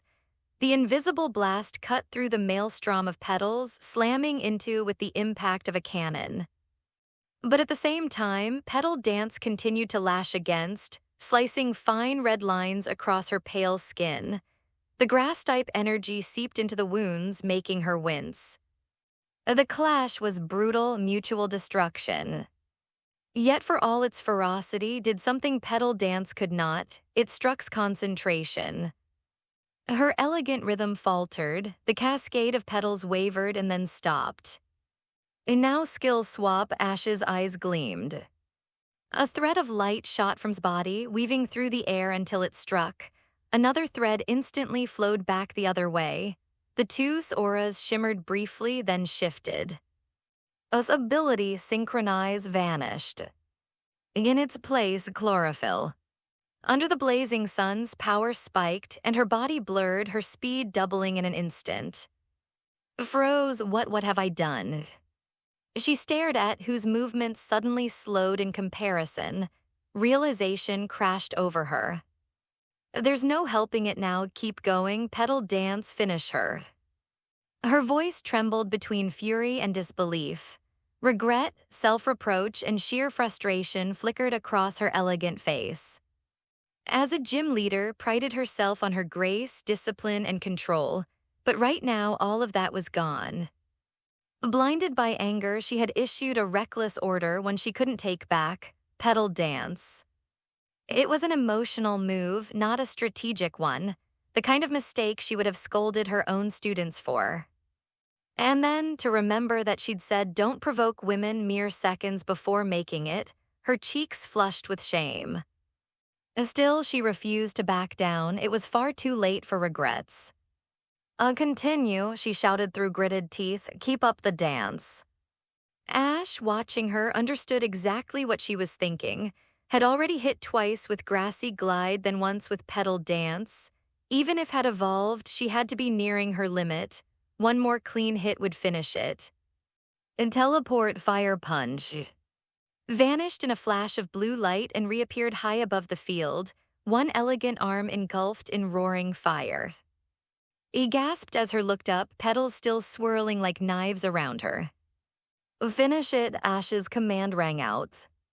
Dropped from above, her fiery fist blazing like a comet, responded instinctively, unleashing a storm of petals that hardened into glowing green blades, each one sharp enough to slice through steel. The two forces collided. A boom. A massive explosion ripped through the battlefield. Shockwaves tore across the arena, sweeping up grass, petals, and flame alike. The protective barriers surrounding the gym flared to life, containing the blast before it could reach the audience.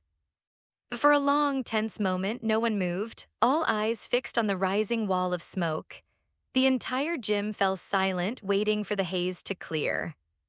When it finally did, both were still standing. Both swayed in silence. Then, Ash whispered.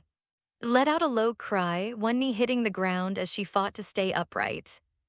His lips parted in relief, only to freeze as trembled, gave a soft grunt and collapsed. The victor was decided. Had the upper hand. Even standing barely on her feet, she was the last one conscious. Around the arena, the female gym attendants exchanged wide-eyed glances. Their usually serene leader had just lost her second to an opponent who, moments ago, hadn't even reached the elite tier. Even with evolutions, level was still lower, yet she had defeated two of strongest grass types in a row. It was almost unbelievable. As the lingering sunlight faded, the fiery brilliance of sunny day vanished. The green shimmer of grassy terrain dissolved with it.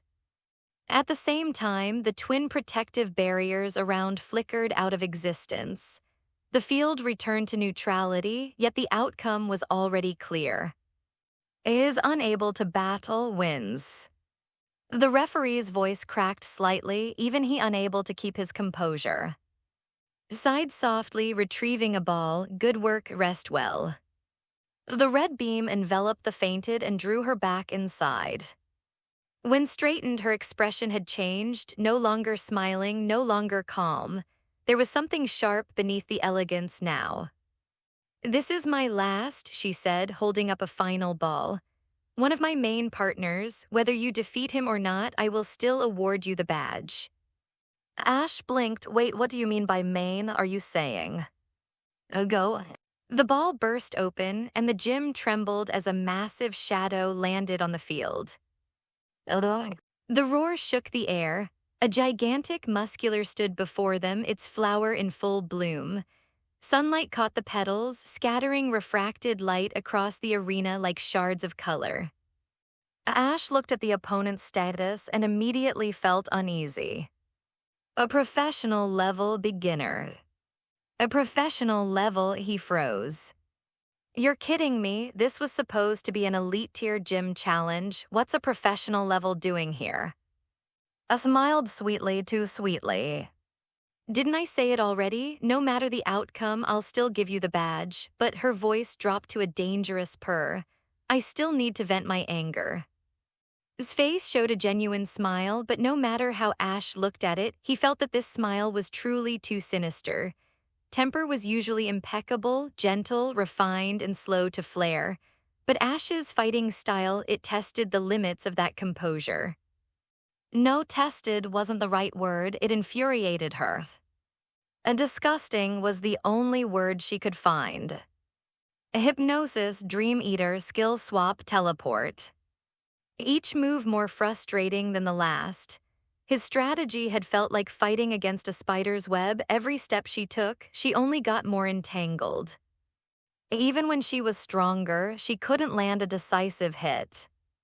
And to lose like that to that kind of battles. Inhaled sharply through her nose, closing her eyes for a moment. The second match had left a sour taste in her mouth. She wasn't angry that she'd lost, she was angry that she'd been toyed with. So in the third round, she decided to stop holding back. If Ash wanted to play mind games, then she would show him what real power looked like. Go.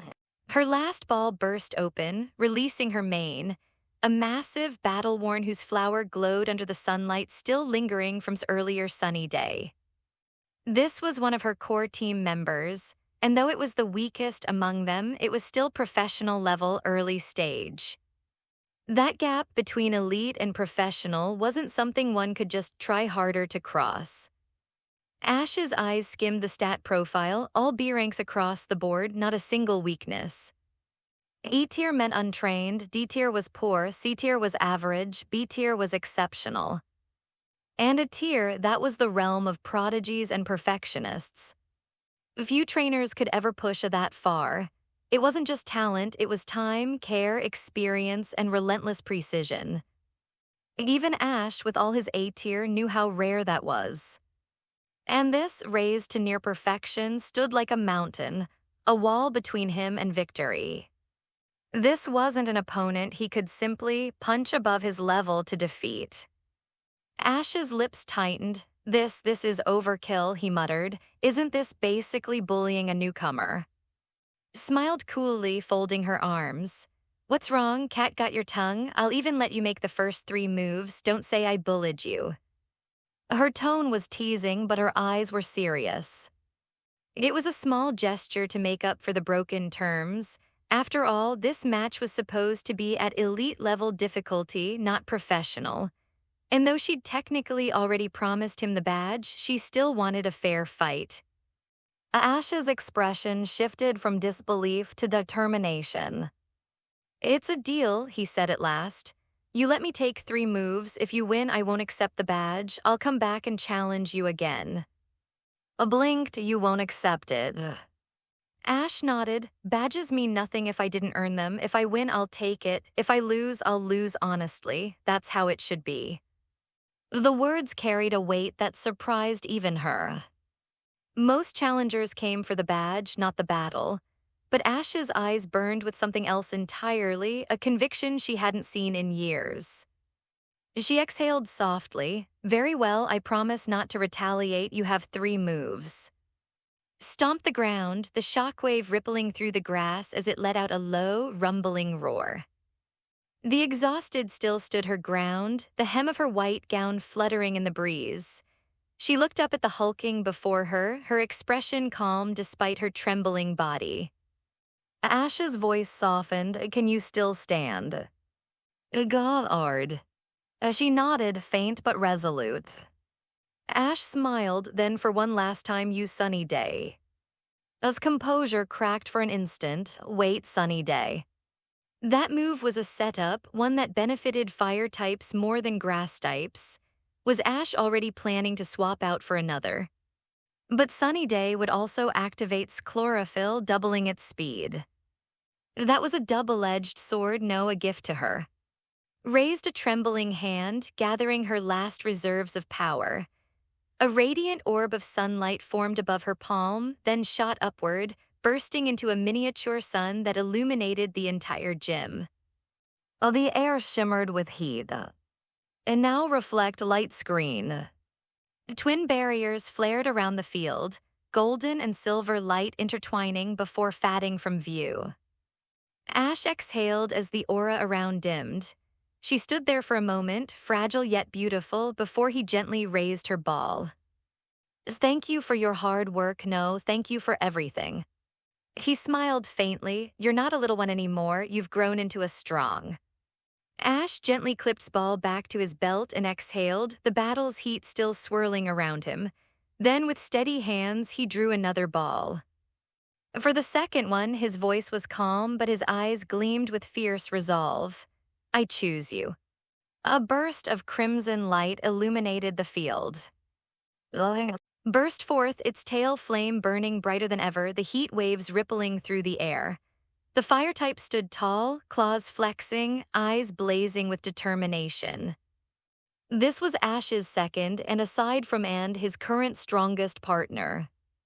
His gaze softened into mild amusement. "As expected," she said lightly, "a fire type." She'd seen it coming the moment had set up Sunny Day. Her opponent's preparation was obvious now. Still, the fact remained, hadn't even evolved yet. To her, that said plenty. In her experience, a form often reflected its growth. Without reaching its final stage, how strong could it really be? "Is this one of your trump cards?" she asked, arching an elegant brow. Ash smiled faintly. "No, this is my real trump card." As he spoke, a deep blue radiance enveloped his body. The light shimmered, spreading outward like ripples in water, then connected with his aura. Their energies intertwined. The air pulsed. His breath caught. A visible wave of heat rolled from his body as the fire type's aura surged. His flame, once a steady glow, now burned a vivid azure at the edges, fiercer. Ash's aura and Swell had synchronized aura fusion. In this state, their hearts, senses, and energy became one. The pressure emanating from his body was staggering. Though his outward level was still elite class, his battle power now pushed beyond, approaching elite high level. Almost a full tier of difference bridged in an instant. But aura fusion was a double-edged sword. The boost came at the cost of immense strain. They couldn't hold it forever. Ash knew it, and so did. The time limit didn't discourage them, it only ignited their resolve. Across the field narrowed her eyes, watching the eerie blue glow encircle Ash and his partner. She couldn't sense aura like they could, but even from afar she felt the power shift. What is that? She murmured under her breath. That light, is it some kind of trainer amplification technique? Rumors had long swirled around Ash. Rumors that he wasn't just an ordinary trainer, that he possessed special abilities akin to psychic powers. And now, seeing it firsthand, realized the whispers might not have been rumors after all. How is this even fair? She thought, a bead of sweat tracing down her temple. He's been traveling barely a month, and he already has this level of skill. Pushing down the unease, she straightened her posture and raised her arm. Let's see just how powerful your really is, Vine Whip. 4 thick vines erupted from sides, slicing through the air toward with terrifying speed. Ash didn't move, he simply closed his eyes. The aura flowed outward from his body, merging completely with senses. In an instant, saw the incoming attack not with his eyes but within his mind. The whips, which should have been too fast to track, appeared to him in perfect clarity, every motion slowed, every trajectory mapped. The two had practiced aura fusion before, but never in real combat. This was the first time was experiencing its full potential. He let out a growl of exhilaration. Then he moved. His body became a streak of red light, his movements smooth and fluid as he slipped past each vine. One whip struck where he'd just been, another sliced the air behind him, but none connected. He darted, twisted, rolled, his tail flame tracing dazzling arcs of orange through the sunlight. From the stands, Misty gasped, he's dodging all of them. Brock leaned forward, eyes wide. That's not normal reaction time, he's predicting the strikes before they land. Even's composure faltered. Her graceful smile wavered, replaced by astonishment. That speed, that coordination. This can't be just an advanced tier, she muttered. At least elite mid-level, maybe even higher. Before she could regain her bearings, had already closed the distance, charging headlong toward with his claws ignited. An Ash shouted, voice sharp as steel. His eyes widened, not so fast, Vine Whip again. But this time, 6 thick vines lashed out instead of 4. The ground cracked beneath his strength. The earlier attack hadn't even been full power, could wield 6 vines at once. For a moment, was certain her attack would land. The 6 vine whips came from every direction, too fast, too close, too sudden. But then impossibly dropped his center of gravity and bent backward in a near-impossible arc, his body almost brushing the scorched ground. The vine lashed past his snout, missing by inches. As pupils shrank, what kind of reaction speed is that? Ash didn't hesitate, fire punch. Still leaning back, twisted his body, gathering the motion into his arm. Flames erupted from his clawed fist, burning so fiercely they shimmered blue at the edges. A bang! The blazing strike shot upward, cleaving through 2 vine whips mid-swing. Fire coursed along the severed tendrils, racing toward like a trail of sparks on a fuse. A razor leaf countered instantly, voice sharp.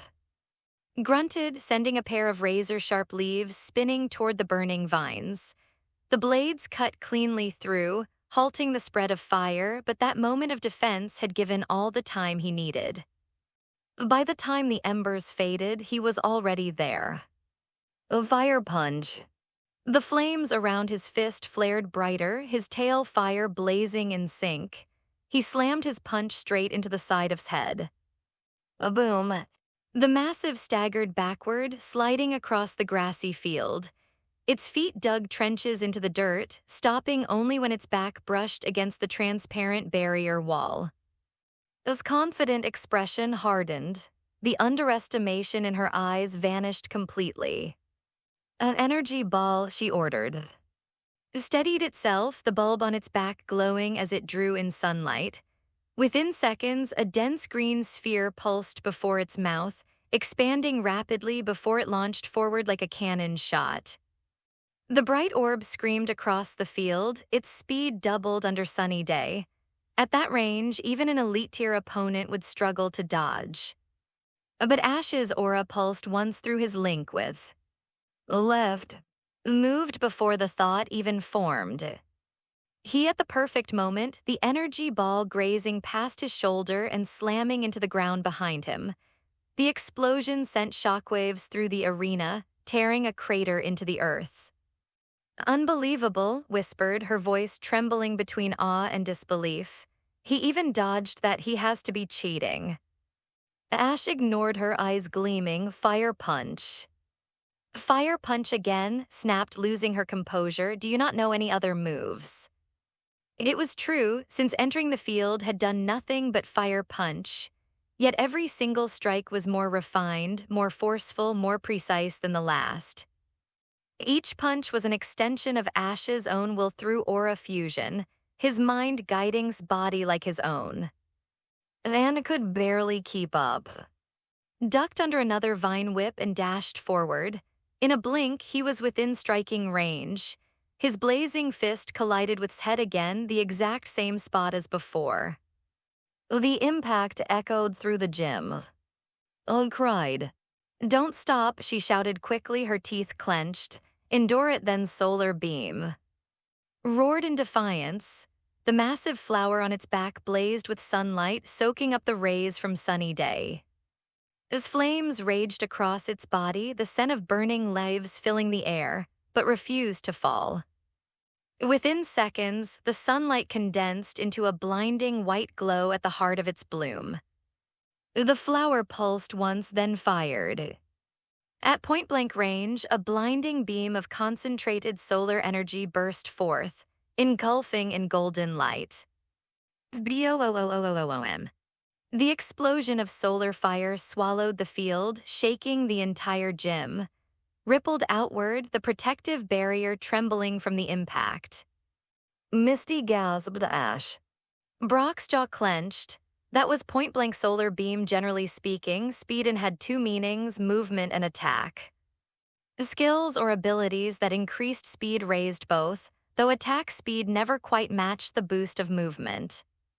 Even so, a twofold speed increase from chlorophyll was nothing short of terrifying.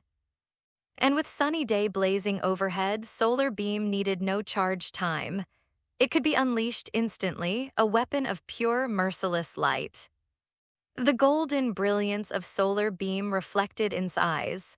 At this range, even if he could see it coming, there was no time to dodge. Ash's voice resonated directly into his partner's mind through aura. Envelop yourself in flare blitz, then use fire punch inside it, meet it head-on. Roared in defiance, the fire within his body ignited in full fury. In an instant, crimson flames engulfed him completely, his body became a streak of living fire.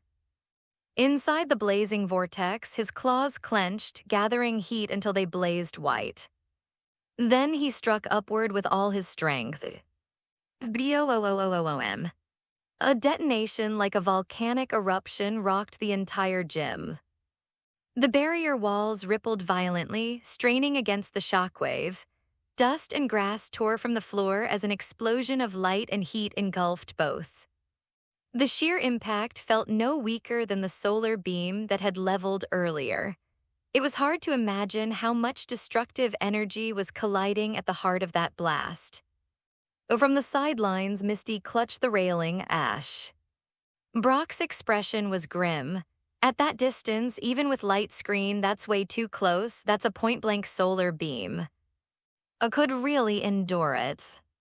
The world held its breath. Then a figure shot out of the smoke, slamming across the battlefield and tumbling over and over before skidding to a stop. Ash staggered, clutching his own arm, a flash of pain crossing his face. The one who had been blasted away was, of course. The solar beam had overpowered even his double-layered defense. The difference in level was too great. Even with aura fusion amplifying him beyond his tier, hadn't had enough time to gather his full power. If it weren't for Ash's synchronized aura, even Flare Blitz might not have activated in time. Under aura synchronization, Ash didn't just guide, he shared his pain. When was struck, Ash felt every burn and impact echo through his own nerves. It was a shared burden, a double-edged bond. If a solar beam of that magnitude had hit Ash directly, his aura shield would have absorbed it. But through the link, the pain wasn't physical, it was empathic, bleeding from suffering into his own. Ash grit his teeth and straightened, his hand trembling slightly. To take that head on and still be standing, you did great. This isn't over, victory's in sight. Slowly rose from the ground, his claws digging into the dirt. Though battered and charred, the flame on his tail flared brighter than ever. His eyes gleamed with the same burning determination as his trainer's. An opponent this strong made the fire in his blood burn hotter. On the other hand, was clearly exhausted. 2 direct fire punches, each under the intensified heat of sunny day, had taken their toll. Even for a professional level, that kind of damage was hard to endure. Frowned, then smiled faintly. Victory in sight, I'm afraid not, synthesis. The flower on's back opened wider, glowing with soft green light. Ash's eyes widened, synthesis under sunny day. That move could restore nearly all of stamina in one go. In an instant, everything had fought for could be undone. Ash's jaw tightened. So that's your counterattack, huh? You're just as annoying as was to me back then. A fire blast. R-O-O-O-A-R. Inhaled deeply, flames building in his chest until they erupted outward in a massive torrent of fire. The fiery explosion swallowed half the field, heat distorting the air itself. As eyes glinted, its useless solar beam. Having recovered mid-synthesis, halted the healing and immediately charged power again. Under sunny day, the beam fired in an instant, clashing against fire blast. A boom. The 2 elemental forces collided midair. Fire and solar energy exploded in a storm of heat and light, the shockwave shaking the arena once more. For a moment, the 2 attacks held balance, then the fire blast began to waver. Even with a type advantage, the level gap was merciless. Its overwhelming strength pressed through, inch by inch, until... Oh, crack! The fiery kanji shattered apart. Oh, Ash shouted. The golden solar beam pierced through the flames, cutting straight toward. B-O-O-O-O-O-O-M. The beam struck true, detonating across the field. Fire, dust, and heat surged outward, swallowing everything. This time, the explosion's light was so blinding that Misty covered her eyes. I can't watch. Brock's fists clenched at his sides. He's taking that head-on again, that's too much for one body to handle. If strength had been just a little greater, just a little, perhaps the outcome would have been different. But the truth was cruel. Elite versus professional, 2 major stages apart. In the world of that gap was like a canyon, unbridgeable by ordinary means. Unless a legendary intervened, no creature could cross 2 entire stages in battle and still stand victorious. Ash had already done the impossible just by holding their ground. As the smoke gradually dispersed, the battlefield came into view. Lay sprawled on the ground, his body covered in burns and soot. The once blazing tail flame had dimmed, flickering weakly against the scorched floor. And not far away, Ash was kneeling too, his hand pressed tightly to his chest, face twisted in pain. Hey, Ash, sharp voice cut through the settling dust. Her eyes narrowed, quickly noticing something was wrong. Was the one fighting, but why did Ash look just as hurt? Could it be? She'd heard of rare psychic trainers who shared their mental energy with their, boosting their strength far beyond normal limits. But in doing so, they also shared their partner's pain. When the was injured, the trainer suffered too. When the fainted, the feedback could cripple both. His breath caught, that's impossible, he can't have that kind of ability. But the pieces fit. The strange aura, the impossible reflexes, sudden surge of power, everything she'd witnessed pointed to one terrifying truth. Ash wasn't just battling with, he was battling as one with. Ash took a slow, ragged breath and pushed himself upright. I'm fine, let's continue. Continue, frowned. Your condition is terrible and has clearly lost his ability to battle. Recall him and send out your next before you collapse. The gym referee raised her flag hesitantly. Has lost the ability to battle. A deep, low growl interrupted her announcement. Every head turned toward the smoke. His claw twitched, then slowly, painfully, he pushed himself up on one knee. His arms shook, his body trembled, but inch by inch he rose. The entire gym fell silent. The referee froze mid-sentence, his eyes widened in disbelief. He was still standing. That solar beam at point-blank range should have been more than enough to finish the fight. Even with light screen in place, should have been done, unable to move, let alone stand. Was this pure willpower? Ash clenched his fists, voice hoarse but resolute. We're not done yet.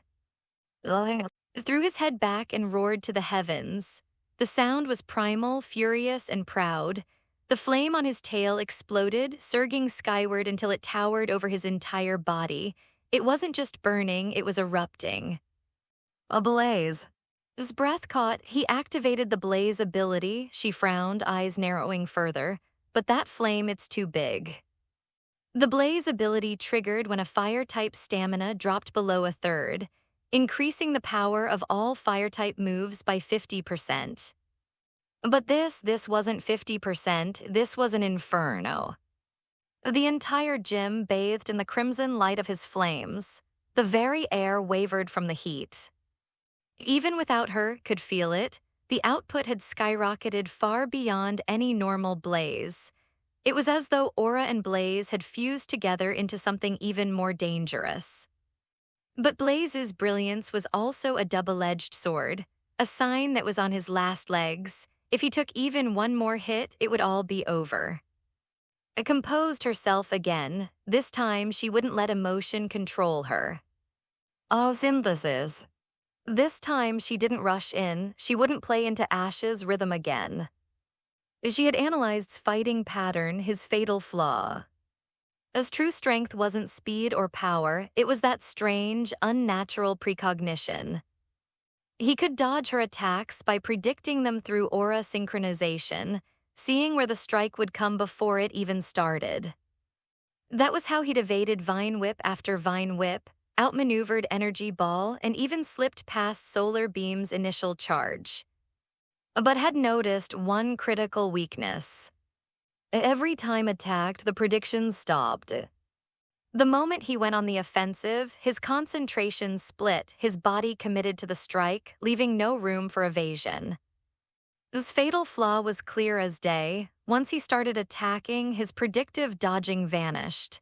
If he waited until his strike ended, it would already be too late. All she had to do was wait.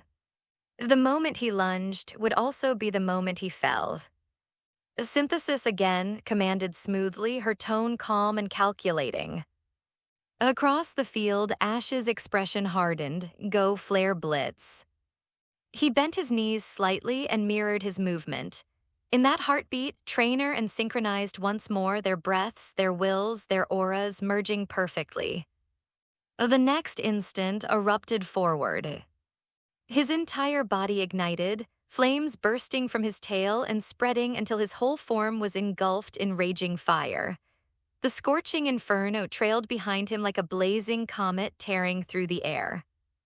The sunlight pouring from the ceiling windows caught the flame, magnifying it until the whole battlefield glowed orange red. Absorbing the same sunlight completed synthesis in an instant, its wounds sealed, its body rejuvenated. It was now back to full strength. Take it head-on, said firmly, then finish him with stomp. The two attacks collided. Boom. Fire and solar light exploded together, the entire arena engulfed in a storm of flames and smoke. Rammed into his chest, fire scorching every inch of its hide. Roared in pain, but its bulk held firm. Through the blaze, it raised its front limbs, ready to slam them down and end the match. Ash's voice rang out, hoarse but powerful. Don't lose to him. Zarr. Amidst the inferno, a radiant light burst forth, pure, brilliant, and unstoppable. Everyone shielded their eyes as the light grew stronger, swallowing both in its glow. The silhouette began to shift. His frame expanded, muscles thickened, his claws elongated. The single horn on his head split into two sharp points, and with a tearing sound, wings unfurled from his back, scattering embers into the air. When the light finally faded, standing amidst the raging flames was not, but for a long moment no one spoke. Even, composed, refined, ever the picture of a lady, stood frozen, her mouth slightly open. "Evolved again," she whispered weakly. First, now. She could feel her mental balance cracking for the third time that day. "Are you kidding me? You've already pulled aura powers, precognition, blaze overdrive, and now this." Her thoughts were chaos. She was a gym leader, not a mental endurance test subject. Was this boy here to earn a badge or to ruin her sanity? Just when she'd regained her composure, he had the audacity to evolve again. Exhaled slowly through gritted teeth, regaining what composure she could. Stomp, even if he evolved, he's still injured, finish it now. Fly up. Block it with fire punch, then fire blast. Ash's command came sharp and clear. He wasn't retreating, not now. After evolving's power was surging like a volcano ready to erupt. How could he choose to dodge at a time like this?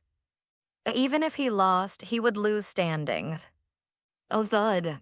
His massive forelimbs slammed downward, meeting head-on. The flames surrounding his body shattered outward, scattering sparks across the field. But his fists were burning hotter than ever, searing molten white. He met the stomping feet with his blazing fists. The impact resounded like a cannon blast. The shockwave rippled across the gym, rattling the windows and sending papers fluttering off tables. Both Ash and grunted in unison, pain searing through their shared aura bond, but neither backed down.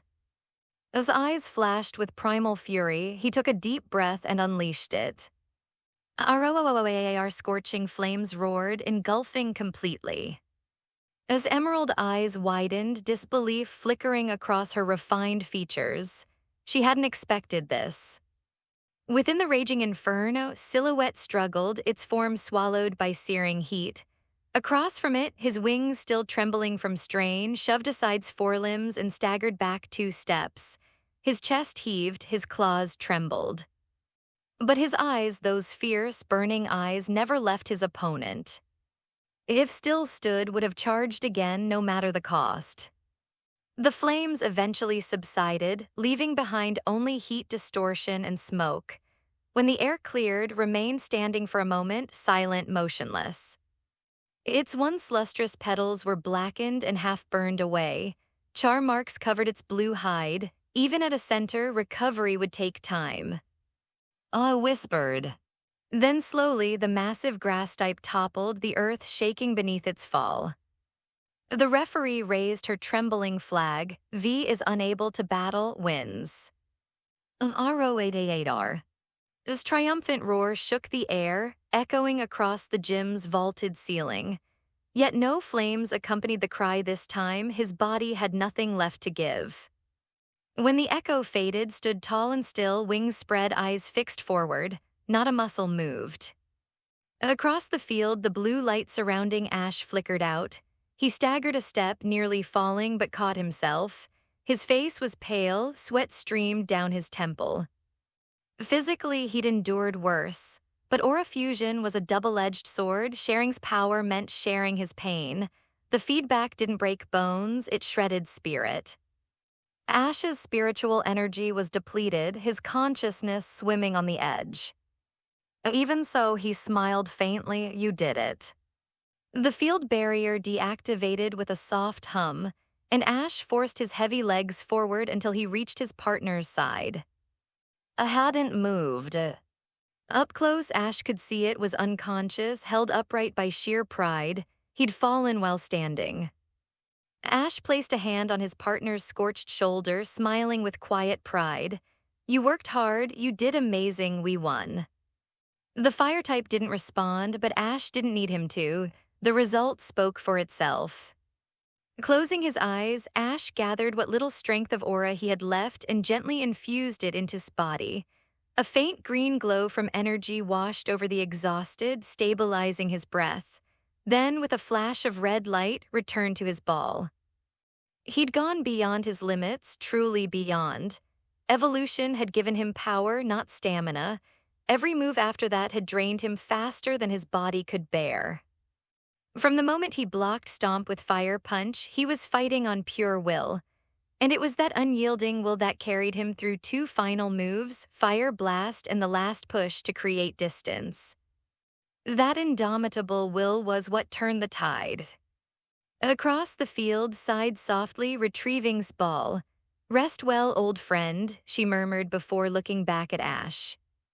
Truthfully, she knew if she hadn't given those 3 free moves at the start, Ash wouldn't have stood a chance. Sunny Day had empowered her as much as it had his team.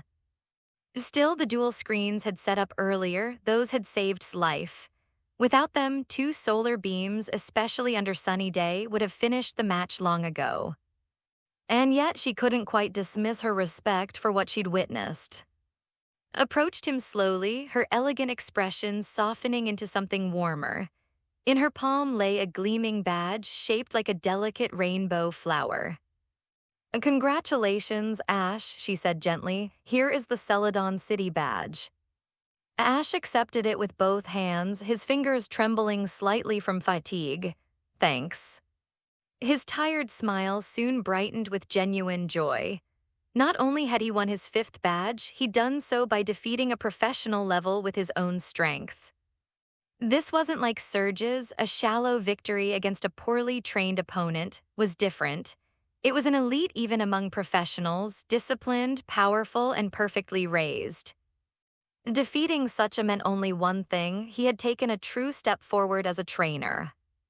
Now he had 3 who could challenge professional-level opponents head-on, and his 3 great generals. Holding the shining rainbow badge high, Ash grinned. "I got the Celadon City badge." Pika leapt onto his shoulder, cheering with a bright spark from his cheeks. "Congratulations, Ash," Misty ran up with a smile. "Not only did you win the Celadon badge, but both and evolved. That's huge." She wasn't wrong. The badge was one thing, but evolving 2 into their final forms in one battle, that was the kind of growth no amount of training could replicate. Before evolving, could already initially contend with professional level. Now that he had evolved, once he fully recovered and combined with Ash's power, he might easily defeat ordinary professional level. Was even more impressive. After evolving into, she could defeat an elite superior head-on even without Ash's assistance. After a period of training, facing professional level head-on would probably not be an issue. If someone claimed that all of this, the tactics, the synchronization, the evolution, the victory, belonged to a trainer who had debuted only 2 months ago, they'd be laughed out of the room. No worse, they'd be spat on. Who in their first 2 months could possibly achieve such growth? Not even the undefeated champion had reached this kind of progress in so little time. Brock was the first to recover from the shock. As soon as approached, he slipped into his favorite mode, Night of Beauty. "Winning the Celadon badge is great and all," he said earnestly, stepping up beside her. "But Ash, you really shouldn't upset beautiful ladies like Miss. Look at her, you made her furious. That kind of battle style is fine against Team Rocket or maybe a rival gentleman, but against a lady, show a little restraint next time." During the battle, he'd been cheering Ash on with full energy. After the battle, though, well, beauty is justice. Brotherhood, sure, but only until a beautiful woman appeared. Ash's eyebrow twitched. "Seriously, Brock?" He rolled his eyes so hard it was a miracle they didn't get stuck. "What kind of logic is that? When would men ever get a chance to stand up for themselves at this rate?" "I'm sorry," Ash said at last, scratching his cheek awkwardly. "The battle just got intense. I didn't mean to make you angry. I'm actually a very upright person." Couldn't help it, she laughed, her elegant hand covering her mouth. Upright, you. She thought back to the battle, hypnosis, dream eater, skill swap, teleport, each move more annoying than the last. Other people's battles got exciting. Ash's battles, they just made the opponent want to throw their balls at his head. All right, said, waving her hand dismissively, the laughter still lingering in her voice. Anyway, I don't think we'll be battling again anytime soon, and don't worry, I'm not holding a grudge.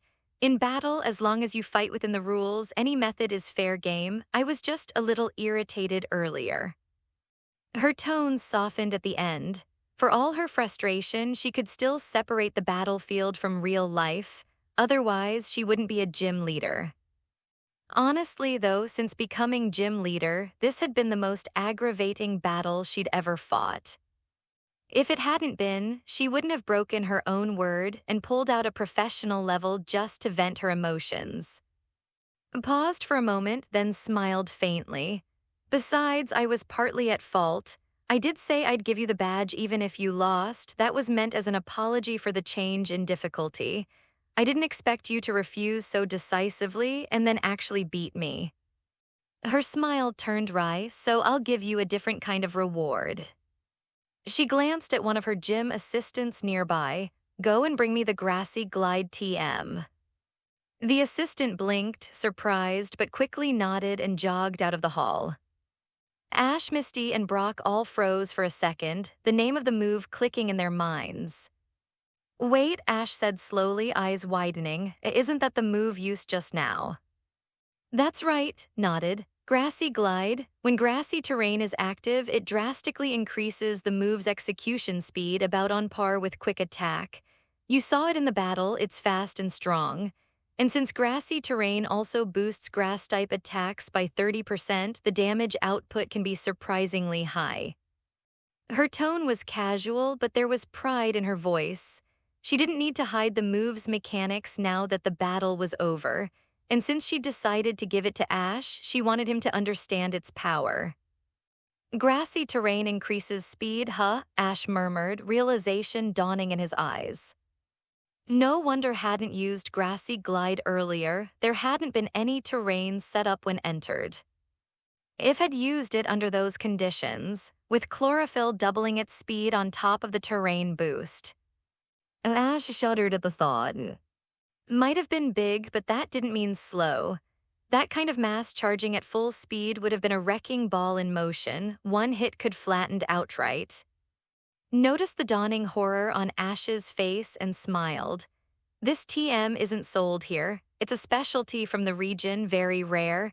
Even if you had the money, you couldn't buy it. So consider it a proper compensation. You won't be losing out, right? Ash blinked, then rubbed the back of his neck awkwardly. Losing out? Yeah, sure, not at all. Inside, though, he was practically jumping for joy. A move that couldn't be bought with money, that was beyond rare, it was a fortune in itself. But when all was said and done, the true victim of this battle wasn't Ash, it was. The psychological damage she'd suffered was probably greater than what any of her had endured. Yet here she was, the one offering him compensation. Ash scratched his cheek awkwardly, realizing that fact. Then, thank you, when I become a master one day, you'll have 1/3 of the credit, he said with utter seriousness. If 1/3 of the credit, huh? You really know how to talk, burst into laughter.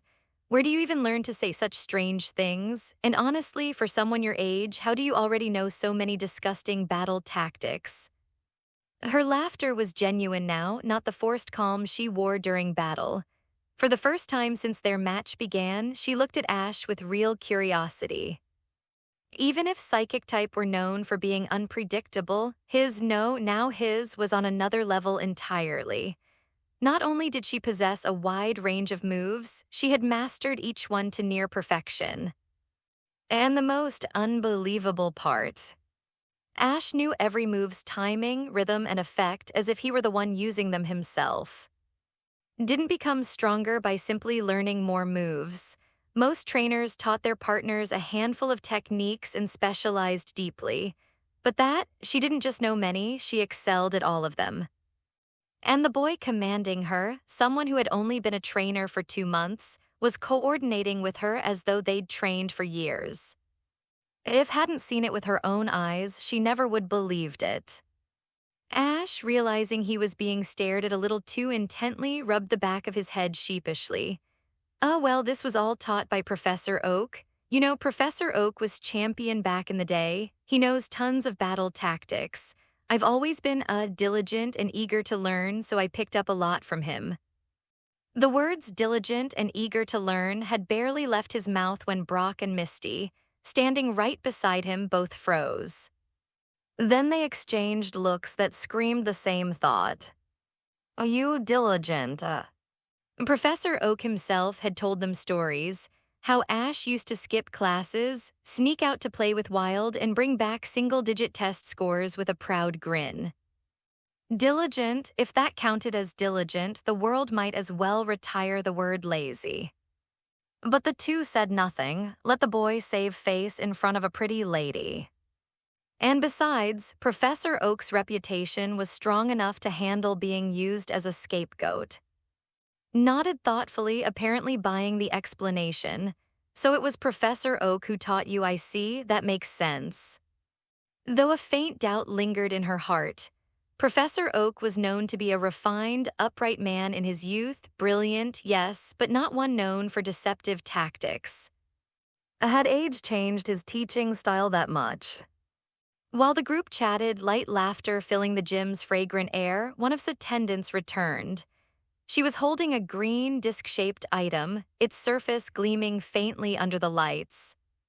Miss the Grassy Glide TM, the attendant said respectfully. Thank you, replied, taking it with a graceful nod before turning to Ash. Here, this is your reward. Ash carefully accepted the disc, bowing his head slightly. Thanks. As he turned it over in his hands, curiosity sparkled in his eyes. The TM's green casing shimmered faintly, humming with a strange, dormant energy. So this is a TM. Come to think of it, this was the very first one he'd ever seen. A technical machine, or TM for short, was one of the true miracles of the world. Normally, for it to learn a new move, it had to observe it first, study its form, grasp its rhythm, and then painstakingly practice again and again until it could finally master it. But a technical machine changed all of that. Simply place the disc-like device onto a head, and their body would automatically absorb and activate the energy recorded within. As long as it was capable of learning the move in theory, it could instantly perform at least a rudimentary version of it after using the TM. It was essentially a shortcut bypassing months, if not years, of training. As overall growth depended on 4 aspects: skills, stats, level, and form. Among these, learning new skills was by far the most time-consuming. One had to first understand the technique, then train, then refine it, and not every move was even useful in battle. Most trainers, therefore, didn't bother spreading themselves too thin. They typically focused on a handful of counter-type moves while prioritizing the 3 pillars of raw power: level, form, and stats. Those were the hard facts of strength, effective against anyone, anytime. So for trainers who could afford it, buying a TM was a no-brainer. Time was money, and if money could buy time, why hesitate? But for ordinary people, technical machines were little more than a dream. Their prices were astronomical. It takes something as common yet versatile as Protect. A single-use TM cost at least $500,000. And yes, single-use. Once a TM was used, the energy contained within it would dissipate completely, leaving behind nothing but an empty shell. Reinfusing it with energy required rewriting its internal recording circuit, a process so costly it was practically identical to manufacturing a brand new TM. For an average person, or say a penniless traveling group like Ash's, it was the kind of thing that could make them faint just by seeing the price tag. Who in their right mind would spend that kind of money? Brock and Misty certainly wouldn't. They weren't obsessed with competitive strength or flashy moves. For them, steady progress through training was enough. Skills could be learned naturally with time. As for Ash, well, he was practically a walking TM himself. Through his unique aura fusion, once one of his learned a new move, he could sense how the energy within that move flowed and formed, and then replicate that understanding to teach the same move to his other. Who needed an overpriced TM when you could do that? Granted, aura fusion required an exceptionally strong bond between trainer but for Ash, that wasn't an issue. His all trusted him completely, heart and soul. To him, TMs were usually a waste of money. But the one had given him was different. None of his new grassy glide, and he had only witnessed the move in battle a few times. It could take weeks or longer to figure it out on his own. His gift was undeniably generous. Ash's grin returned, wide and bright. Thanks, I'll never forget your great kindness, even without teeth. Blinked, then her shoulders started to shake with laughter. It's never forgotten, not without teeth. Don't use idioms you don't understand, all right? Oh, come on, it's close enough. It still means without teeth, right? Ash asked, completely serious. Giggled behind her hand. No, it means for a lifetime, that you'll remember the kindness forever. Where did you even learn such a half-baked phrase? Ash froze, smile stiffening as the realization hit him. Wait, that's what it meant. He'd seen it once in a chat group and vaguely remembered it had something to do with gratitude. He hadn't realized he'd just made a fool of himself again. I'll remember it next time, he said, scratching his nose in embarrassment. Gave a light, teasing smile. You're quite the interesting one. Well then, if you really do become a champion someday, don't forget my investment. When that time comes, make sure to give the Celadon gym a little special treatment, perhaps a few extra resources. Ash puffed out his chest, grinning again. Of course, if I become the champion, you'll have 1/3 of the credit. Couldn't help but laugh again, shaking her head. All right, no more jokes, said with a small smile before her tone turned serious. That grassy glide technical machine you have, it's not a single-use type. It can be used up to 10 times, but I've already used it 7 times, so there are only 3 uses left. After that, the internal skill circuit will wear out and need to be re-recorded. You'll have to think carefully about which you use it on. Her expression grew more earnest as she spoke. This TM wasn't ordinary, it was a special multi-use model, crafted with technology that even the League considered advanced. Machines like this were extremely rare, and combined with a move as uncommon as Grassy Glide, the overall value of the item was astronomical. No wonder had said it couldn't be bought with money. Ash nodded, understanding the weight behind her words, but his response was completely calm. Don't worry, my are all really talented. As long as one learns it, the others can pick it up just by watching. Blinked in surprise. For a moment, she thought he was joking, but then remembered the battle they'd just fought. These boys were extraordinary. From the that could multitask like a veteran psychic, to the who had evolved mid-battle and fought on sheer willpower, Ash had long since proven that impossible wasn't in his dictionary. She smiled softly. If it were anyone else, she might have doubted those words. But coming from Ash, they almost sounded reasonable. Perhaps, she thought, this boy really did have the makings of a champion. No, not just a champion. A master. After chatting a little longer, Ash and his friends finally said their farewells. The Celadon gym battle had come to an end, and not only had he earned the Celadon City badge, but 2 of his had evolved and grown stronger in the process. That, more than the badge itself, was what satisfied Ash the most. Because for him, gym challenges weren't about collecting shiny tokens, they were about becoming stronger.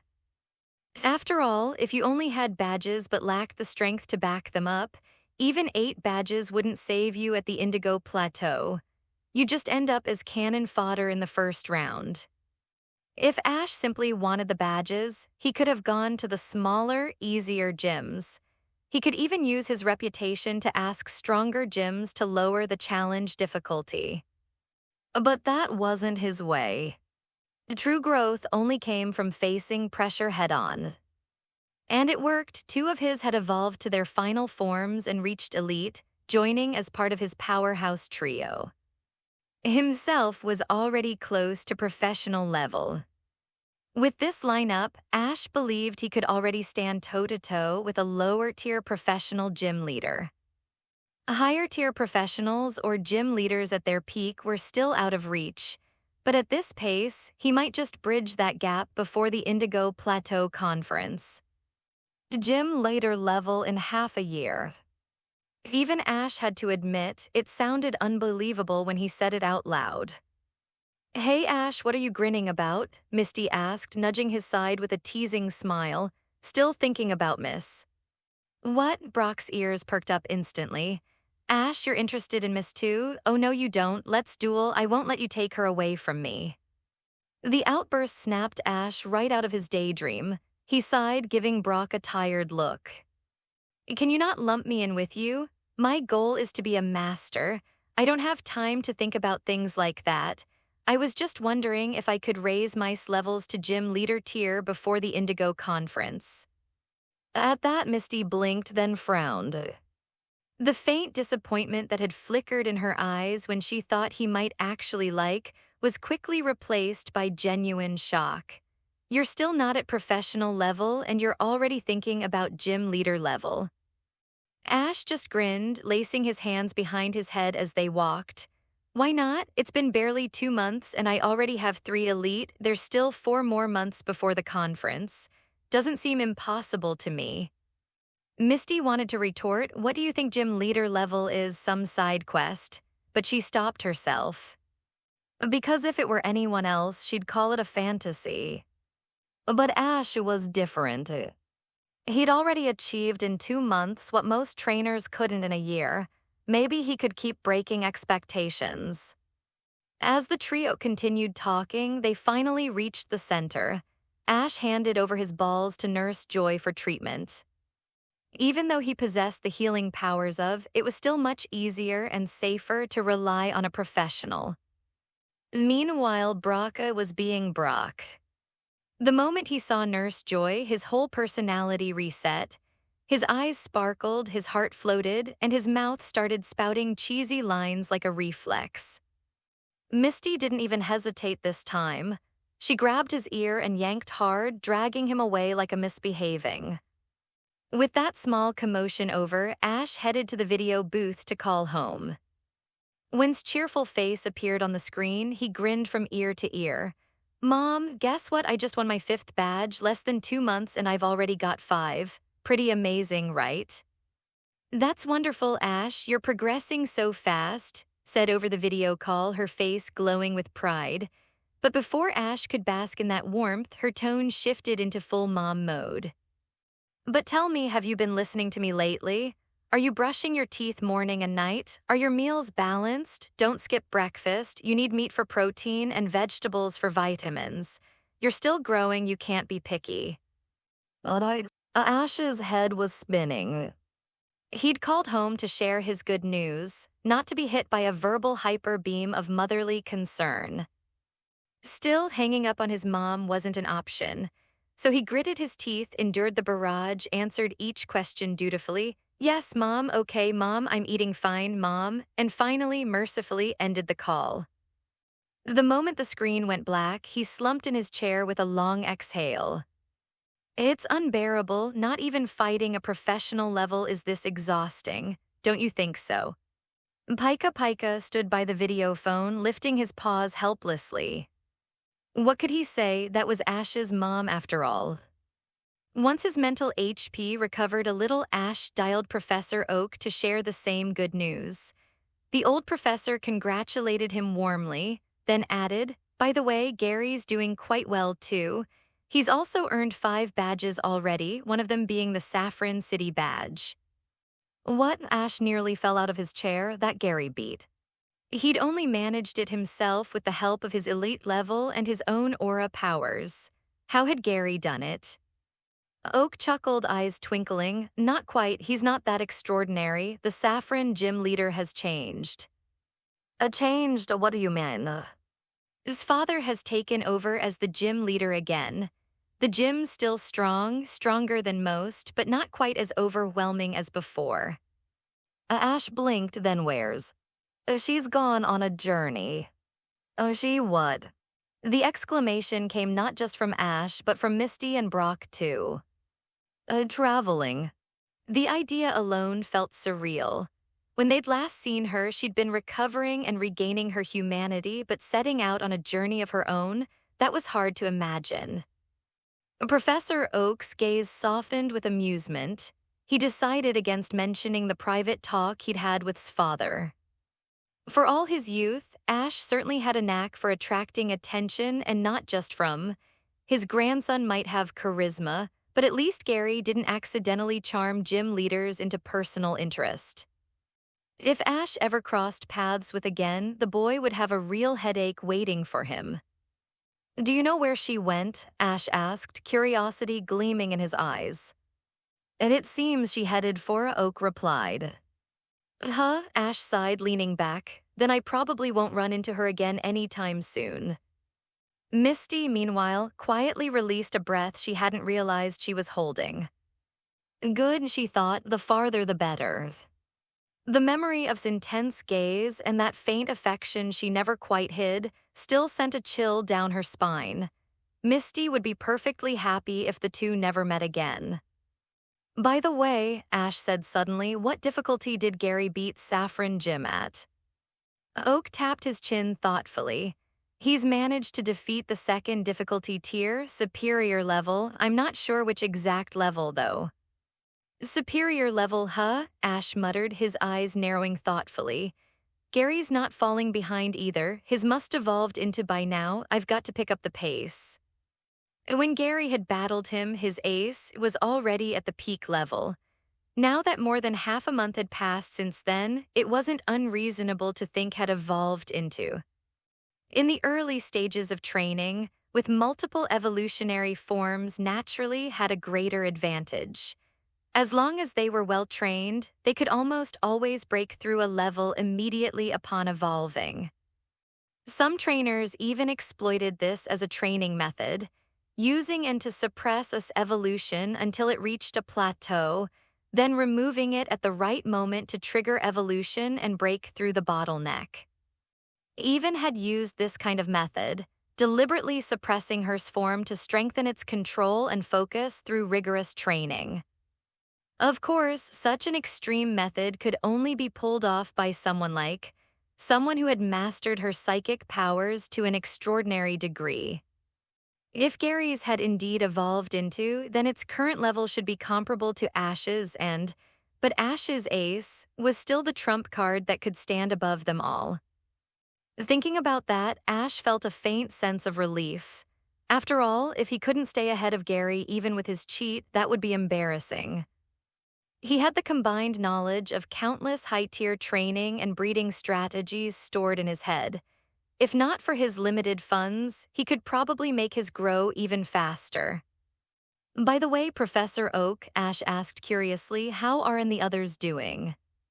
They're doing great, Oak's face lit up with genuine admiration. That ghastly well now turns out to be quite the trainer itself and have been improving rapidly under its guidance.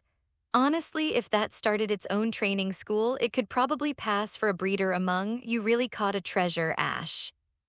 Hearing that, even Ash had to smile. Coming from Professor Oak, who had seen just about everything in the world that was high praise. Ever since returning from the Saffron Gym, Ghastly had stayed in its evolved form. Too lazy to keep changing back and forth, it had said. Having hands and feet was convenient and the form just felt right. It had even taken up residence in the Oak Laboratory's backyard, enthusiastically teaching Ash's two, the original and the pink one, like some kind of instructor. Under his tutelage, the two had reached advanced level and low elite level, respectively. For a bug type growth had slowed after its earlier rapid evolution, a natural payback period for its early progress. So while had already reached advanced peak, had only been at advanced intermediate until recently. but after just a few weeks under training, had already climbed another tier. As for its level was still hovering around elite peak, but under guidance, it was gradually awakening a new kind of power. Speaking of which, Ash, Oak said, a glint in his eye, you might not believe this, but's body actually contains traces of another. Ghost-type energy, right? Ash interrupted casually. Oak nearly fell off his chair. How did you know? Why else do you think I sent to for training? Ash said with a smirk, rolling his eyes, then his tone softened. But I didn't expect to not only bring out's hidden ghost-type power, but also teach so well. Oh, by the way, Professor Oak really likes noodles. Could you ask Mom to make him some pasta sometime? Oak blinked. What's wrong with my instant noodles? Ash sighed dramatically. Professor even said they're just for filling the stomach. Compared to Mom's cooking, your noodles are. All right, I get it, Oak muttered with mock offense. I'll ask to make some for me too. I'm getting tired of instant noodles anyway. If Mom agrees, that's fine, Ash said, grinning.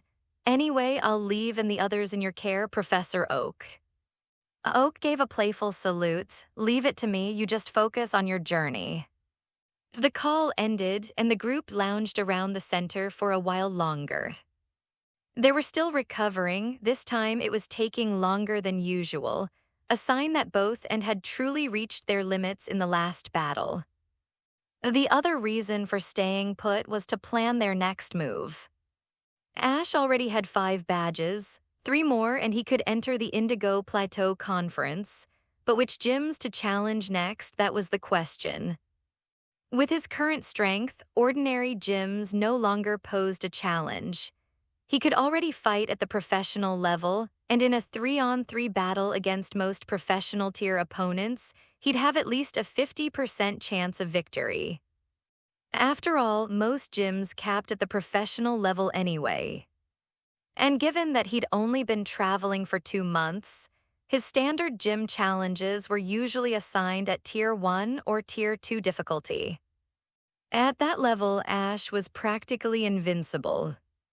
So he was thinking about raising the stakes for himself. Are you really planning to challenge that gym next? Brock asked with wide eyes as Ash finalized his choice.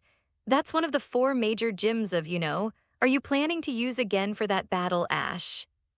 We're going there, Ash said firmly. Not just the next gym, the next 2 will be here and here. His finger tapped the holographic map on the center's table. The moment the names appeared, both Misty and Brock's faces froze in disbelief. Fuchsia, Crimson, Viridian, Misty's voice cracked. Ash, are you serious? You're aiming for the major gyms of. Oh, that's right. The 3 gyms Ash had marked as his next targets were none other than 3 of the 4 great gyms of. He had already conquered Saffron Gym, one of the 4, and the difficulty of that challenge had nearly pushed him and to their limits. Even with a 1,000-year-old at his side, they had barely scraped through.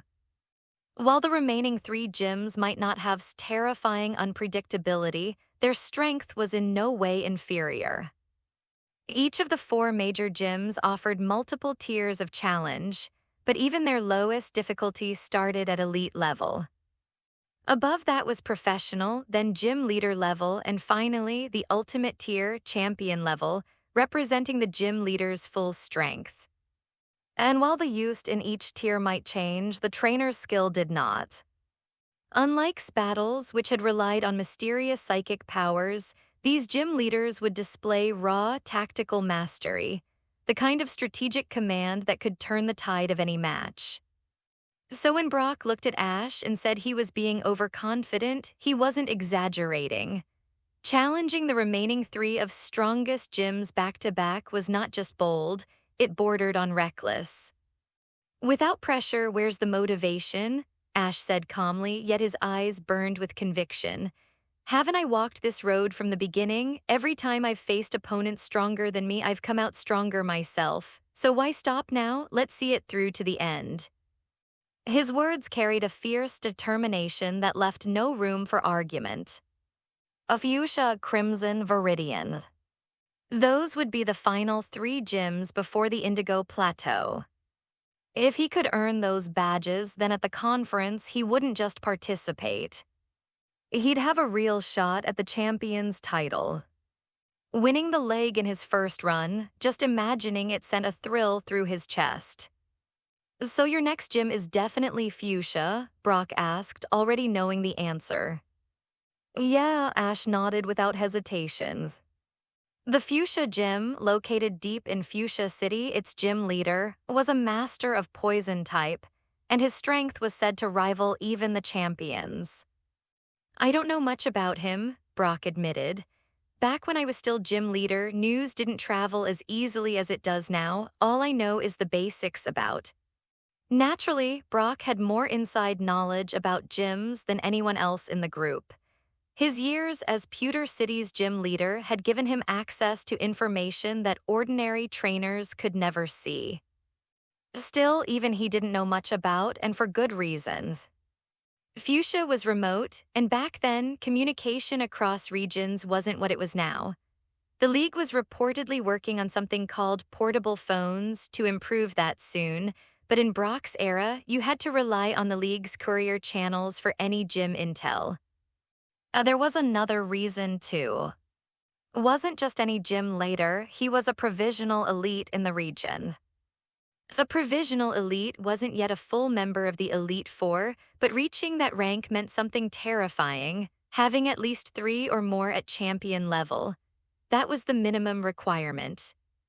There were only 2 paths to becoming a true elite. One, wait for a current member to retire or step down and inherit their title. Or 2, challenge them directly in battles. If the challenger won, they would take the elite's place. Becoming a provisional elite wasn't something that happened by chance. Standing at that level meant being one step away from joining the official elites, a position where one could challenge an Elite Four member anytime. Without making major contributions to the league, or without overwhelming strength and talent, no one could even dream of holding that title. As a provisional elite, was extremely secretive about information concerning his main. That was why he guarded his data like a state secret. If his strategies leaked before the battle, it could jeopardize his entire chance. So, Brock concluded, whether it's main team or his reserve lineup, almost nothing is known. The only certainty is that he specializes in poison type, and even his lowest tier matches start at elite level. He gave Ash a pointed look. Among trainers entering the Indigo Plateau Conference, very few are crazy enough to challenge the professional tier of a major gym. The way Brock's gaze lingered made it obvious who he was talking about. Wasn't one sitting right in front of him. Most conference participants had less than 2 years of trainer experience. Within that short time, how many could raise 3 or more professional level? Practically none. Hey, what do you mean crazy? Ash slammed the table, his voice echoing through the center. "I'm challenging myself, that's called ambition." Misty tugged at his sleeve immediately. "Ash, not so loud, people are starring." Realizing the room's eyes were on him, Ash awkwardly scratched his head and sat back down. Brock chuckled, the corners of his mouth curling into a knowing grin. Fine. If you want to go to Fuchsia Gym, then go. I'm actually curious to see how far you can push yourself, Ash. But before we head there, come with me to Beauty Street first." Beauty Street, Ash and Misty echoed in unison.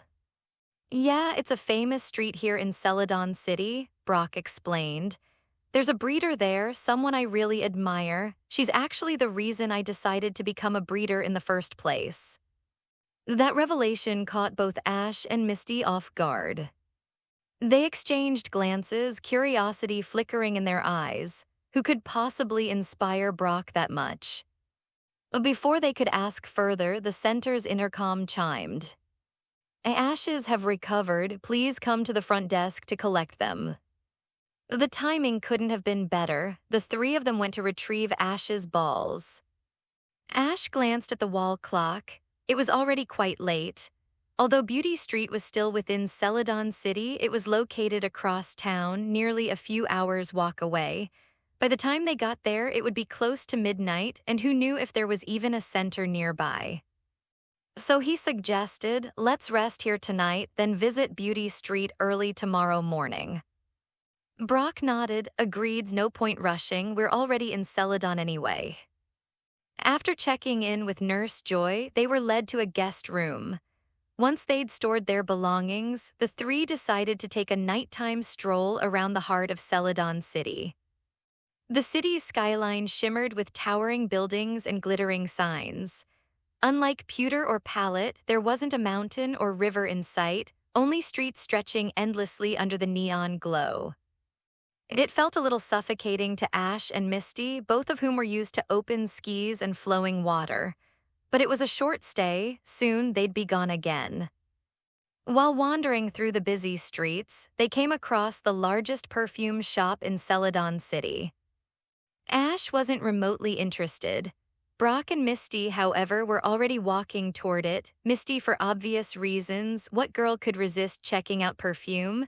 And Brock because, well, perfume shops tended to have a lot of beautiful women.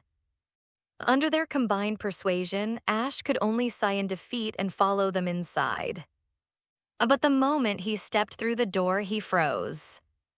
The elegant figure behind the counter turned toward them, smiling warmly. Ash blurted out before he could stop himself. Indeed, standing before him was none other than the graceful gym leader of Celadon City. When Ash and the others saw, she naturally noticed them too. A hint of surprise flashed across her elegant face before she smiled softly.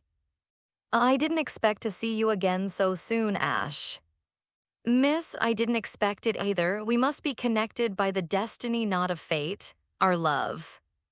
All right, let me look at the perfume, will you? Don't start again, Misty groaned, yanking Brock away by the ear. Ash and exchanged helpless glances and without a word mutually decided to ignore him. I didn't expect to meet you here either. Come to think of it, you did mention you were a perfume shop owner back when I challenged your gym. Ash remembered her saying that during their match, and even the gym's barrier field had been built to protect the flowers and herbs used in her perfumes. That's right, said proudly, sweeping her hand toward the polished shelves. This is my shop, and it's the largest and most famous perfume boutique in Celadon City. Her tone carried more pride than when she'd introduced herself as a gym leader. The largest perfume shop, must be pretty profitable. Ash's voice carried an edge of envy. He couldn't care less about perfume, but money, that was another story. He'd spent most of what he'd earned from wild battles on food and nutrient formulas. His team kept growing and his wallet kept shrinking. He hadn't spent a single coin on himself, and yet he was always broke. If not for the he'd left with Professor Oak, who covered their expenses, he would have been bankrupt long ago. So seeing effortlessly run a luxurious business in one of its richest cities filled him with a mix of admiration and jealousy. Chuckled lightly, profitable or not, I've never really paid attention. I make perfume because I love it. Isn't it wonderful to see people, especially girls, wearing a fragrance you created yourself? As for money, it's just a number. There are many things it can't buy, like that technical machine in your hand. Her voice was calm, almost serene. For someone living in Celadon City, wealth was a given. Her shop's success was obvious. Money was simply no longer something she needed to think about. Ash, on the other hand, almost wanted to blurt out that maybe she could just buy the TM back from him instead. He'd already taught Grassy Glide, and while it was only in its early stages of mastery, that was good enough. Once one of his learned a move, he could teach the rest through aura synchronization, better than any TM could manage. Still, it had been a gift. Asking to buy it back would be too shameless, so he buried the thought with a sigh. Tell me, suddenly said, leaning closer with a mischievous glint in her eyes, are you here to buy perfume for the girl behind you? A delicate fragrance wafted toward him as she leaned in. Ash followed her gaze, and sure enough, Misty was happily testing different scents a few aisles away, closing her eyes and smiling softly after each one. I'm just tagging along with Misty and Brock, Ash replied casually. Perfume isn't really my thing. I mean, what guy needs perfume anyway? The smile on his face faltered slightly. Oh, is that so? She said sweetly, though her tone carried a teasing edge. But tell me, if perfume could boost your training efficiency, help them learn moves faster, and even increase their leveling speed, would you still think that way? Ash's eyes went wide. You're kidding, right? Was this perfume or a miracle drug? Could something like that even exist? Seeing his stunned reaction, giggled behind her hand. I'm not lying. Some rare perfumes really can do those things. It all depends on the perfumer's technique, ingredients, and formula. She began to casually polish her nails as she added, a bottle like that costs 5 figures and lasts maybe 5 or 6 uses. Each application works for about an hour. It's expensive but effective. Ash froze 5 figures for a single bottle. He didn't even want to imagine what the first digit was. That was the kind of price that could buy him a whole month's supply of food. Sure, if the effect was real, the price wasn't unreasonable, but for a broke rookie trainer like him, it might as well have been 1 million. He was barely scraping by as it was. Smiled knowingly. Tempted, aren't you? Still not interested in perfume? She whispered. Ash sighed, half embarrassed, half defeated. You got me there. I am interested, but what's the point? I couldn't afford that in 100 years. His laughter was soft but genuine. Ash could only give a helpless grin. The desire to earn money was growing stronger by the minute. He'd have to ask the veterans in the group for advice on how to make real cash later. Because really, how could anyone be a trainer without money? If you're that interested, said with a teasing smile, then I'll give you a chance. I'll even give you a formula. If you can successfully mix a perfume yourself, I'll reward you with 10 bottles of the training incense I mentioned earlier. Ash's heart skipped a beat. 10 bottles, that was an outrageous deal. If I fail, I don't have to pay for the ingredients, right? Ash asked, scratching his cheek sheepishly. I don't exactly have much money left. It was such a pitiful sight that couldn't help giggling softly, covering her lips with one hand. Don't worry, she said gently. You don't have to pay, just do your best, but I'm only giving you 3 attempts. If you can't make it after that, don't waste my perfume stock. Relax, I only need 1 try, Ash puffed out his chest confidently. Mixing perfume is just about getting the ingredients and timing right, yeah? I'm great at precision work. Smiled knowingly, that's what all rookies say. What are you two talking about? Misty called out, walking over with a faintly suspicious tone. She'd been browsing perfumes a few shelves away, but their constant chatter had caught her attention. It turned toward her, still smiling, and explained the challenge.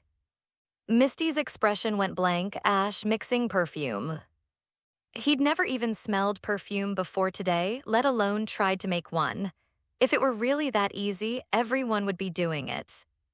Still, the thought of perfume that could enhance training was enough to tempt even her. She knew how passionate Ash was about anything that could make his stronger. Can I try too? Misty asked, hesitating slightly. Of course, said warmly. Come on, I'll take you both to the blending room. Whether it was 1 rookie or 2, the loss of a few ingredients didn't matter. Besides, watching them try might be amusing. As led Ash and Misty toward the back, Brock finally noticed them leaving. For a moment, he looked torn between following them and staying with the beautiful women chatting near the front counter. In the end, he sighed dramatically. My brother needs this more than I do.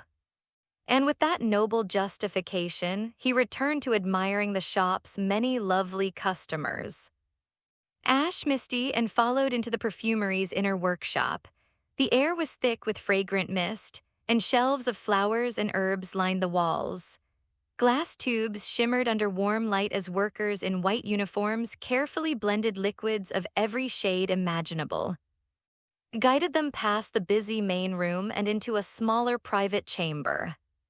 The air outside is too mixed with scents, she explained. For beginners, that kind of interference will throw off your sense of balance. Here you can focus better. The private workshop was tidy and quiet, filled with neatly labeled bottles and specialized tools. Here, said, placing a paper in front of them, "This is the formula. The ingredients are on that shelf, each bottle is labeled, use what you need. If you have any creative ideas for your own blend, you're free to experiment." She gestured gracefully toward a chair, then sat down to watch them with mild amusement as they studied the formula sheet. Ash scanned the page for a few seconds, then quietly closed his eyes.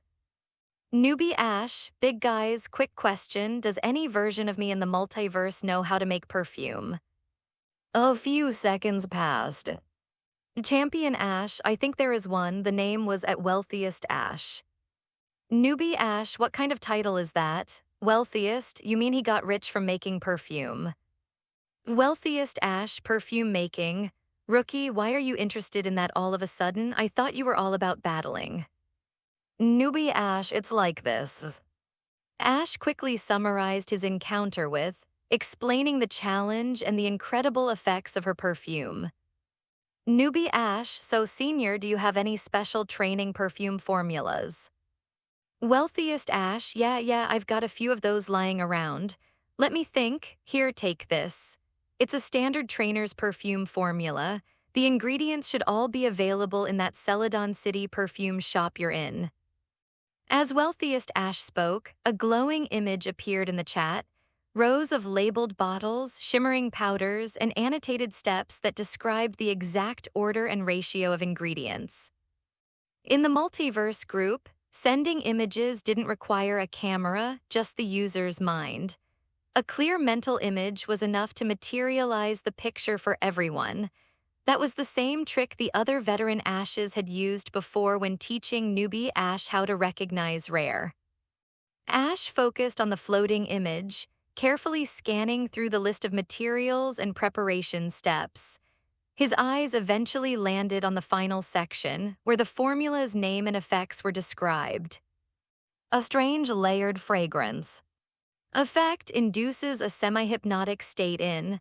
Before entering the trance, instruct thee on the specific action or exercise desired. Once the trance begins, the will instinctively continue performing that action, while its body operates at full efficiency. Duration, 1 hour of enhanced physical output with no mental fatigue. Best used for endurance or physical conditioning. When proper recovery support is available, training duration can safely exceed 12 hours without mental strain. Ash's jaw dropped. And then, as he scrolled down, he noticed something that made his eyes bulge even wider. Wealthiest Ash, wondering why they call me that? It's simple, I dedicated my life to making money. I invest in every profitable venture I can find, and perfume happens to be one of the best. Wealthiest Ash, the formula I just sent you, if you can make it successfully, sells for $38,000 per bottle. The production cost, only $380. Ash froze. $38,380, that's 100 times profit. He nearly screamed in real life. Was this perfume business really that lucrative? No wonder that version of him had become the wealthiest. Ash hurriedly down every detail of the formula, committing the measurements and sequence to memory. After expressing his gratitude in the chat, he disconnected from the Multiverse network and opened his eyes again. When he came to, Misty was already measuring out ingredients on the counter, carefully following written formula. She glanced up briefly when Ash stirred but didn't interrupt. Ash closing his eyes mid-task was nothing new. It usually meant he was doing something unpredictable again. Maybe he'd thought of some ingenious idea. It was best to let him work. After opening his eyes, Ash recalled the contents of the formula, then looked at the tabletop in the private room and the various materials in the cabinets beside it. All the ingredients for strange layered fragrance perfect. Perfume formula provided by Rich Ash required about 10 distinct ingredients. Ash had thought that if the little workshop didn't have them, he'd just ask for help finding substitutes. But to his surprise, even though the room was small, it was impressively well stocked. Let's see berry juice gloom extract. Ash picked out each material one by one, arranging them neatly on the counter. Who was watching from nearby initially observed in silence. But as the list of ingredients grew, her calm expression began to fade. Wait, these aren't even part of the formula I gave him. Ash, oblivious to her growing confusion, muttered, "All right, that should be everything next step." A soft blue glow shimmered around his body, the unmistakable radiance of aura. Under its guidance, Ash could precisely gauge quantities, temperatures, and energy balance, all without any of the precision instruments that perfumers relied on. 10 minutes later, the faint fragrance of something new began to fill the room.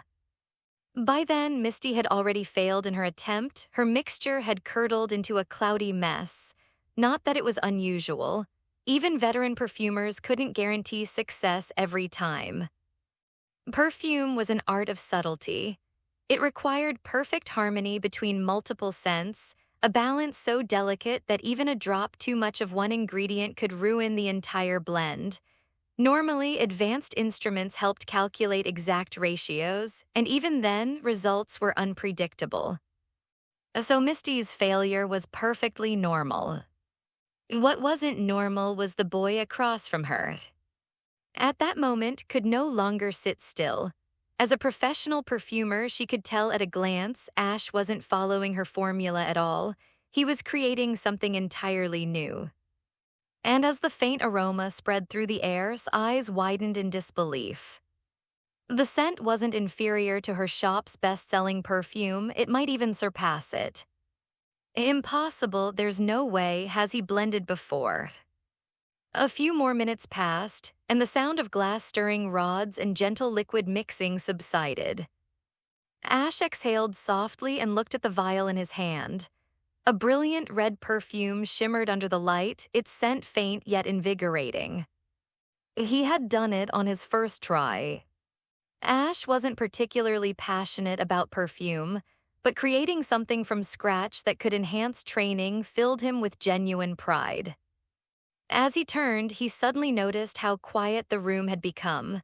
When he looked up, two faces were right in front of his own. "Whoa, why are you both so close?" he yelped, jumping back in shock. His hand trembled so hard that he nearly spilled the perfume. "Ash, have you ever blended perfume before? How did you succeed on your first try?" "This isn't even the formula I gave you, is it?" And Misty blurted out almost in unison. Misty blinked, stunned. Wait, just said it wasn't her formula, then what exactly did Ash make? As the faint aroma reached her nose, Misty felt her body grow light, her mind clear and serene, as if her very cells were singing. She had assumed it was the effect of training perfume, but if this came from Ash's own formula. When did he learn to make perfume? She thought, utterly dumbfounded. Ash grinned, scratching the back of his head. "I haven't done it before, but come on, Misty, have you forgotten who I am? Using aura to control the ratios makes it easy to be precise." He swirled the red liquid gently. "As for the formula, well, I just made it up on the spot, not bad, huh?" He wasn't exaggerating, he could feel the energy radiating from it. Just one whiff made his body feel alert, every cell humming with vitality. Sprayed directly, it could activate his entire body, clear the mind, and maximize training efficiency. Leaned forward, astonishment written all over her face. "Bad, this is amazing. That scent alone, Ash, this perfume enhances us physical and mental performance, doesn't it? Where on earth did you get a formula like that?" Ash hesitated. There was no way he could say, "Oh, from a parallel version of me who got rich off perfumes." So he simply shrugged. This one, I kinda came up with it after reading your formula. My aura reacts to energy patterns, so when I looked at the materials, I just felt that they could produce something special when combined." Don't ask, just say it's aura, he thought. When in doubt, blame aura. Blinked aura. She'd heard him mention that word before, but at the time she'd been too focused on the perfume itself to think about it. Now, hearing it again, curiosity sparkled in her eyes. It's a special power of mine, Ash explained. This afternoon, the reason managed to hold its own against you was because it received the blessing of my aura. The blessing of aura, murmured, eyes widening slightly. So it's a unique ability, something like psychic power. Hearing the hidden truth behind sudden growth, she felt surprised but not completely unprepared. She had suspected something strange during the battle. After all, if Ash could defeat a psychic herself, then it was likely he possessed some extraordinary ability too. Still, she hadn't imagined that this mysterious aura could influence things beyond battle, even perfume making. Her mind was already spinning with possibilities. If this aura can enhance perfumes that work on, this could be revolutionary. His own perfume shop, the largest in Celadon City, owed its success to two exclusive products that improved training. The first increased focus, boosting training efficiency by about 10%. The second enhanced cognitive sharpness, raising skill learning speed by 5%. They sold for $48,888 and $38,888 respectively, prices justified by the fact that only her shop could make them. That monopoly was her pride and the secret foundation of her wealth. Yet the fragrance Ash had just created was clearly on another level. She turned toward him, excitement flickering behind her calm demeanor. Ash, can you lend me that perfume for a while? I think it really might have an effect on, if my hunch is right, we could cooperate. Cooperate, Ash echoed, blinkings. Yes, said smoothly. If I'm not mistaken, you're rather short on money, aren't you? Ash gave a helpless smile. It wasn't as though he could deny it. From the moment he entered the perfume shop, his every word and action practically screamed broke. Evan's drooping ears looked poor. Travel expenses, food, supplies, everything needed money. After Celadon, he'd have to rely on wild battles again just to survive. His tone softened. If this perfume of yours truly works, we can sell it under my shop's brand.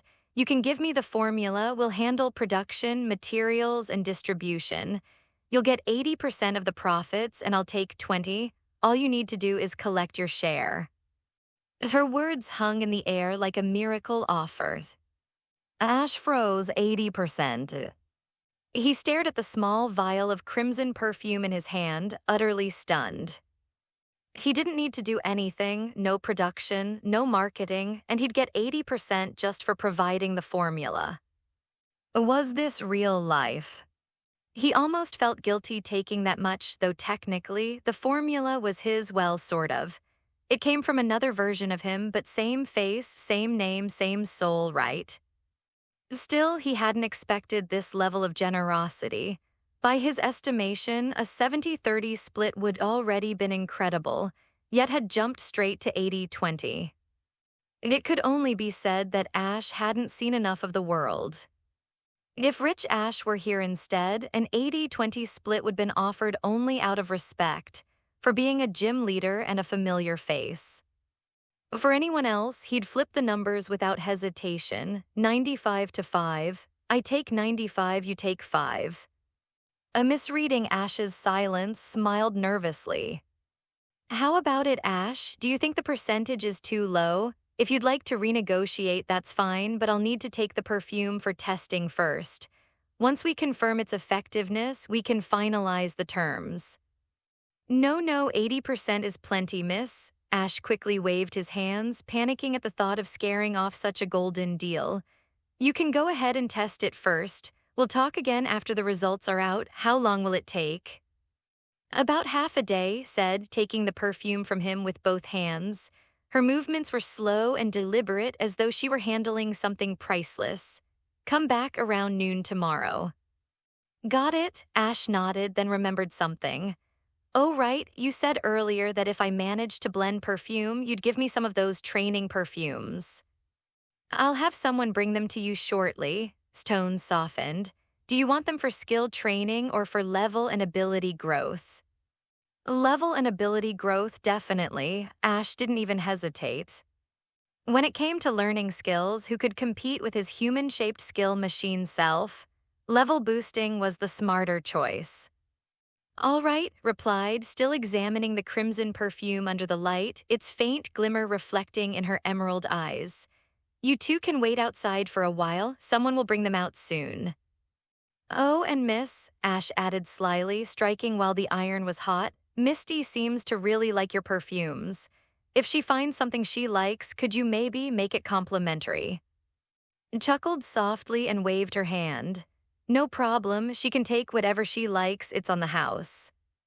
Compared to the potential value of Ash's creation, a few bottles of perfume were nothing. Ash beamed. You hear that, Misty? You can pick any perfume you like now, no need to look at price tags. But when he turned around, Misty was staring at him with a strange, unreadable look. What? He asked blankly. Nothing, Misty said with a faint smile, shaking her head. Thanks, Ash. Consider this your treat next time it's my turn. She waved at, then dragged the still grinning Ash out of the workshop. Watching them go couldn't help but chuckle. Youth really is wonderful, though I'm not exactly old myself. Outside, Misty kept pulling Ash along from shelf to shelf, asking for his opinion on every bottle. At first, Ash tried to answer seriously, but after sniffing the 15th sample, his poor nose was on strike. By the time Misty finally made her choices, she had settled on 3 bottles, together costing just under $2,000. For human use, that was considered luxury, but compared to the astronomical costs of training items, it was practically pocket change.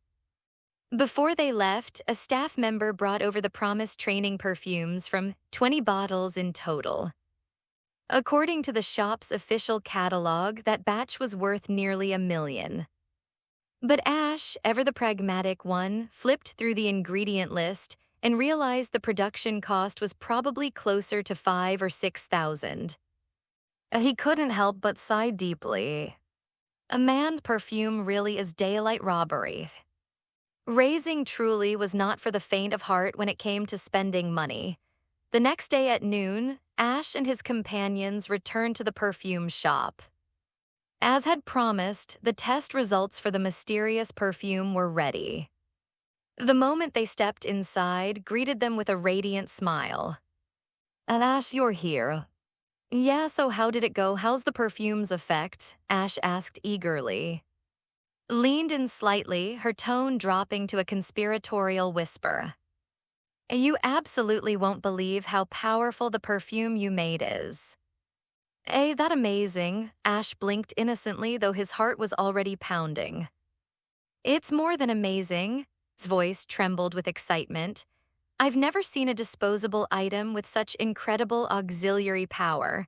The perfume you created can put into a semi-hypnotic state while fully activating their cellular functions, pushing their physical training efficiency to an entirely new level.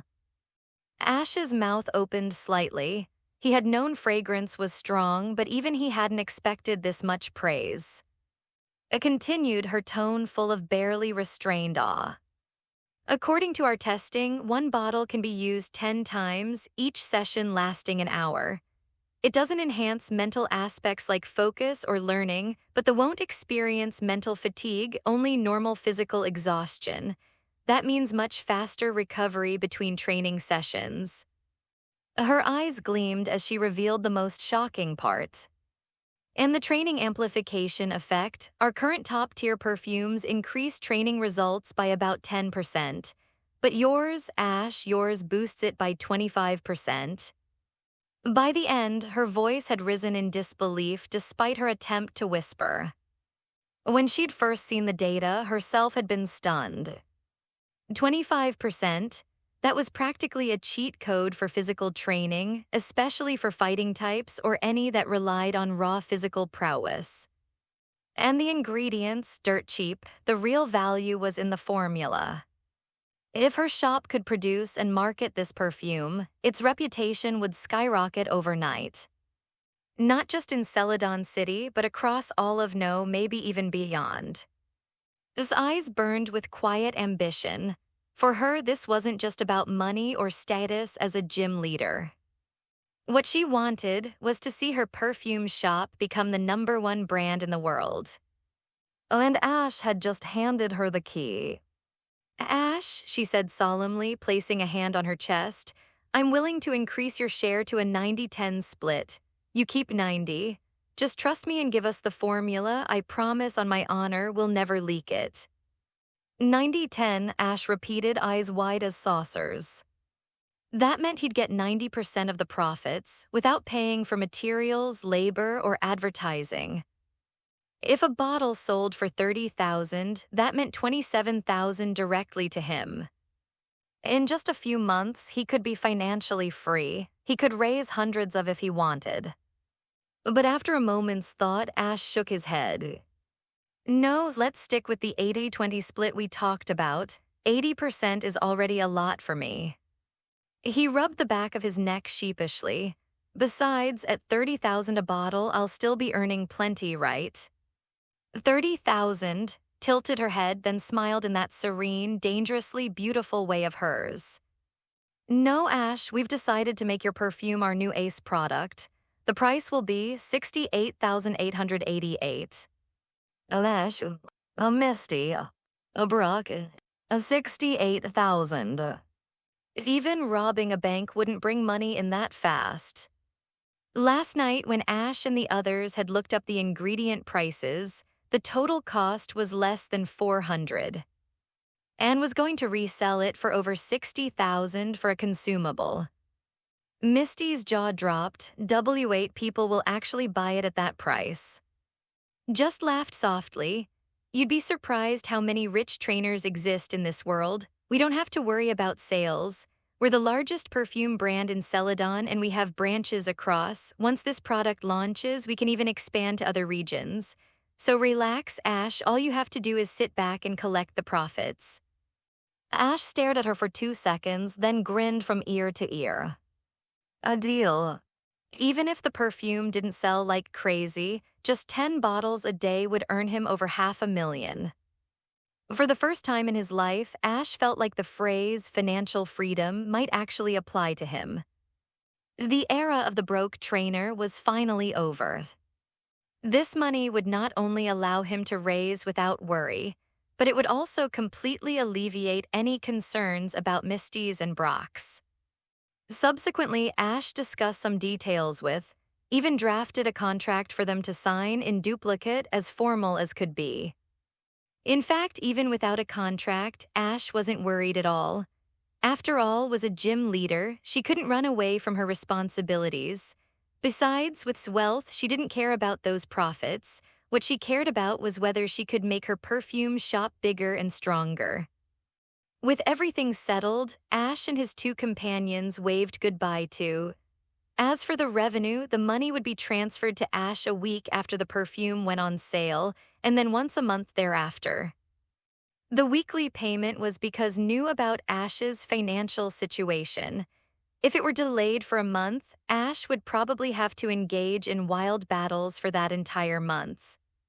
And the money from wild battles probably wouldn't be enough to fully put into a high-speed development state. So for both practical and emotional reasons, the payment time had to be moved up a bit.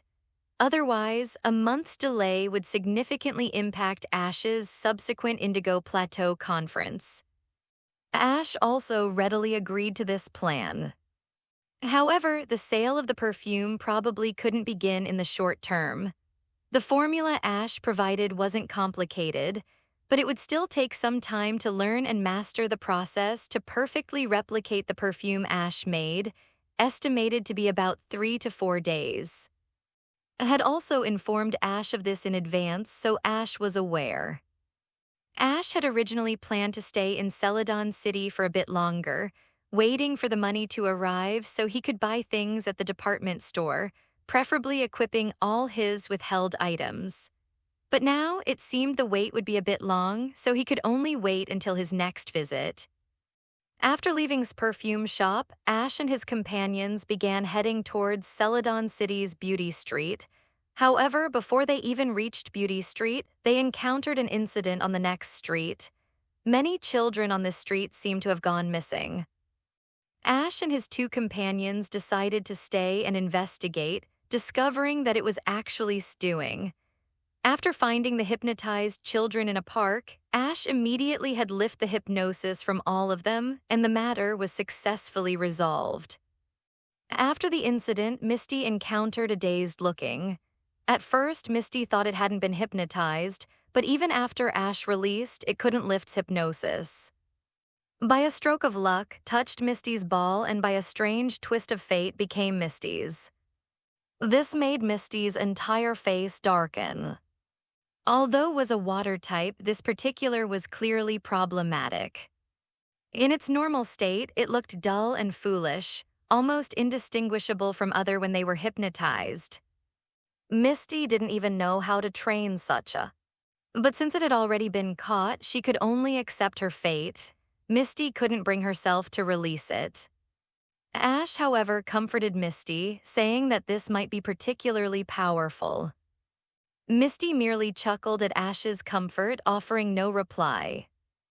Powerful or not, can't I tell? If this thing could be powerful, I'd write my name Misty backward. However, in reality, Ash was indeed doing more than just comforting Misty, because according to the Insight Eyes data, this strength fluctuated between novice-level peak and professional-level peak. Ash had seen fluctuations in aptitude, and he had seen fluctuations in ability values, but this was genuinely the first time he had seen fluctuations in level, and such an exaggerated level fluctuation at that. What did this mean? It meant that when this was weak, it couldn't even beat a novice, but when it was strong, it could even contend with a professional level peak. He just didn't know how its power was activated. After catching, Ash and his companions continued their journey, finally arriving at Beauty Street before dark. They then found a random to stay in, took a bath, ate dinner, and then began searching for the person Brock wanted to find. That person was named. They found her shop after a little inquiry on Beauty Street. She seemed quite famous there. On Beauty Street, various shops displayed signs related to breeding, relaxation, massage, fatigue relief, boosting vitality, and so on.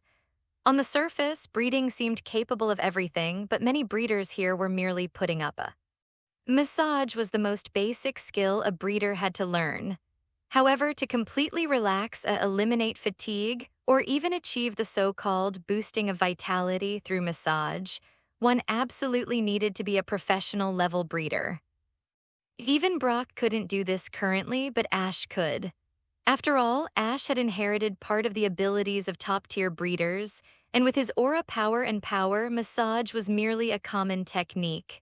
More importantly, it was about combining it with those two special powers. And on Beauty Street, there was only one recognized professional-level breeder. I'm telling you guys, has been consecutively rated as most popular breeder, a professional-level beauty breeder. You must be polite when you meet her later, Brock chattered nonstop, to the point where the other two and felt like their ears were about to grow calluses. We know, you've said it no less than 5 times. Is this really that amazing? Ash grumbled helplessly. When it came to breeding skill, he might not be the absolute top, but he had met the absolute top people. Ash didn't believe that skill could compare to the legendary breeder Ash in the group chat. Soon, Ash and his companions arrived at shop.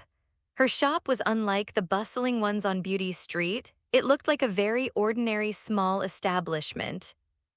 It was small, the decor was plain, and even the sign simply read "Breeding House," looking unremarkable. Is a top-tier breeder's decor this unpretentious? Misty couldn't help but complain. You don't understand, experts are always like this. Come on, let's go in. Brock tugged at his clothes, straightened his posture, and then with a serious expression pushed open the door to his breeding house. Inside, the decor was also sparse and simple, with no high-end tools or special devices, just 2 beds and some common massage tools and potions. Hello, is this the shop of breeder?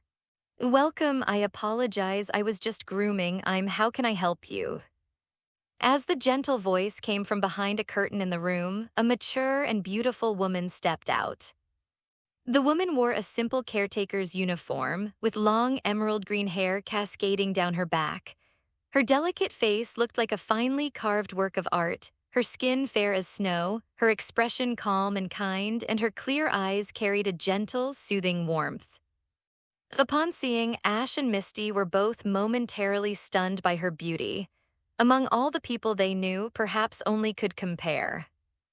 Moreover, she exuded a tranquil, comforting aura, her soft smile radiating serenity. Regardless of her breeding skills, with such beauty and presence, she easily stood at the top among breeders. Coupled with the fact that she was also an officially certified professional breeder by the league, her popularity was inevitable. When Brock saw, his entire body froze. He bowed at a 90-degree angle and said loudly, Hello, I'm Brock and my goal is to become the strongest breeder. I've long heard of Mist's great reputation, and now that I see you in person, it's truly an honor. It was because of Mist that I decided to embark on the path of a breeder. Seeing Brock's exaggerated greeting, instinctively took 2 small steps back. However, upon hearing that she had inspired him to follow the breeder's path, the smile on her face softened further. Thank you, you're Brock, right? It's my honor to have inspired you to pursue this path. Not at all, not at all. You're far too modest, miss. There are so many qualities in you that I want to learn from. I even want to stay here and become your apprentice. Quickly waved her hands, flustered, indicating that she wasn't qualified for such praise. Meanwhile, Ash had already wandered over to the back of the room, where a lay on a nursing bed with a somewhat displeased expression. It seemed had been in the middle of grooming and massaging when she rushed out to greet them. Looked up at Ash curiously, tilting its head with a soft sound. Ash smiled upon hearing it. Do I have a scent you like? You really know how to talk? Then let me finish the rest of your massage. With that, Ash gently placed his hand on Spotty. Its soft fur gave him a feeling of refreshing warmth. It was evident that this was very well cared for, its physique perfectly maintained. Although its combat ability was average, from its appearance alone, it was clearly among the best of its species. Who was chatting with Brock nearby, inadvertently glanced over at Ash and immediately froze. She knew that was extremely wary of strangers. If someone touched her without permission, she'd normally respond with a flamethrower on the spot. Quickly tried to stop him, but before she could speak, she saw letting out soft, contented growls under Ash's hand. This massage technique, are you also a breeder? Asked softly as she stepped closer, curiosity sparkling in her calm eyes. Not really, Ash replied without looking up. You could say I know a little about massage techniques, but compared to a true breeder, I'm still far behind. In truth, if he included his aura power, Ash could easily qualify as a professional-level breeder, but he didn't consider that special ability as part of his formal skill set. After all, in another world, another version of him had reached the absolute peak of the field, becoming the strongest breeder in existence, without relying on any special powers. Compared to that other him, his current self was only a beginner. You're being a bit too modest, said with a gentle smile. Just look at, she's completely relaxed. In Ash's hands had a blissful expression and made no move to resist, even though Ash was a complete stranger. This was the first time had seen so at ease with someone she didn't know. It's because I have a certain special power, Ash explained with a light chuckle. When it comes to actual breeder knowledge, Brock here is far more amazing. He removed his hand and smiled. All right, that's enough. Your body's already in optimal condition. Even if it feels good, I can't keep massaging you. Too much of that power might overwhelm you. No, I can't stay here forever, Ash teased, smiling wryly. I still have to become a master, you know. Stared blankly at Ash for a few seconds, confusion flickering across her face. Who exactly was he talking to? Then it clicked besides, who else could be responding to him? Oh, you can understand, she asked in disbelief. I can understand a little, Ash replied with a grin. It's also because of my special ability. That's incredible, his eyes lit up with admiration. Besides understanding fairly well, I can't make sense of what most say. Your ability is perfect for breeding. If you can communicate with, you can tailor massages and recovery plans just for them. His beautiful eyes sparkled as she looked at Ash, genuine excitement in her expression. In the past, others had looked at her this way, but this was the first time she'd looked at someone else like that. Brock's face darkened immediately. What was going on here? Why was the woman he admired suddenly admiring his teammate instead? Ash, this guy, he wasn't content with Misty. Now he had to charm his older sister figure too. Brock fumed silently, but he didn't say a word. He couldn't bring himself to interrupt. Besides, Ash's skill was undeniable. There was no ground to criticize him on. After Ash politely declined eager request to teach her how to communicate with, he looked around the shop curiously. Miss, you're a well-known professional breeder, right? Why are there so few people here? It's evening, shouldn't this be your busiest time? It was true, evening was when most people and needed to relax after a long day. The shop should have been crowded, but aside from the place was empty. Sighed with a faint wry smile, the situation is a little complicated. There were quite a few professional breeders in the region, and among them was the most famous. It wasn't just her skill, was both talented and beautiful, which was why she'd been voted's most popular breeder multiple times. However, didn't care for that title, in fact, she hated it. Because of that title, countless people came to see her, but 90% of them came for her looks. As a professional breeder, her services weren't cheap. A simple shop didn't mean poverty, her tools and treatments were top tier. Ordinary trainers couldn't afford to come every day, and most of the ones who showed up were just trying to flirt. When they realized that, though gentle and polite, treated everyone equally and couldn't be swayed, they eventually gave up. Only a handful of true customers, those who came for her expertise, remained. Her clientele was small, but under professional breeder rates, her income was still substantial. However, as the other shops on Beauty Street began offering cheaper training packages that mimicked her results, business began to decline. Their results weren't as refined as, but the difference wasn't enough for most people to justify the higher cost. And so fewer and fewer came to shop. How is that possible? Professional breeders are already few and their fees are usually standardized. If they're claiming to be professionals and charging such low rates, isn't that malicious competition? Brock said, his tone edged with frustration after hearing this. She shook her head and replied softly, they're not professional breeders. They just use certain special methods to temporarily boost us energy and vitality. But those boosts are artificial, they cause harm and have serious side effects later on. Because most trainers who come to Beauty Street are travelers passing through, it's basically one-time business. Even if they notice something wrong with their later, those breeders just deflect the blame, saying it's due to the trainer's own improper care. Hearing that, all three, Ash, Misty, and Brock, wore expressions of anger. Such irresponsible treatment was completely unacceptable. Can't you report them? Misty asked, frowning. Sighed, shaking her head again. It's not that I can't, it's that I shouldn't. In a way, this situation is partly my fault. When first discovered that the other so-called breeders on Beauty Street were using these harmful methods to attract customers, she had personally gone to confront them, trying to persuade them to stop. But instead, they turned on her with words like knives. Easy for you to say, you're a professional breeder, you don't have to worry about your next meal. One of your sessions costs as much as 5 hours combined. Of course, you'd never resort to these methods. But what about us? If we don't do this, we'll starve. You're the one who came here and stole our customers. There are so many other fancy places you could gone, but instead you opened shop right in our corner just to crush us. I had been left speechless. The truth is, she said softly, they weren't entirely wrong. My presence here really did take away their livelihood. If I were to report them, they'd lose their only source of income. So I've decided to leave Beauty Street soon. Maybe if I go, they'll go back to the right path. Her words carried a note of helplessness, was kind, too kind.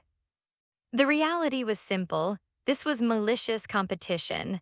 If she reported them, their so-called special treatments would be exposed immediately. The tonics, potions, and nutrient mixes they used were all unregulated and harmful. One proper inspection would ruin them. But those people knew gentle nature. They knew she wouldn't report them, and that's why they dared to act so brazenly. That's not right, miss, Ash said firmly, looking her straight in the eyes. A bad thing is still a bad thing. You can understand their reasons, but you can't excuse their actions. Anything that harms should be stopped immediately. Being excellent isn't your fault, and if your excellence means they can't make a living, then that's just how life works. Ash's voice carried a quiet but absolute conviction. When it came to matters that endangered, he never wavered. To put it bluntly, if someone couldn't survive because others were more skilled, or then what about the countless other talented people in the world? Everyone had to find their own path. These people chose the easy, harmful one. The breeders on Beauty Street weren't victims, they were cowards, too jealous and too lazy to change. Instead, they tried to guilt-trip someone better than them into stepping aside. Ash's heart had no room for sympathy toward that kind of mindset. If it were him, he'd have reported them without hesitation. As forced smiles slowly faded, silence took its place.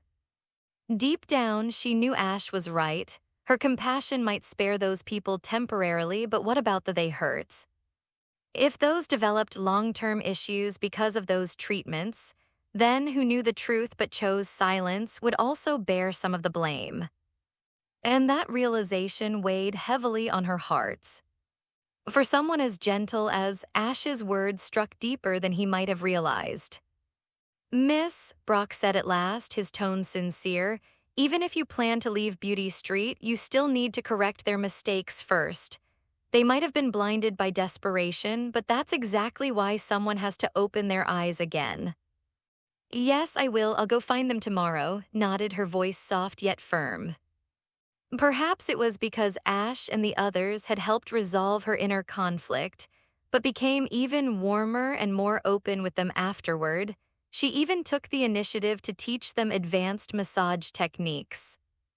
Massage methods, potion use, and pressure points were all crucial for proper care. Although Ash had already learned the basics from the experts in his Multiverse group, nothing compared to learning hands-on from a professional like. Under her guidance, Ash's massage skills improved dramatically. Brock, too, began practicing techniques. Now, when the group camped in the wild, there would be one more person who could help them relax and recover. 3 days passed in a flash. During that time, both Ash and Brock steadily honed their breeder skills under his mentorship. What truly surprised was Ash's astonishing talent. While he clearly had a few beginner habits, there were moments when his understanding and execution far surpassed that of an ordinary breeder, sometimes even rivaling her own. His learning speed was remarkable. In just 3 days, found she had nothing left to teach him. Brock was also learning well, but compared to Ash, his pace was slower. However, Brock's strength lay in his growing independent insight.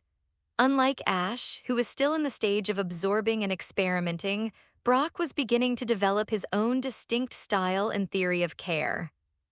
Still could see it clearly. Once Ash took everything he'd learned and organized it into a complete framework of his own, he would surpass her easily. If he ever chose to specialize in breeding, was certain he could become one of the greatest, perhaps the greatest in the world. His talent was unlike anything she'd seen in all her years of travel. But everyone had their own dreams. While teaching, Ash and Brock also used that time to confront the unethical breeders on Beauty Street directly. She warned them clearly, if they continued using the dangerous massage methods and stimulant potions that harmed, she would report them to the authorities herself. Faced with her firm resolve and aware that was planning to leave Beauty Street soon, the breeders weighed their options and agreed to stop. Whether they would keep their word remained to be seen, but if any of them were caught using those potions again, they would lose their licenses and their reputations forever. No one dared underestimate's influence in the breeder world. During those same 3 days, Ash and his companions also had an unexpected reunion with none other than Team Rocket. The trio had disguised themselves as fashion stylists and opened a flashy grooming shop on Beauty Street. With their bizarre sense of aesthetics and James's surprisingly skilled makeup and tailoring work, they'd actually managed to attract quite a few customers. Using the opportunity, they began secretly stealing from the trainers who came in for makeovers. Just as they were preparing to escape with their ill-gotten gains, Ash's aura picked up their familiar presence, and the plan was foiled once again. Talk about bad luck, Team Rocket hadn't even been targeting Ash this time, but fate had other ideas. With the trio blasted off yet again, the shady breeders warned, and preparing to leave Beauty Street behind, the trio's time in Celadon City came to an end. 7 days after leaving Celadon City. I use bullet punch. Oh. The small blue darted forward, fist glowing silver as it struck at the towering creature before him. Raised a single wing and effortlessly blocked the blow. With a casual flick, the dragon sent flying backward. The little tumbled several times before landing on his feet, panting softly. He looked down at his trembling fist, frustration written all over his face. That had been his strongest punch, yet it hadn't even scratched. It's all right, Ash said, walking over and rubbing his head reassuringly. "'S a high tier now and a flying type. If he actually got hurt by that, he'd probably go bury himself somewhere out of shame." He gave a proud snort that almost sounded like agreement. If a high level could be injured by a rookie level, the world would turned upside down. "Dinner time, go wash your hands first." Misty's cheerful voice rang out, breaking the tension instantly. Ash and who had been gearing up for another round of training immediately dropped everything. Nothing was more important than food. After washing up with water from the kettle, Ash and his gathered around the small camp table. "Whoa, we're eating like no bells today," Ash said, raising his eyebrows at the spread before him. Normally lunch was 2 or 3 simple dishes, but today there were 6.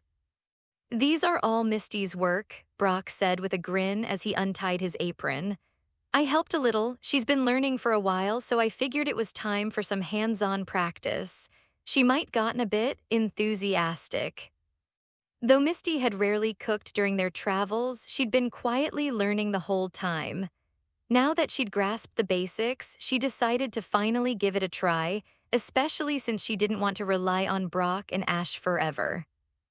"Oh, so Misty made these, huh? They look great," Ash said approvingly as he started serving food for his before sitting down himself.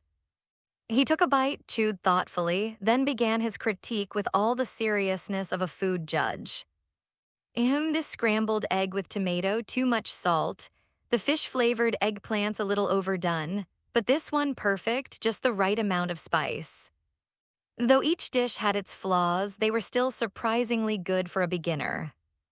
Misty, who'd been anxiously watching his expression, finally relaxed when she saw him eating heartily despite his nitpicking. If he was eating that fast, then it couldn't be bad. Her first real attempt at cooking was a success. In no time, the 6 dishes were completely cleaned out. Ash could eat endlessly if he wanted to. His training burned through calories like crazy, so finishing everything was no challenge. After everyone was full, it was Ash's turn to do the dishes. The group had a fair system of dividing chores. When Brock and Ash cooked, Misty handled the cleaning and gathering firewood. Now that she'd cooked, dish duty was his. Even while washing dishes, Ash's mind was still half on his training schedule. Had fully recovered 3 days ago, and since then his growth had been incredible, going from a total beginner to the peak of rookie level in just 3 days. It wasn't as absurd as when had jumped to rookie high after eating a single eggshell, but the progress was still astonishing. That speed was a testament to both his tireless effort and his natural talent. Of course, he'd also had plenty of help, from Ash's massages, the combined support of his and aura powers, and the dozens of bottles of strange perfume Ash had mixed back in Celadon. As their journey went on, Ash's methods for strengthening his team had only grown more refined. Even though his were now at far higher levels than before, their growth rate hadn't slowed at all. In the 7 days since leaving Celadon, they'd rested for only 1 day. The other 6 were filled with wild battles and intense outdoor training. The wild battles, as always, were one-sided victories. Ash hadn't lost a single match and had earned another 70 or 80,000 in prize money, but more importantly, his name was spreading fast. Trainers who saw a boy with on his shoulder would now stop and ask, "Hey, are you that Ash?" Between his undefeated wild battle record and his 5 gym badges, Ash had already become a minor celebrity amongst new trainers. As a result, his plan to earn money through casual wild battles was basically over. No one was foolish enough to pick a fight with a trainer holding 5 badges. Ash couldn't help feeling deeply grateful too. If she hadn't asked him to mix that perfume, he never would stumbled upon such a convenient way to make money. Without it, he might been racking his brain right now, worrying about how to fund his future travels. Rich Ash in the group chat definitely knew plenty of ways to make a fortune, but most of those required hands-on work, personal promotion, and careful business expansion. In short, it would meant diverting his focus entirely to running a company before he could even think about training again. And that, in Ash's eyes, was completely backward. He didn't train to earn money. He earned money to train, to become a powerful trainer, a top breeder, and eventually a master. Putting those dreams on hold just to chase profits would have been ridiculous. That's why meeting that day had been so important. Thanks to her, he was now on the verge of becoming rich beyond his imagination. The perfume had launched 3 days ago, and the moment its effects became public knowledge, combined with its wide-reaching influence, it took the entire Celadon market by storm. In less than a week, it had become the hottest item not just in Celadon City, but across all of. According to, even members of the Elite Four had come to personally place orders for it. The demand was so intense that the perfume instantly went into short supply. Because the formula couldn't be shared freely and every batch required manual blending, there were only a handful of qualified workers. And since most didn't have Ash's aura to perfectly sense the balance of energy in the ingredients, the success rate wasn't high. As a result, daily production hovered at only about 100 bottles, a quantity that vanished the moment it hit the shelves. And since the perfume was a consumable product used in training, every buyer needed multiple bottles at once. Even with limited output, Ash's income had already surpassed 5 million per day. Now, 3 days later, production had expanded slightly but was still nowhere near meeting demand. Estimated that, even at full efficiency, they'd only be able to produce around 200 bottles a day still. Ash didn't care about the limits. For him, this was already a fortune beyond belief. The first payment would arrive in 3 days, and once it did, he'd never have to worry about travel expenses again. Not for himself, not for Misty, and not for Brock. He could finally fund his journey freely. Meanwhile, his had also made tremendous progress. Of course, had recovered completely and reached the peak of rookie level. On the other hand, still refused to evolve. His stubbornness hadn't changed, but lately Ash noticed a subtle shift in his attitude. After all, who evolved into had already advanced to the peak of advanced level, closing in on the elite tier. If he evolved soon, would officially fall behind. The thought clearly weighed on his mind. Ash, however, never pressured him to evolve. He simply told, don't compare yourself to others, compare yourself to who you were yesterday. There was no rule saying I had to evolve to reach the top. Staying in his current form would only make his path harder but not impossible. Those words struck a deep chord in his heart.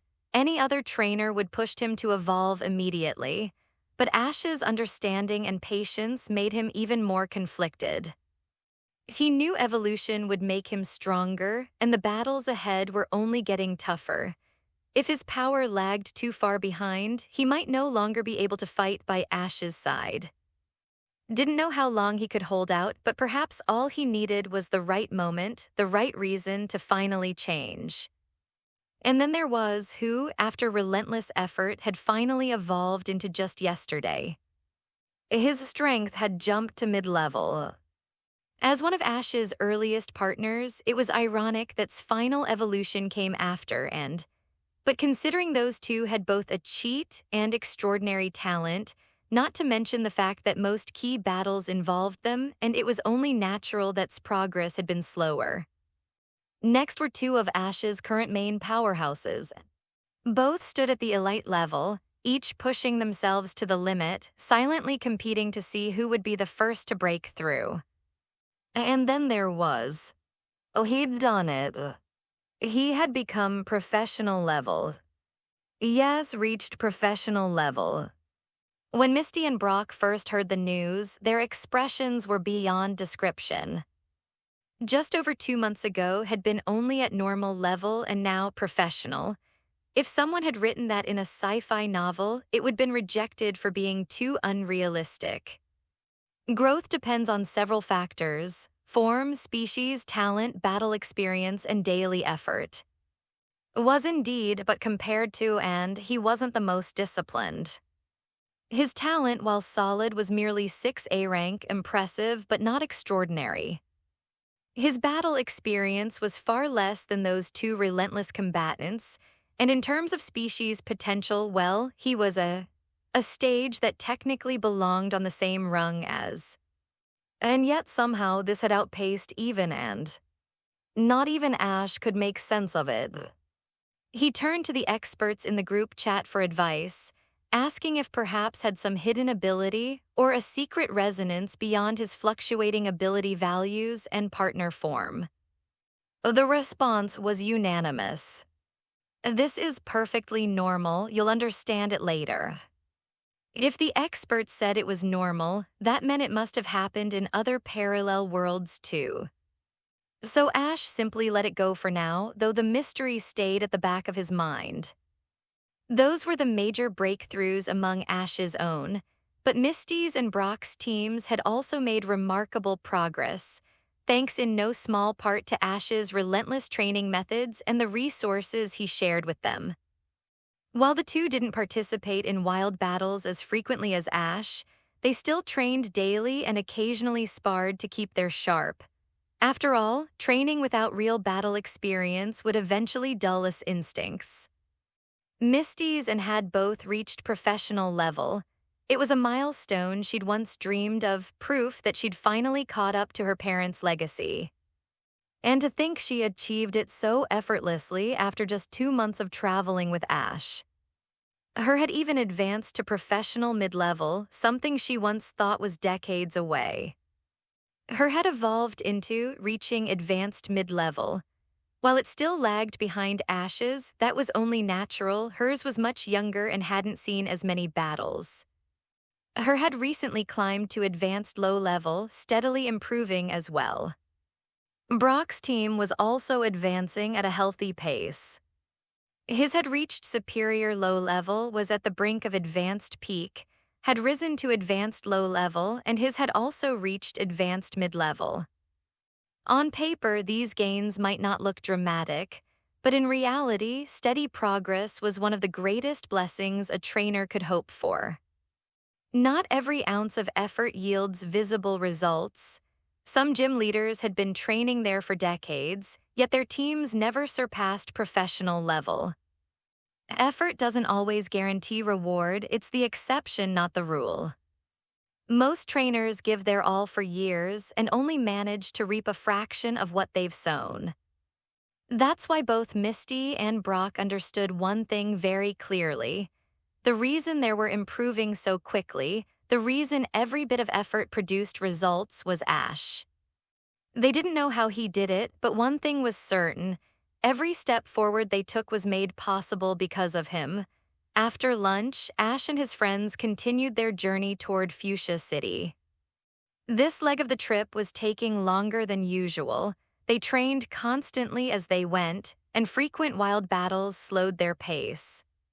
Still, if all went smoothly, they'd reach the next town within a day or two. After resupplying, it would be another week or so before they arrived at Fuchsia. If they could somehow resist getting into so many battles along the way, they might even make it in half that time. But for Ash, that was practically impossible. About an hour later, while they were walking down an otherwise quiet road, a figure suddenly stepped into their paths. "Are you trainers? I can sense a fighting aura on you." The man's voice was deep and rough, and Ash immediately stopped. He and his friends were used to this sort of thing by now. After all, half of Ash's battles started with lines exactly like that. The stranger was a sturdy, broad-shouldered man who looked to be in his 40s. Standing beside him was a humanoid wearing red boxing gloves. Its stance was firm, eyes sharp. From its energy alone, Ash could tell it was advanced peak level. That was already quite strong for a found in the wild. "The wild battle, huh?" Ash grinned, slinging off his backpack and handing it to Misty. "All right, how much are we betting?" With practiced ease, he took a ball from his belt. Experience had taught him that wild battles didn't require much talking. You confirmed both trainers were willing, set the stakes, and let do the rest. Some trainers didn't even bother betting, but Ash was fine either way. Experience was the real prize. The man blinked in confusion. "Wild battle? What are you talking about? My name's, and I'm the next champion of this year's P1 fighting tournament. I came because I sensed a strong fighting type aura from your team, and I wanted to ask if you'd like to spar."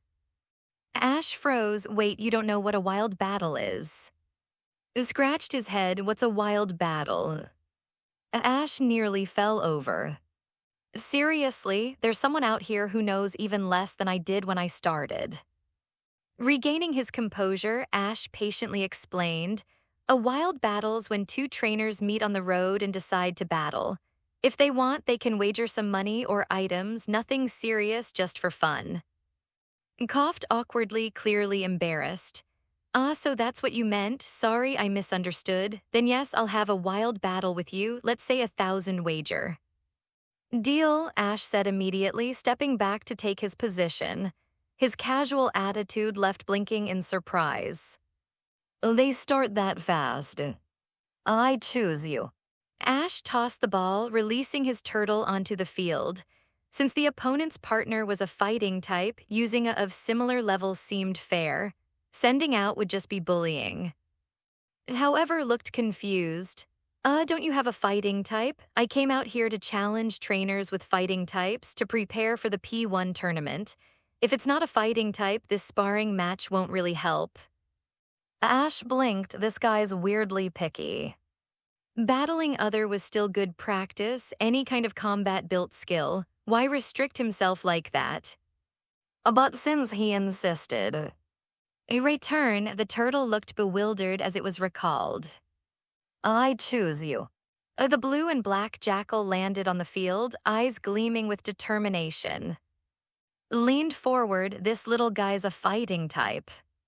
"That's right," Ash confirmed. "It's a fighting type from the region." Strictly speaking, this would be his first true battle. Since his recovery, he'd only sparred lightly with Ash's other gentle practice matches where everyone held back. Against anyone on the main team wouldn't last more than a single exchange. But now, facing a same-type opponent 2 whole ranks above him, Ash saw the perfect opportunity for growth. Such a small, does he even have any fighting strength? Asked skeptically. Why don't you find out? Ash replied, his voice calm but confident. A faint blue glow shimmered around him. His eyes widened. He felt a surge of power rush through him, his whole body resonating with Ash's pulse. The bond between them flared like a living current. He turned, meeting his trainer's gaze. Ash smiled and nodded once. Understanding passed silently between them. It was the first time had truly felt that connection, the warmth of aura fusion flowing through him, strength and trust as one. From the sidelines, Brock leaned toward Misty and whispered, Ash just activated aura fusion, didn't he? Probably, Misty said, watching the battle closely. Only just recovered and he hasn't been training long. That doesn't look like an ordinary opponent. If Ash doesn't use that technique, no matter how talented is, he won't be able to win. Though she couldn't gauge level directly outside of battle, Misty could still make an educated guess. If the man was aiming to win the P1, he had to be skilled, and his level would definitely be advanced class or higher. Meanwhile, was only at the peak of novice level. Under normal circumstances, this match was hopelessly one-sided. But Ash wasn't normals. With aura fusion, that might change everything. On the battlefield, Ash and auras flared in unison, intertwining like twin flames. Immediately, Ash felt something wholly different from any fusion he'd experienced before. When he used aura fusion with his other, the boost was limited. The experts in the group chat had once told him his aura could rival the power of a god tier, but when shared with his own team, it only gave them a taste of that strength. Even's best surge during their peak resonance had only raised him a single rank, from advanced to superior. Impressive, but still a fraction of what Ash knew he truly wielded. But this was different. His body, though trained, was still that of a novice. By Ash's own estimates, even with perfect synchronization, their fusion shouldn't have pushed him past mid-ordinary level, perhaps high ordinary level at best. And yet, the instant their auras linked, his power skyrocketed straight to early advanced level. Ash's eyes widened in astonishment. This is the strongest amplification I've ever achieved with any. If could sustain that level, even a professional fighter wouldn't be out of reach. Don't underestimate him just because he's small. Use Mach Punch, barked. I'll hit. Burst forward like a red blur, its fists exploding in rapid motion, slicing through the air with lightning speed. Ash didn't flinch, detect. A soft blue gleam flashed in his crimson eyes. His stance shifted, subtle but deliberate. To the untrained eye, it looked like a dance, but every motion was calculated, every movement just outside the path of each blow. This flurry of punches hit nothing but air. And now low sweep. The timing was perfect. As momentum had carried him forward, his last punch missing, his stance open. Ash had already studied the type matchups in detail. His fists were his greatest strength, but his lower body stability was his weakness. A fighter who relies on his hands will always be vulnerable at the legs. Darted low, spun, and swept his leg across the ground. His footing gave way instantly, and he toppled hard onto his back. Oh no, get up quick, shouted, shocked. He hadn't expected to dodge every single Mach Punch. Was Detect's effect supposed to last that long? But Ash wasn't about to give him time to recover. A bullet punch. Dashed forward and leapt onto his chest. His small fists blurred into motion, punch after punch, rapid as gunfire, each one slamming into his body with sharp, echoing thuds. Had no choice but to cross his arms over his head, enduring the relentless barrage. Dust and air pressure kicked up around them with every strike. No one could count how many blows landed before his arms began to slow. The little's breathing quickened, his strength waning, but before could counter, Ash's calm voice rang out. A retreat. Immediately off's chest, landing lightly a few steps back. Then before the opponent could rise, Ash shouted, "Vacuum wave." Oh. Still in midair, gathered power between his palms at his waist. In the next heartbeat, he unleashed a compressed blast of air, a transparent shockwave tearing across the field like a bullet. The vacuum wave struck before could fully dodge. Though the boxer managed to roll with the blow, the impact still made him grunt in pain. It quickly recovered and barked, "Bullet punch." Undetect. Ash's calm tone was a sharp contrast to his urgency. His crimson eyes flashed, and his body began to move with impossible precision. Lunged, fists cutting through the air in a blur, but every single one missed. The whooshing of his punches filled the field, followed by the sound of light footsteps as he each one flawlessly. And now vacuum waves. Oh. Spinning on his heel, drew his hands to his waist again, gathering compressed air before thrusting forward. The wave of force slammed straight into his chest, sending him flying backward. His voice broke through the impact's echo, his face tightening. Ash, however, was already one step ahead. His hands moved to his own waist, his voice quiet but commanding.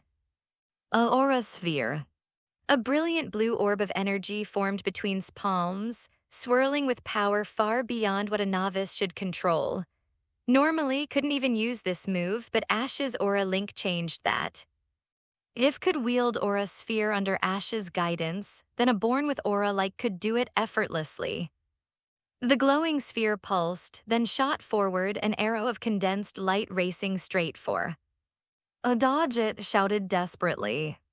Roared, bracing his fists against the ground and springing up into a powerful backflip.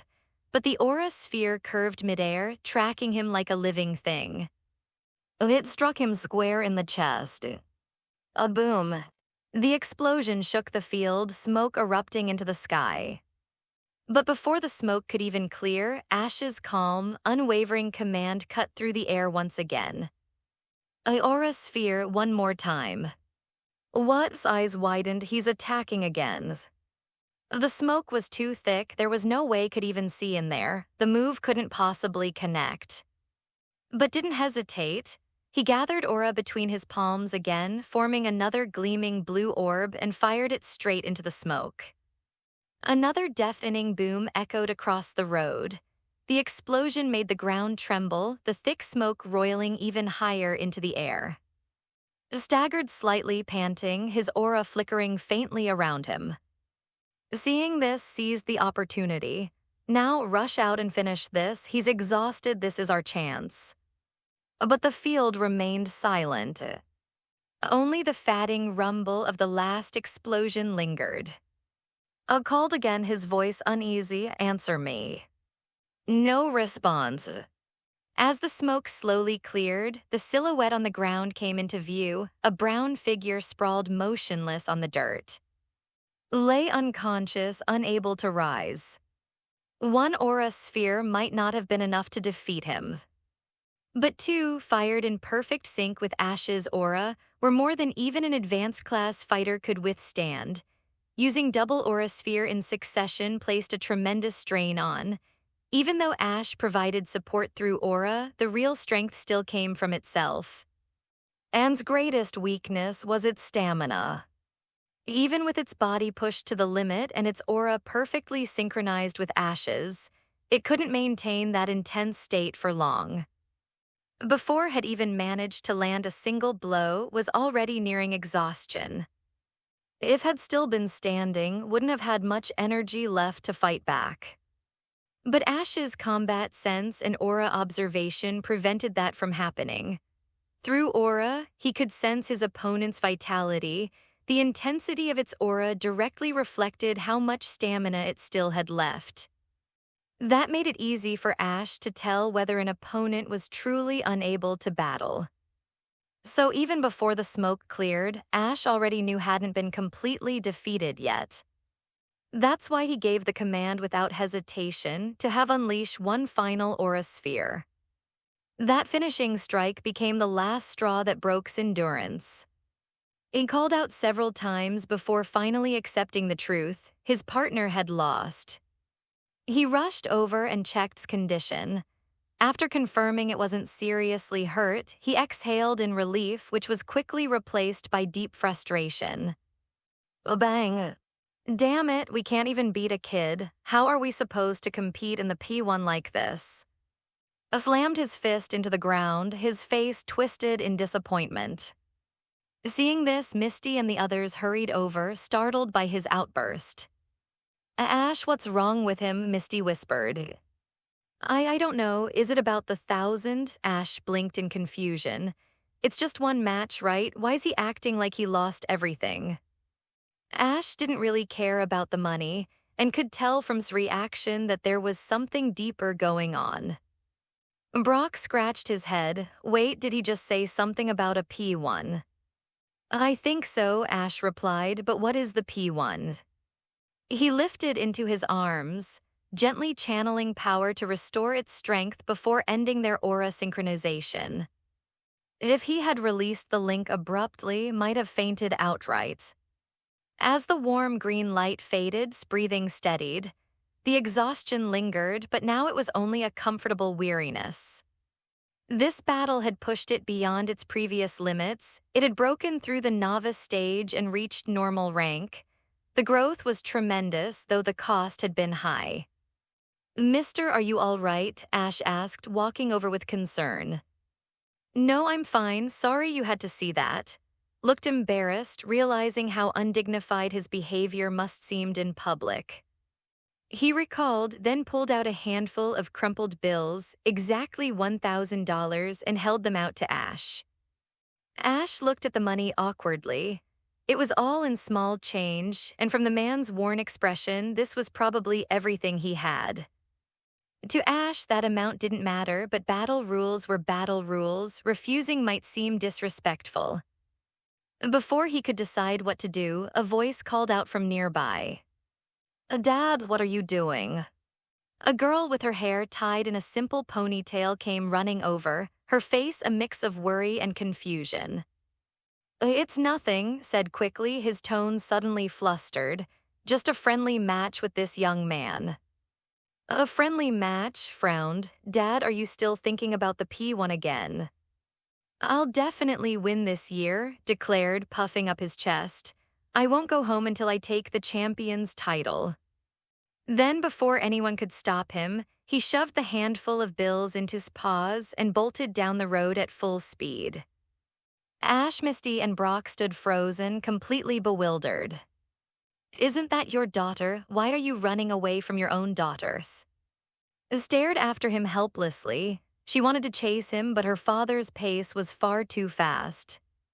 Ash could have stopped him, but since he didn't understand what was going on, it didn't feel right to interfere. This beautiful young lady, Brock said smoothly, sliding up beside, that man just now, he's your father, isn't he? Would you tell us what's going on between you two? Froze, startled by his sudden closeness, and instinctively took a step back. Misty's forehead twitched. She grabbed Brock by the ear and dragged him away. All right, enough. If you're going to flirt, go do it somewhere else. With Brock dealt with, Ash crouched slightly to meet gaze. He smiled gently. If it's okay, could you tell us what happened between you and your dad? Seeing Ash's earnest expression, slowly relaxed. She nodded and began to explain. She and her father lived not far from here. Ever since the last tournament, her father had refused to return home, determined to keep training until he could win the P1. He'd sworn that he wouldn't come back until he became the champion, leaving and her mother to handle everything alone, even managing their own living expenses. That kind of person is too much, utterly unfit to be a father, Brock exclaimed loudly after finished explaining the situation. Actually, Brock was the one most entitled to complain. His own father had been even more extreme than this. Brock's responsibilities had been huge, caring for 10 younger siblings, running the gym, handling challengers, and still finding time each day to train his. He'd kept at it because his resolve was rock solid, but that rock had long since been chipped away by the girls who haunted his memories. Misty piped up beside him. To abandon your family just for one title, that's just too much, she broke off mid-sentence as a thought struck her. Wait, hadn't Brock's father also left to chase some champion title long ago? By that measure, Brock's father wasn't exactly a role model either. His face soured, but she didn't argue. She'd grown used to her father's ways. Ash found himself thinking of his own father, whom he hadn't seen in years, and a little indignation rose in him. What's wrong with fathers these days? Do they all just abandon their families after getting married? How irresponsible. What exactly is that tournament you mentioned? Ash asked. If there was any hope of getting to come home, he needed to understand the fighting contest first. Led them back toward her house and explained the P1 Grand as they walked. It wasn't an official event, more like a wild, unofficial tournament, but the prize was a pure gold belt, and with enough publicity it had ballooned into a so-called prestigious competition in certain fighting circles. People who actually had clout in the professional fighting world generally looked down on it, but had been suckered by the hype. He'd convinced himself the gold belt would secure a better life for and her mother. Instead, with him gone, the family had lost its primary income and been forced to work just to get by. Whether winning would truly change their future was anyone's guess. What mattered was that their present was worse than before. The tournament had been held for 3 years on an open field near the road. This was its third iteration, had failed the previous 2 times but had been the runner-up once. But only the champion took home the gold belt. Second place earned little more than a title. That then was why was so determined this year. He was sure he'd finally claim the title. He wouldn't fail again, he told himself. Honestly, it's all for the title, right? Ash said bluntly. He hit the nail on the head. The helping the family story was just cover. What mattered was the trophy and the glory. According to the Grand's own promotions, winning would earn not only the gold belt but the title's first fighter. Ash almost laughed at the audacity. Did the organizers ask Elite Force permission before claiming to Crown's first fighter? What gall. And if a fighter at its level could place second here, what did that say about the competition's caliber? After all, Ash's, still only a beginner after its recent growth, had defeated him. Yes, a little trick had been used, and Aura is a powerful edge, but it still showed the opponent's trainer skills were mediocre. If such a field could crown a first fighter, would be in real trouble. Poured tea for Ash and the others, then continued. My mom and I both know the title means very little, it's just a wild tournament, but Dad believes it's official. He truly thinks winning will make him the first fighter. So really, we have 2 choices, she said gravely. Either Dad wins outright and comes home with the belt, or we make sure he realizes the truth by giving him a crushing defeat in front of everyone. Otherwise, he'll just keep running. It came down to 2 options. Let him win and hope success tames him, or force him to face reality so he'll finally come home. Neither felt like an easy, certain fix. Human desires are slippery. Even if he won now, what would prevent him from chasing the next title and vanishing again? The other option was to completely crush his confidence, to make him realize just how small and shallow his understanding of the world truly was. It might be a permanent solution, but it could also shatter his spirit as a trainer. Still, that was better than letting him continue abandoning his wife and daughter. Ash thought for a moment, then suddenly asked, when does that fighting tournament start? It begins tomorrow morning at 10 o'clock, answered. 10 in the morning, Ash tilted his head. Then it's too late to register now, isn't it? Shook her head. No, registration closes at 5 this afternoon. There's still time. She glanced at the clock. It was only 3 o'clock. If they wanted to sign up, they could still make it. Misty frowned. Ash, you're not seriously thinking about entering, are you? Ash nodded firmly. Yes, if I can make Mr. Face reality head-on, maybe he'll finally go home. But can handle it alone? Misty asked, voicing the concern on everyone's mind. The P1 Grand finishes in a single day, no rest between matches. You'd have to win every battle straight through to the finals. His power was remarkable when synchronized with Ash's aura, but its stamina was limited.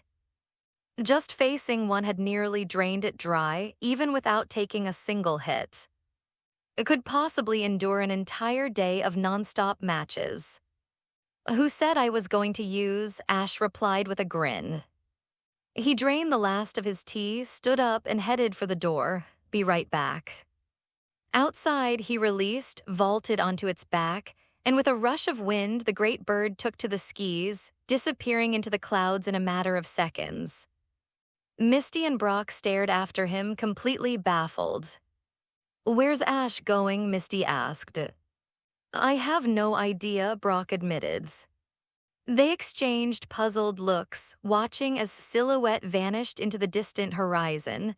10 minutes later, Ash returned riding. He barely had time to catch his breath before urging to take him straight to the tournament registration site. On the way, Misty and Brock finally had the chance to ask what he'd gone off to do. "I just want to switch out," Ash said casually.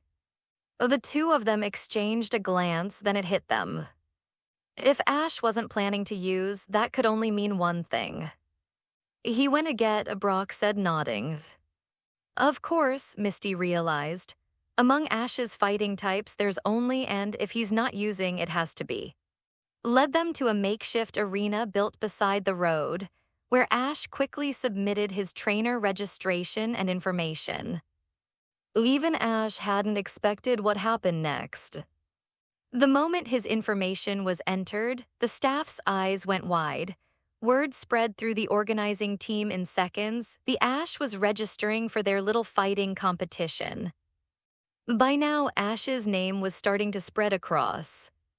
In less than 2 months since beginning his journey, he defeated 5 gyms, including the infamous Saffron Gym, known as one of the toughest in the region. Rumors from Vermilion City claimed that he'd gone head-to-head with a gym leader's professional level and won. Then, barely a month into his journey, he'd somehow overcome the monster trainer of Saffron City. Even his later victory at the Celadon Gym, normally a major accomplishment, seemed almost routine in comparison. Clearing 5 gyms in under 2 months was nothing short of extraordinary. The tournament organizers instantly realized what they had on their hands and what it meant for ticket sales. Within minutes, the entire staff was reworking their marketing strategy. The next morning, when Ash arrived at the entrance to the P1 Grand Arena, he stopped dead in his tracks. Hanging over the gate was a massive banner that read, "Genius Rookie Trainer Ash enters the P1 Fighting Tournament. 5 gym badges in 2 months, strength suspected to be champion level." Ash stared up at it, dumbfounded. "You've got to be kidding me," he muttered. "Champion levels? Who started that rumor? I'm not that strong." Misty tried not to laugh. "Well, technically you did beat the Saffron Gym." Ash groaned. "Yeah, but that doesn't mean I'm champion tier." He marched over to the registration desk. "Who came up with that nonsense?" The staff sheepishly explained that the claim was the organizer's own inference. Since Ash had defeated the Saffron Gym, whose true strength was said to be on par with champion-level trainers, they simply connected the dots. No matter what method he'd used, a win was a win, therefore champion levels. With organizers this shameless, he sighed, no wonder the whole thing's so overhyped. Resisting the urge to facepalm, he handed over his final verification and entered the arena. And despite being a Bush League event, the stands were packed to bursting. So apparently, good marketing really could make anything look grand. And with their new headliner, champion-level trainer Ash, the organizers had hit the jackpot. By morning, even the standing tickets had sold out, truly marketing geniuses. Inside, the contestants were required to have by their side. Ash released, the same one he'd retrieved the day before, and immediately spotted a few familiar faces. The moment saw Ash, his confident expression wavered. His shoulders tensed and his eyes filled with disbelief. "Oh, that kid again." Ugh. He remembered yesterday's battle vividly, how it dodged every punch, struck precisely, and left him powerless. Even though had seemed exhausted, the reality was that hadn't landed a single clean hit. That memory still stung. But this time, Ash wasn't accompanied by. The at his side was different, bulkier, radiating raw power. From the energy it exuded alone, could tell this one was far stronger physically. Still, strength came from its technique, not raw might. If this lacked that same finesse, maybe he had a chance. Yeah, he told himself, if it's not, I can win this one. He forced a confident grin in Ash's direction. Ash blinked, slightly puzzled, and smiled politely back. Looking around, Ash couldn't help but feel surprised. He'd expected a tournament filled only with fighting types, but then he saw a proudly shadowboxing nearby. Oh wait, really, he muttered, what, just because it has fists? He sighed, this might be even less official than I thought. All right, the announcer's voice boomed through the speakers. The annual P1 Grand is about to begin. The entire competition will take place in a single day. Contestants must battle through round after round until one stands victorious. This is not only a test of power, but of will. The winner will be crowned strongest fighter and receive the P1 Gold Championship belt. Now trainers and alike, give it everything you've got. The crowd roared as the matches began, their cheers shaking the stadium. Trainers and shouted their own battle cries full of fighting spirit. Ash joined in the chant with a grin, but his sharp eyes were already scanning the field. He carefully studied the aura and presence of every strong-looking nearby, mentally noting the opponents he'd likely face. As Ash scanned the arena, his aura sight told him everything he needed to know. Among all the competitors, the strongest present was matched it in power, but beyond those two, the rest were only at the advanced level, none had reached the peak. Still, Ash knew from experience that a battle wasn't decided by levels alone. He'd fought and won against stronger opponents many times. Judging by the trainer's command skills and their response times, none of them seemed particularly refined. Ash's eyes gleamed with confidence, 80% chance of winning easily. But just winning wasn't enough this time. He had to completely shatter his confidence to wake him up from the dream that had consumed his life. To do that, he would need more than brute force, he would need tactics.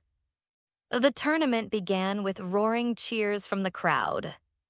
Round after round blazed across the stage, fists flying, bodies crashing, dirt flying, the kind of wild energy that thrilled the spectators. In truth, though, there were only a handful of real contenders. The truly advanced level fighters could be counted on one hand, and even they weren't much to speak of. The P1 Grand was, in short, a festival of mediocrity, a bunch of chickens pecking at each other, Ash thought wryly. His elite level towered over the field. Every punch, every step, every shout of it sent his opponents flying.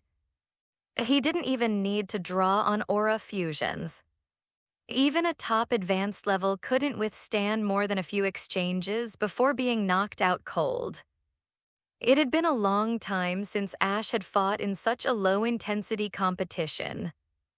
Still, the crowd loved it.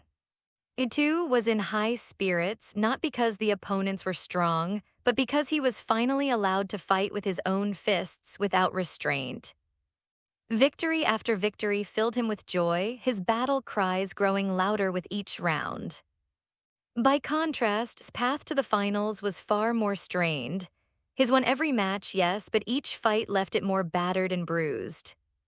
The strategy was cautious and conservative, effective, but hardly exciting. And compared to Ash's explosive, crowd-pleasing matches, his fights were subdued and grinding. And while was a seasoned martial artist, he wasn't a seasoned trainer. Ash had spent months under the mentorship of masters, hunting strategy, timing, and the flow of aura, while relied mostly on instinct and experience. So by the time they both reached the finals, was worn down, while had lost only a bit of stamina. I knew it, said, standing below the ring as the cheers swelled. I had a feeling I'd meet you again in the finals. You're Ash, right? The rising star I've been hearing about. He looked around at the crowd, then back at the boy who had bested him once already. He'd overheard the whispers during his matches about Ash's incredible progress, the badges, the gym victories. A 2 month. 2 months of travel had brought Ash to a level that hadn't reached in 3 long years. Oh, the thought stung. So this was talent, the kind that no amount of ordinary effort could match, but clenched his fists. No, he wouldn't back down, not here, not today. Today, he said, I'll prove that even someone like me, a plain, ordinary fighter, can surpass an elite trainee. I'll be the P1 champion. Ash met his gaze, his expression softened, then turned serious. Mister, he said quietly, there's nothing wrong with chasing your dream. But when that dream hurts the people waiting for you back home, maybe it's time to rethink what you're fighting for. He took a deep breath, his tone steady but resolute. In this battle, I'll make you understand. Ash closed his eyes for a second, his voice dropped to a whisper. Auras within my heart. The moment he spoke, a surge of energy rippled through, his muscles tensed, his breathing sharpened, the world seemed to slow around him. It wasn't just raw strength. His senses expanded, his perception sharpened. Every movement, every sound, all of it connected through the pulse of Ash's aura. If had entered this state earlier, he might swept through the entire tournament without taking a single hit. Ash raised a hand. Come at me, mister. Hesitated, startled by the calm in Ash's voice. But even as the words left his mouth, he realized Ash's words had unsettled him, that flicker of distraction, that split second of hesitation. And in a battle, that was all it took for the tide to turn. But Ash didn't order a counterattack. Instead, he simply stood calmly on the trainer's platform and said, Mister, please have attack first. Blinked, he hadn't expected that response, but after a moment's hesitation, he pushed all distractions aside. Let's go. Lunged forward, crimson gloves flashing as his fists blurred into a storm of afterimages. A barrage of punches filled his vision, yet slowly, deliberately closed his eyes. The host's voice erupted across the stadium. Launches the first assault, but what's this? Has closed its eyes, is it surrendering already? Unbelievable. The crowd burst into an uproar. Close your eyes in a fighting match. Was this arrogance, mockery, or suicide? But before the audience's jeers could even build momentum, moved. With fluid precision, it tilted its body just a fraction to the left, letting his fist brush past its cheek. Then another sway, another step, each motion minimal, effortless. Punch after punch tore through the air, but not a single one touched. Oh my dear viewers, are you seeing this? The host shouted, voice cracking with excitement. My eyes closed, is dodging every single attack. This is unbelievable, this is a miracle. His fists blurred so fast that they seemed to multiply, leaving a forest of red shadows in front of. Yet not one landed. Watching helplessly, felt a cold sweat run down his neck. He remembered this feeling, the same hopeless, suffocating sense of being read like an open book, the same fear he'd felt yesterday when had danced around his every punch. But that had been different. Yesterday had used a tact, a special move that read the flow of energy, predicting attacks. Yet now hadn't used any move at all, it had simply closed its eyes. And still it was untouchable. Could the gap between them really be that enormous? Finally stopped, gasping for breath, he raised his guard, expecting a counter at any moment. But stood perfectly still. Silent. Unmoving. Ash's voice carried across the field, calm and unhurried. Is that all you've got? Still has strength left, doesn't he? Let him keep going. Froze. Ash's eyes were closed too. He knows even without looking. lifted one fist and motioned toward a subtle taunting gesture. Come again. A vein pulsed in his forehead. Was this boy mocking him? A use close combat.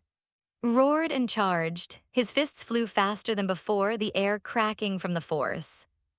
But no matter how furious the flurry, every punch struck only empty air. His movements were impossibly smooth, as though the battle itself slowed down for him. Not even a strand of fur was touched. The host's voice trembled. Unbelievable. Close combat can't even graze. Ladies, and this is beyond training, this is instinct, this is mastery. Punches rained down like a storm, but as the seconds dragged on, his power waned. His footwork faltered, his breathing grew ragged, and finally, with a heavy thud, he dropped to one knee, drenched in sweat, fists trembling. I hadn't moved for the last 5 seconds. It just stood there, eyes closed, breathing steady, untouched. His lips trembled. All his confidence, all his pride gone. What had he been thinking before? That this would be easier than that. Easier, my foot. This wasn't just another strong opponent. This was a monster far beyond his reach. Compared to his level, advantage was overwhelming. When fought back then, he had only been at peak novice levels. And now elite levels. And that was without any aura amplification. Once Ash performed aura fusion, strength rose another tier. Combined with aura's sensory precision, allowing him to fight even with his eyes closed, it meant that if had managed to so much as touch, the monkey would already lost. But never even came close. When the exhausted finally collapsed, both Ash and slowly opened their eyes. Ash turned to the stunned standing across the ring. He said evenly, "Are we still fighting?" Froze for a moment, then lowered his head. "No, I surrender." At that instant, a crushing sense of helplessness flooded him. He finally understood there was no path to victory.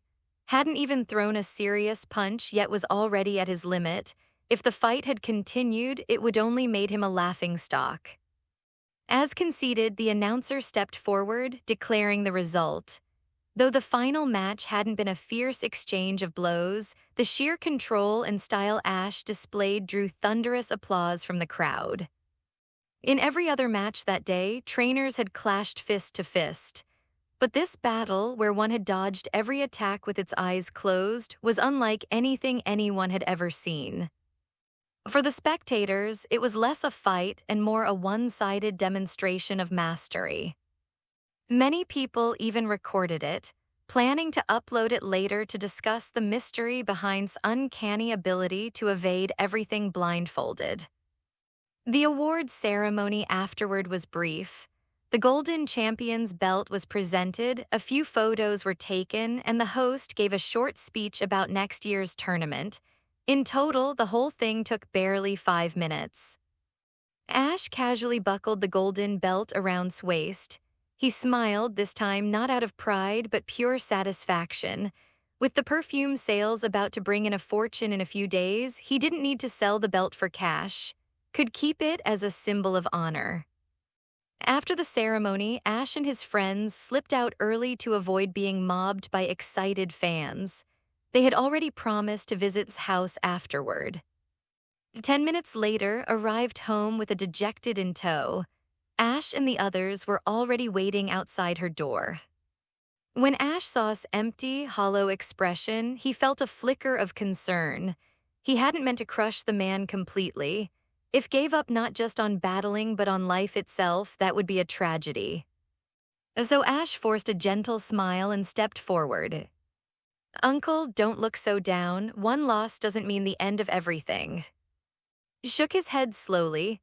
"Don't comfort me, Ash. I understand now. I truly have no talent for battles. This tournament, calling it a fight to determine strongest fighter, was nothing but self-indulgence. A trainer who's only been traveling for 2 months managed to sweep the entire event.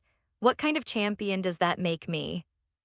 It was clear Ash had completely shattered the man's illusion. No matter how talented Ash was, his youth alone should have been a disadvantage. Yet he had won effortlessly. If a boy barely passed his gym challenges could crush him this completely, what about those truly gifted trainers who had been training for years? Is the best fighter more like the best brawler on one street corner? His obsession with fighting tournaments died that day. Uncle, you don't have to look down on yourself, Ash said softly. You're is really well trained, it's just that I'm a little special. If I hadn't entered, you probably would been this year's champion. He paused, then continued seriously. But if you had won, maybe you'd go home for a while, but once the next competition came around, you'd go right back. You'd start chasing the title again, leaving and your wife behind. There's nothing wrong with chasing a dream, Ash went on, his tone deepening. But when you chase it without caring about the people beside you, you'll end up hurting them. He spoke from experience. Brock's father had done that, and so had his own. Even Ash himself had once been like that. Before his journey began, he'd been obsessed with becoming a master, to the point where he didn't even want to call his mother. But his conversations with other versions of himself from parallel worlds had taught him something invaluable. Dreams can be pursued, but never at the expense of those who love you. His mother saw his father only once every few years. Ash couldn't become that kind of man. Helping hadn't been about curiosity or pride, it was because he saw a reflection of himself in her. And if he could save his family from repeating his father's mistakes, he would. Under Ash's gentle but firm persuasion, finally exhaled as though a great weight had lifted from his chest. You're right, he said quietly. Even if I train again in the future, I'll never ignore or my wife again's. Grateful beyond words, removed something from his bag and handed it to Ash, a narrow black strap. Don't underestimate this little thing, said with a faint smile. I got it from a reclusive martial artist years ago. It's a weighted training band. When worn, it makes even simple movements several times harder, but it increases physical training efficiency by at least 50%. A 50% increase? Ash's eyes widened as he stared at the small device in his hand. The perfume he'd gotten from Rich Ash could only enhance physical training efficiency by about 25%, yet this unassuming little gadget supposedly doubled that. Could such a heaven-defying item really exist in the world? Smiled faintly. That's right, even Mike couldn't make full use of it. Keeping it would just waste its potential, so take it, Ash. Ash shook his head quickly. No, I can't, something this valuable. Don't refuse, gently pushed it back into Ash's hands. You helped me wake up from my obsession and reunite with my family. I have nothing better to repay you with, just accept it. Under his insistence, Ash finally nodded and accepted the strange device. It felt almost symbolic, a good deed rewarded. Later that night, Ash entered the group chat and described the training device had given him. Within moments, replies flooded in from the veterans. It was identified as a force training device. And its true effect wasn't a 50% increase at all, but a 100% boost. However, as the experts clarified, this 100% bonus applied primarily to ability value growth, not levels. Levels would rise a little faster as a side effect, but the real miracle lay in maximizing a stats. For with high ability value caps, this item was practically divine. Normally, as ability values climbed, progress slowed drastically. Advancing from B rank to A rank might take 4 or 5 days. But from A rank to S rank, it could take 10 or more. That's why most trainers level up before their stats ever hit their natural limits. The stronger they becomes, the harder it is to polish those ability values, and once you outlevel the range for efficient training, it becomes a vicious cycle. Ash had his insight eye, which let him gauge his growth precisely and control when to allow level-ups. Even so, he couldn't always prevent premature evolution or breakthrough, and had all leveled up before reaching their peak stats. Compared to most trainers, Ash already had a huge advantage. But with this forced training device, he could now guarantee that his would always reach their maximum potential before the next level jump. Unfortunately, there was only one device, so he would have to rotate its use among his team. Time flew by and 2 more days passed. Ash and his companions finally arrived at a place called Black Cloud City, the last major stop before reaching Fuchsia City. However, calling it a city was generous. The place was almost ghostly in its desolation. Even after night fell, not a single streetlight illuminated the dark roads. The air was heavy with smog and a sickly chemical odor that stung the nose. Misty quickly pulled out her guidebook and explained, it used to be a really prosperous industrial city, but after years of the factories here polluted everything, the air, the water, even the soil. People couldn't live here anymore, so most of them evacuated. Only a handful of workers remained to guard the abandoned factories. For Ash and the others, however, that wasn't their concern. They were just passing through, one night's rest, then onward. But the atmosphere here was oppressive, the air foul. It made them all uncomfortable. They hurried to the center and were lucky enough to find rooms still available, even this late at night. After washing up, the trio decided to skip training for once. Even Ash, who normally trained obsessively, had no desire to do so here. Stepping outside meant being assaulted by that nauseating stench. Who could train in that? However, just as they lay down, the center's alarm went off. Ash, still in his pajamas, rushed out in a hurry, only to learn that the center had lost power. As for the cause of the outage, even Nurse Joy didn't know. All she could tell Ash was that there seemed to be a problem at the power plant, though the specifics were unclear. In any case, if the center stayed without power for too long, it would be disastrous for the currently under treatment. That was why Joy had sounded the emergency alarm, calling on the trainers resting inside to help investigate. Several trainers responded alongside Ash and his friends, but when they heard that they'd have to go all the way to the power plant in the middle of the night, most of them hesitated. It was already past 1 in the morning. Not only would they have to give up their sleep, they'd also have to trudge through the thick, foul-smelling air outside just to reach the plant. To many, that sounded like pure torture. Wait, a facility this big doesn't even have a backup generator, one trainer complained loudly. He wasn't wrong. This was a medical facility for a long-term power outage here could put countless lives at risk. How could a place like that not have a backup system? Was this center really that poorly equipped? Ash shared their confusion, but now wasn't the time to debate logistics. Joy, do you have any auxiliary generators that electric type can charge? He asked. Joy nodded reluctantly. We do, but to power the entire center, it needs a massive amount of electricity. 1 or 2 electric types wouldn't be enough, and even if we had a dozen of them, they'd burn out from overexertion before morning. Ash smiled. It's fine, Mike can handle it. He lifted down from his shoulder and crouched to meet his partner's eyes. I'm counting on you. Keep the power running while I go fix the problem. I'll be back soon. Pika nodded firmly, patting his little chest with a confident grin. The other trainers didn't seem convinced. That tiny thing, how much electricity could it even produce? Yeah, it probably couldn't power this place for more than 10 seconds. Forget it. Rather than pretending to be helpful, why not just go fix the power plant already? The mocking voices around them made Misty flare up immediately. She stepped forward, glaring at the group. Would you shut it already? Ash is at least doing something. He's letting his keep the center systems running while he goes to fix the source. What are you all doing, standing here complaining? Her voice rose with each sentence, sharp enough to make a few people flinch. Don't you have any in treatment here?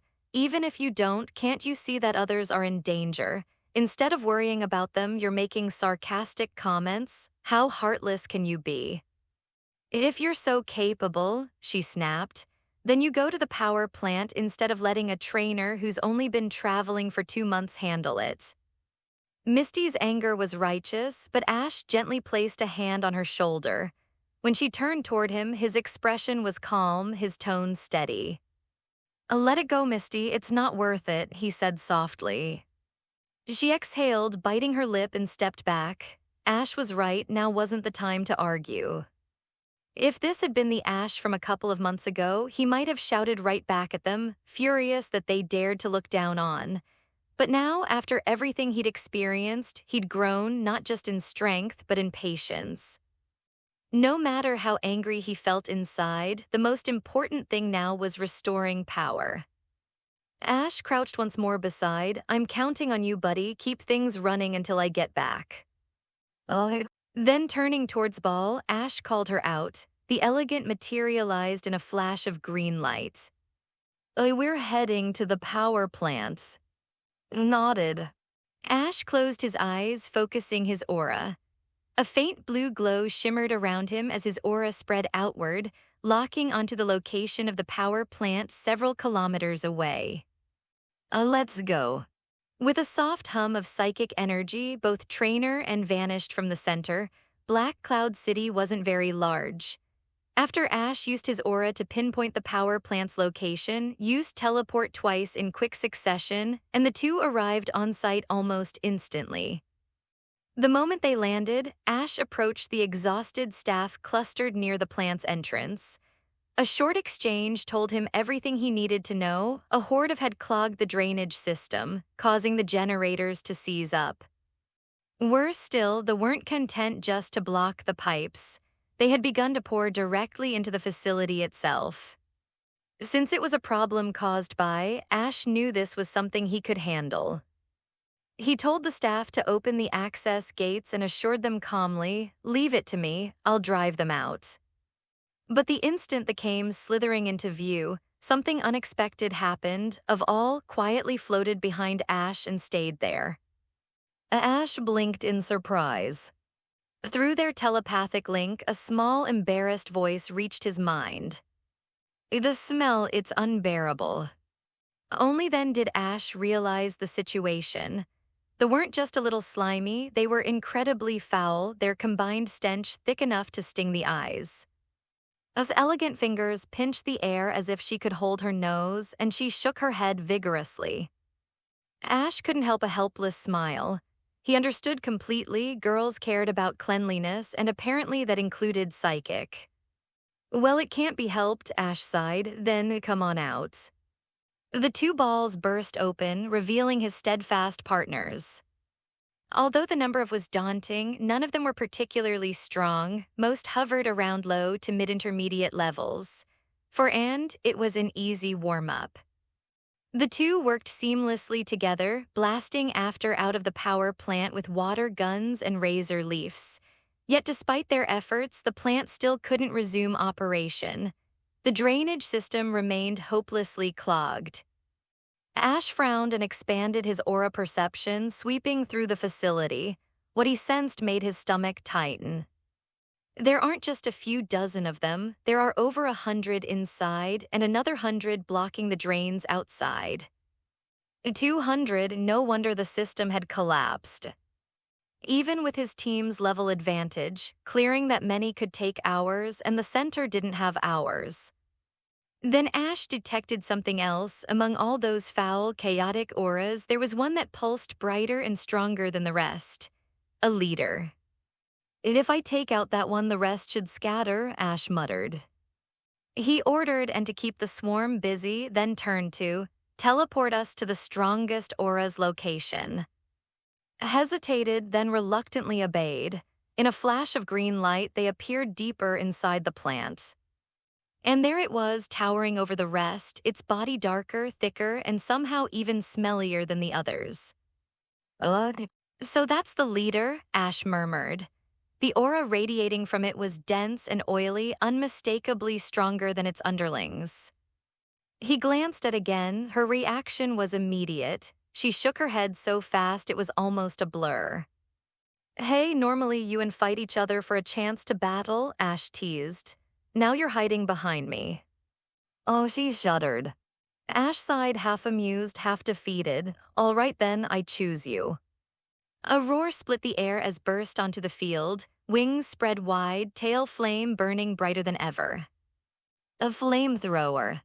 One scorching blaze later, the battle was over, melted into a sticky heap, utterly defeated. Still, Ash considered for a moment, then tossed a ball. The ball clicked shut almost instantly. Catching served two purposes. First, he needed its authority to command the to withdraw and return to their original habitat. The plant had been fine before, clearly they'd only migrated here recently. Second, its ability values were surprisingly good. Despite its revolting odor, its stats were well-rounded, and its toxicity could make it a nightmare opponent for anyone unprepared.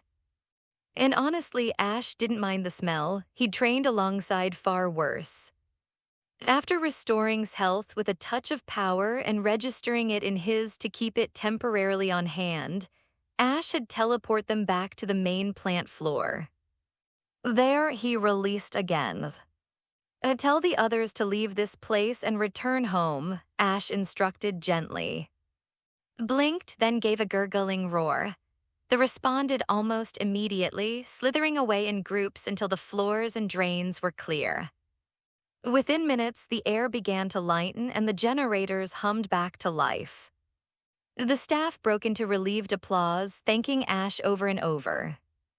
Ash just smiled, brushing off the gratitude. No problem, I'm just glad it's fixed. After a final nod, he turned to, all right, let's go back, probably exhausted by now. Nodded in agreement, and with a flash of psychic light, they vanished from the power plant, reappearing moments later at the center. As expected, by the time Ashen returned, the center had already been restored to normal. The trainers who had mocked him earlier were nowhere to be found. No one knew whether they'd slipped away out of embarrassment, ashamed that Ash had single-handedly restored power, or if they simply couldn't bear to stay after watching a tiny keep an entire center running on his own. Either way, they'd vanished before Ash got back. Nurse Joy, on the other hand, greeted Ash the moment he walked in, overflowing with gratitude. After thanking him repeatedly, she insisted on giving him something tangible in return. Having learned that Ash's next destination was Fuchsia City, where he planned to challenge the Fuchsia gym leader, Joy handed him a confidential file about the kind of information ordinary trainers could never access.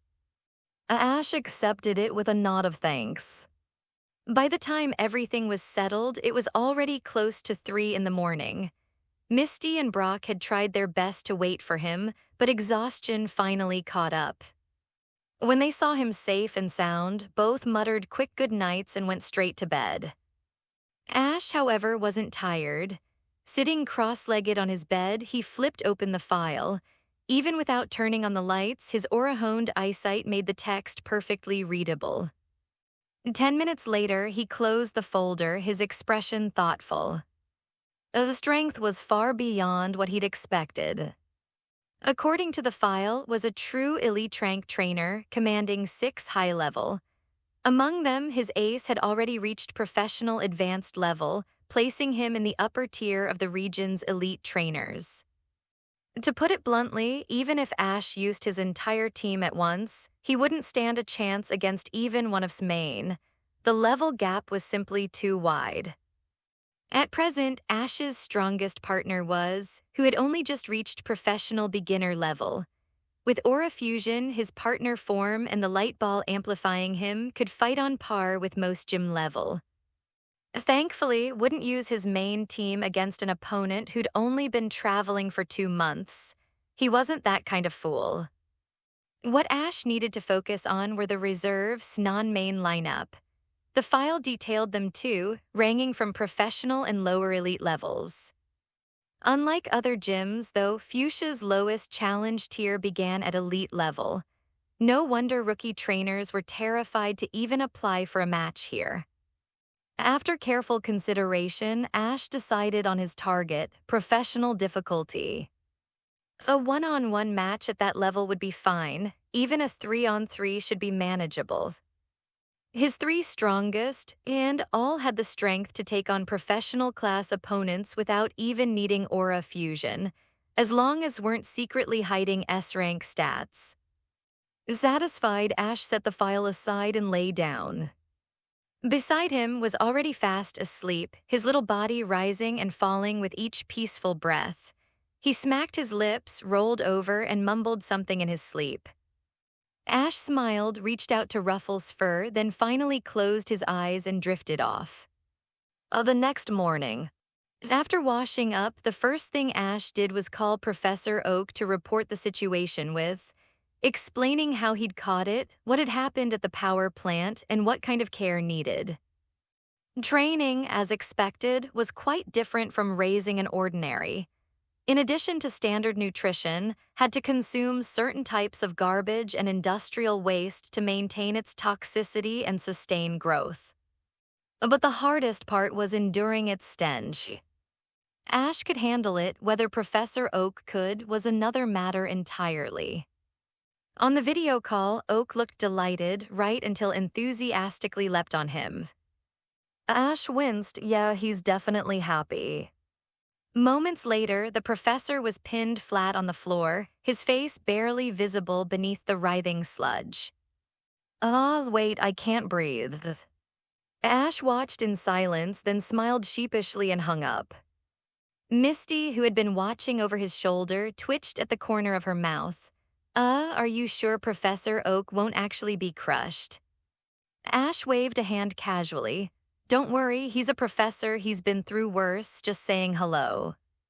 With that, he slung his backpack over his shoulder. All right, time to hit the road, Fuchsia City's waiting. The group left the center and set off once again. 5 days later, at long last, they reached the gates of Fuchsia City. The journey hadn't been uneventful. Along the way, they'd encountered Team Rocket again, and to Ash's mild surprise, Jessie and James had both evolved. And were now unwheezing, and their power had risen all the way to advanced peak. Facing Ash's professional level, Jessie's and James's wheezing, both only advanced peak, didn't even last a single attack before being launched sky-high in a blinding flash of lightning. So much for their grand comeback. Once the smoke cleared and Team Rocket had twinkled out of sight, the group continued their journey toward Fuchsia City.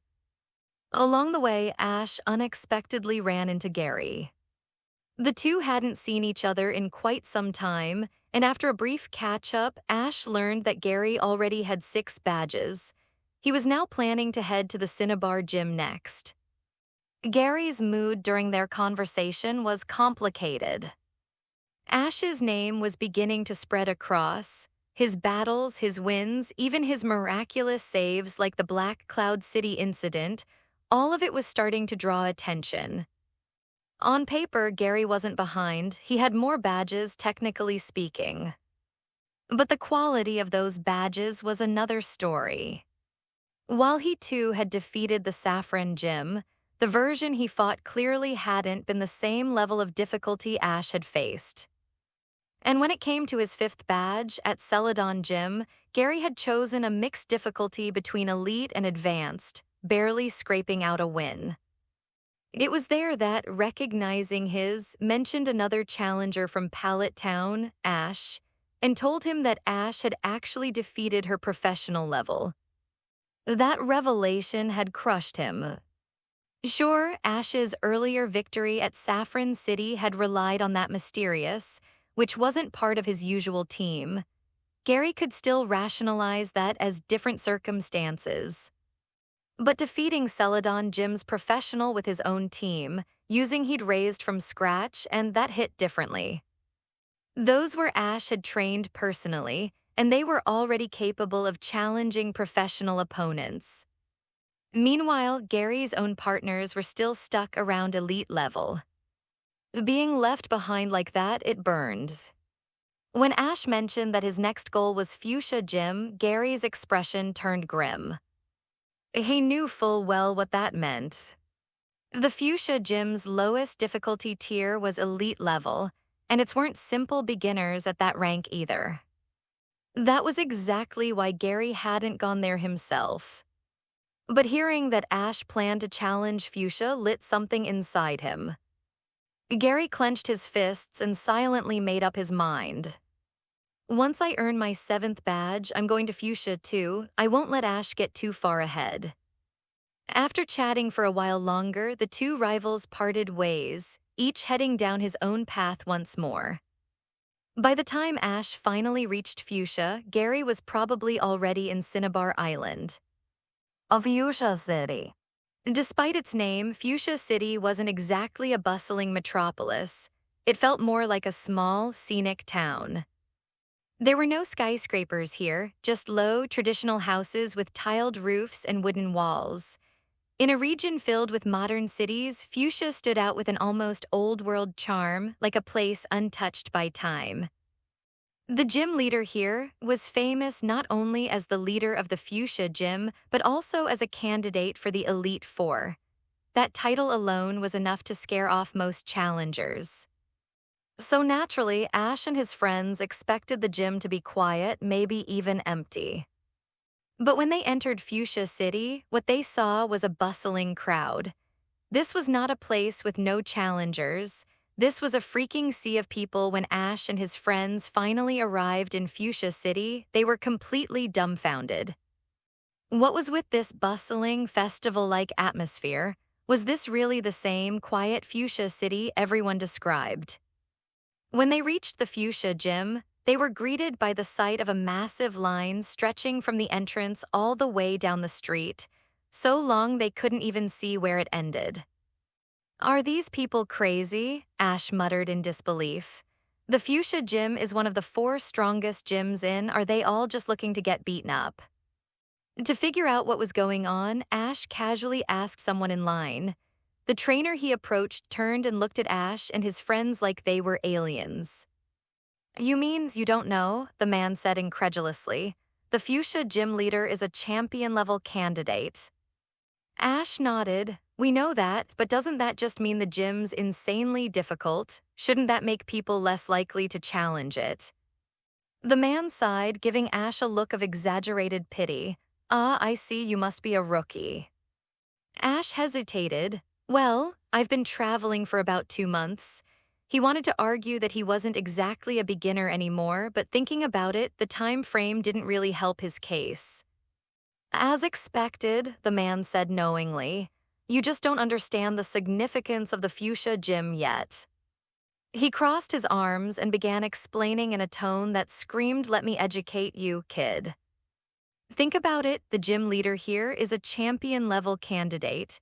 Sure, the word candidate is there, but in reality, that's just a formality. Anyone qualified for that title already has true champion-level power, they just haven't officially taken the seat yet. Normally, it's nearly impossible for ordinary trainers to even meet a member of the Elite Four, let alone battle one. But here, just by challenging this gym, you can actually receive guidance from someone at that level. The gym leader even adjusts the battle difficulty based on your team's strength. Tell me, where else can you get such a chance? That logic hit hard. After all, the Elite Four were like celebrities. You could only see them on TV, or maybe catch a glimpse if you were lucky enough to attend a tournament. Getting advice from one, that was the kind of thing most trainers could only dream about. But here, in Fuchsia City, you could actually battle someone of champion caliber and receive their personal guidance. No qualifications, no fame, no conference victories required. It was a once-in-a-lifetime opportunity.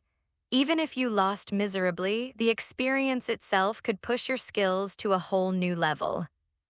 Ash and his companions finally understood why the city was so packed.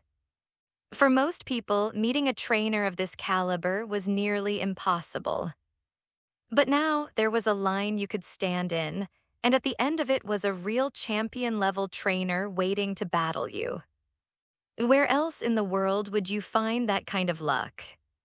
Wait, Ash said, frowning. Aren't there other gyms in with that level of strength? Cinnabar, Viridian, Saffron, they all have champion-level power, right? And isn't Viridian considered the strongest gym in? The man raised his eyebrows, a little impressed. Didn't expect a rookie to know that much, but those places aren't like Fuchsia. He began ticking them off on his fingers. Saffron Gym, everyone knows that place is terrifying. You can find horror stories about it online. Cinnabar Gym, closed to challengers. Too many people swarmed there for the same reason as Fuchsia, and the leader got tired of weak opponents wasting his time. As for Viridian Gym, that's appointment only.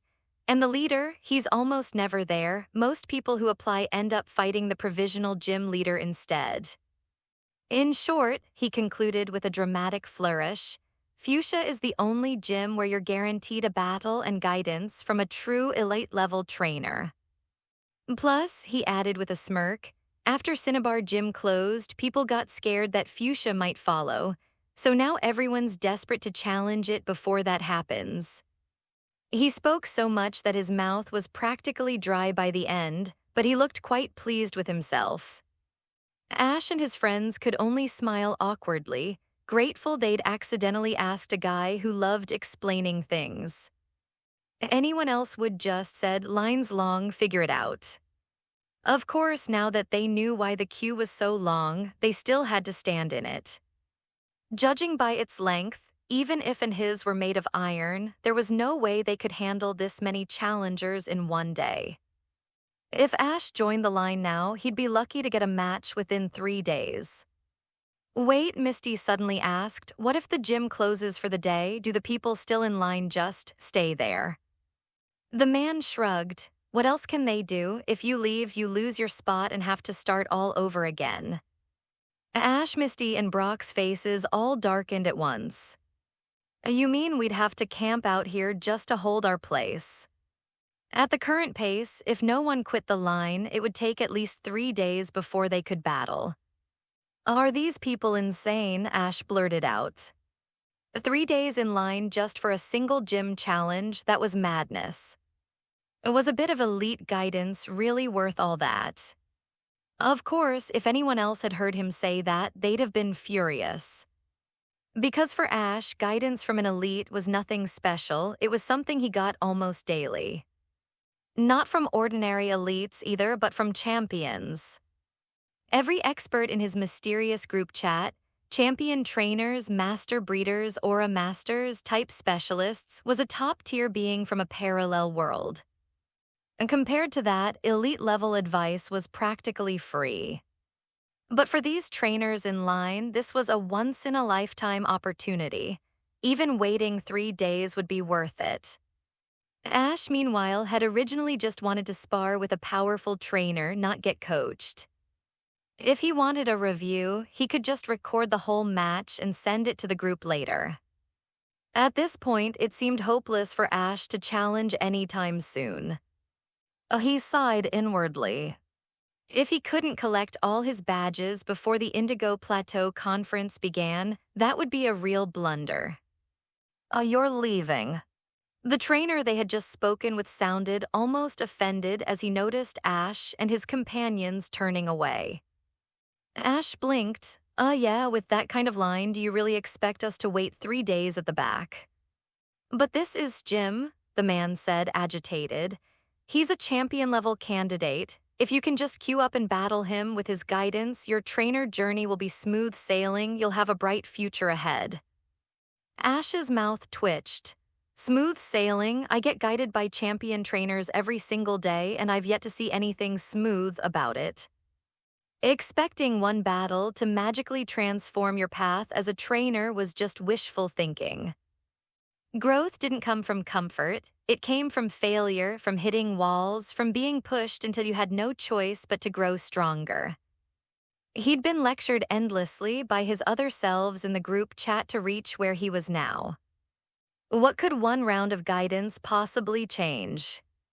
When you actually battle an elite-level trainer, Ash said, patting the man's shoulder with a calm smile, you'll realize that one fight might not help you as much as you think. The passerby froze, staring as though Ash had just said something heretical. Did this rookie just downplay the value of battling an elite? Young man, you're not old, came a new voice from behind, calm but sharp, yet your words are quite bold. Ash turned around. Behind him stood a person completely cloaked in black from head to toe. Who are you? Ash asked, narrowing his eyes slightly. He quietly activated his aura power. No, it wasn't Team Rocket in disguise. Don't mind who I am, the stranger said coolly. Did I hear correctly that you just claimed battling an elite isn't very helpful? I never said that, Ash retorted, rolling his eyes. I said that a single battle isn't that helpful.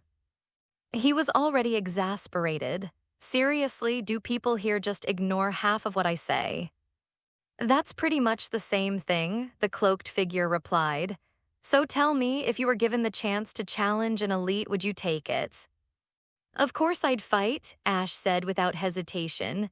An elite battle might not give much guidance, but it puts pressure on and that kind of pressure makes them grow stronger.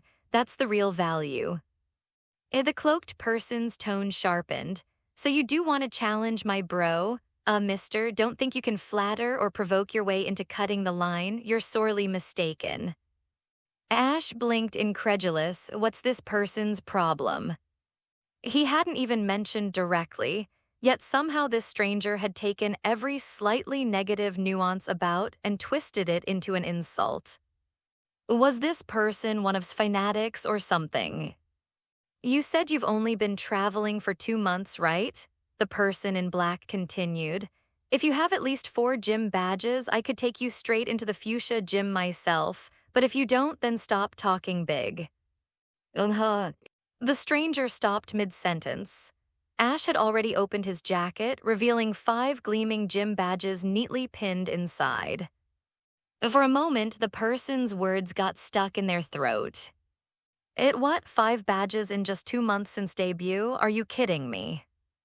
Before they could recover, their gaze fell on the perched on Ash's shoulder and something clicked.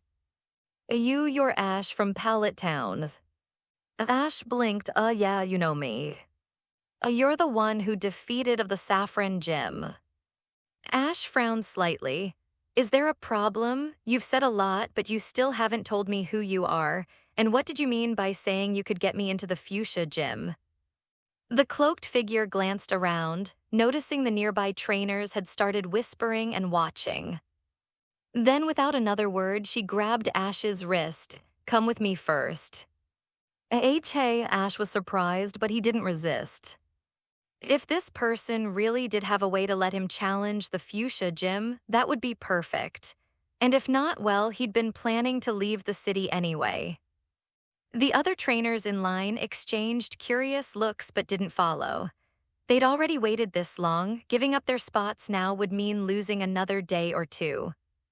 The cloaked figure led Ash, Misty, and Brock around the side of the fuchsia gym to a quiet, deserted path. Then she stopped, took a breath, and pulled back her hood. Beneath the cloak was a cascade of long green hair, framing a soft, beautiful face with fair skin and sharp, confident eyes. Hey, a girl, Misty blurted out, eyes wide. Her voice was full of disbelief. That hoarse, gruff tone the cloaked figure had used before sounded nothing like this elegant woman before them. Brock's eyes instantly turned into hearts. His cheeks flushed crimson as he clasped his hands dramatically. Fair lady, the moment I saw you, I knew our destinies were entwined by the sacred knot of fate. I can already see our glorious future together. Cut the nonsense, Misty snapped, smacking him squarely on the head and dragging his smoking body back by the collar.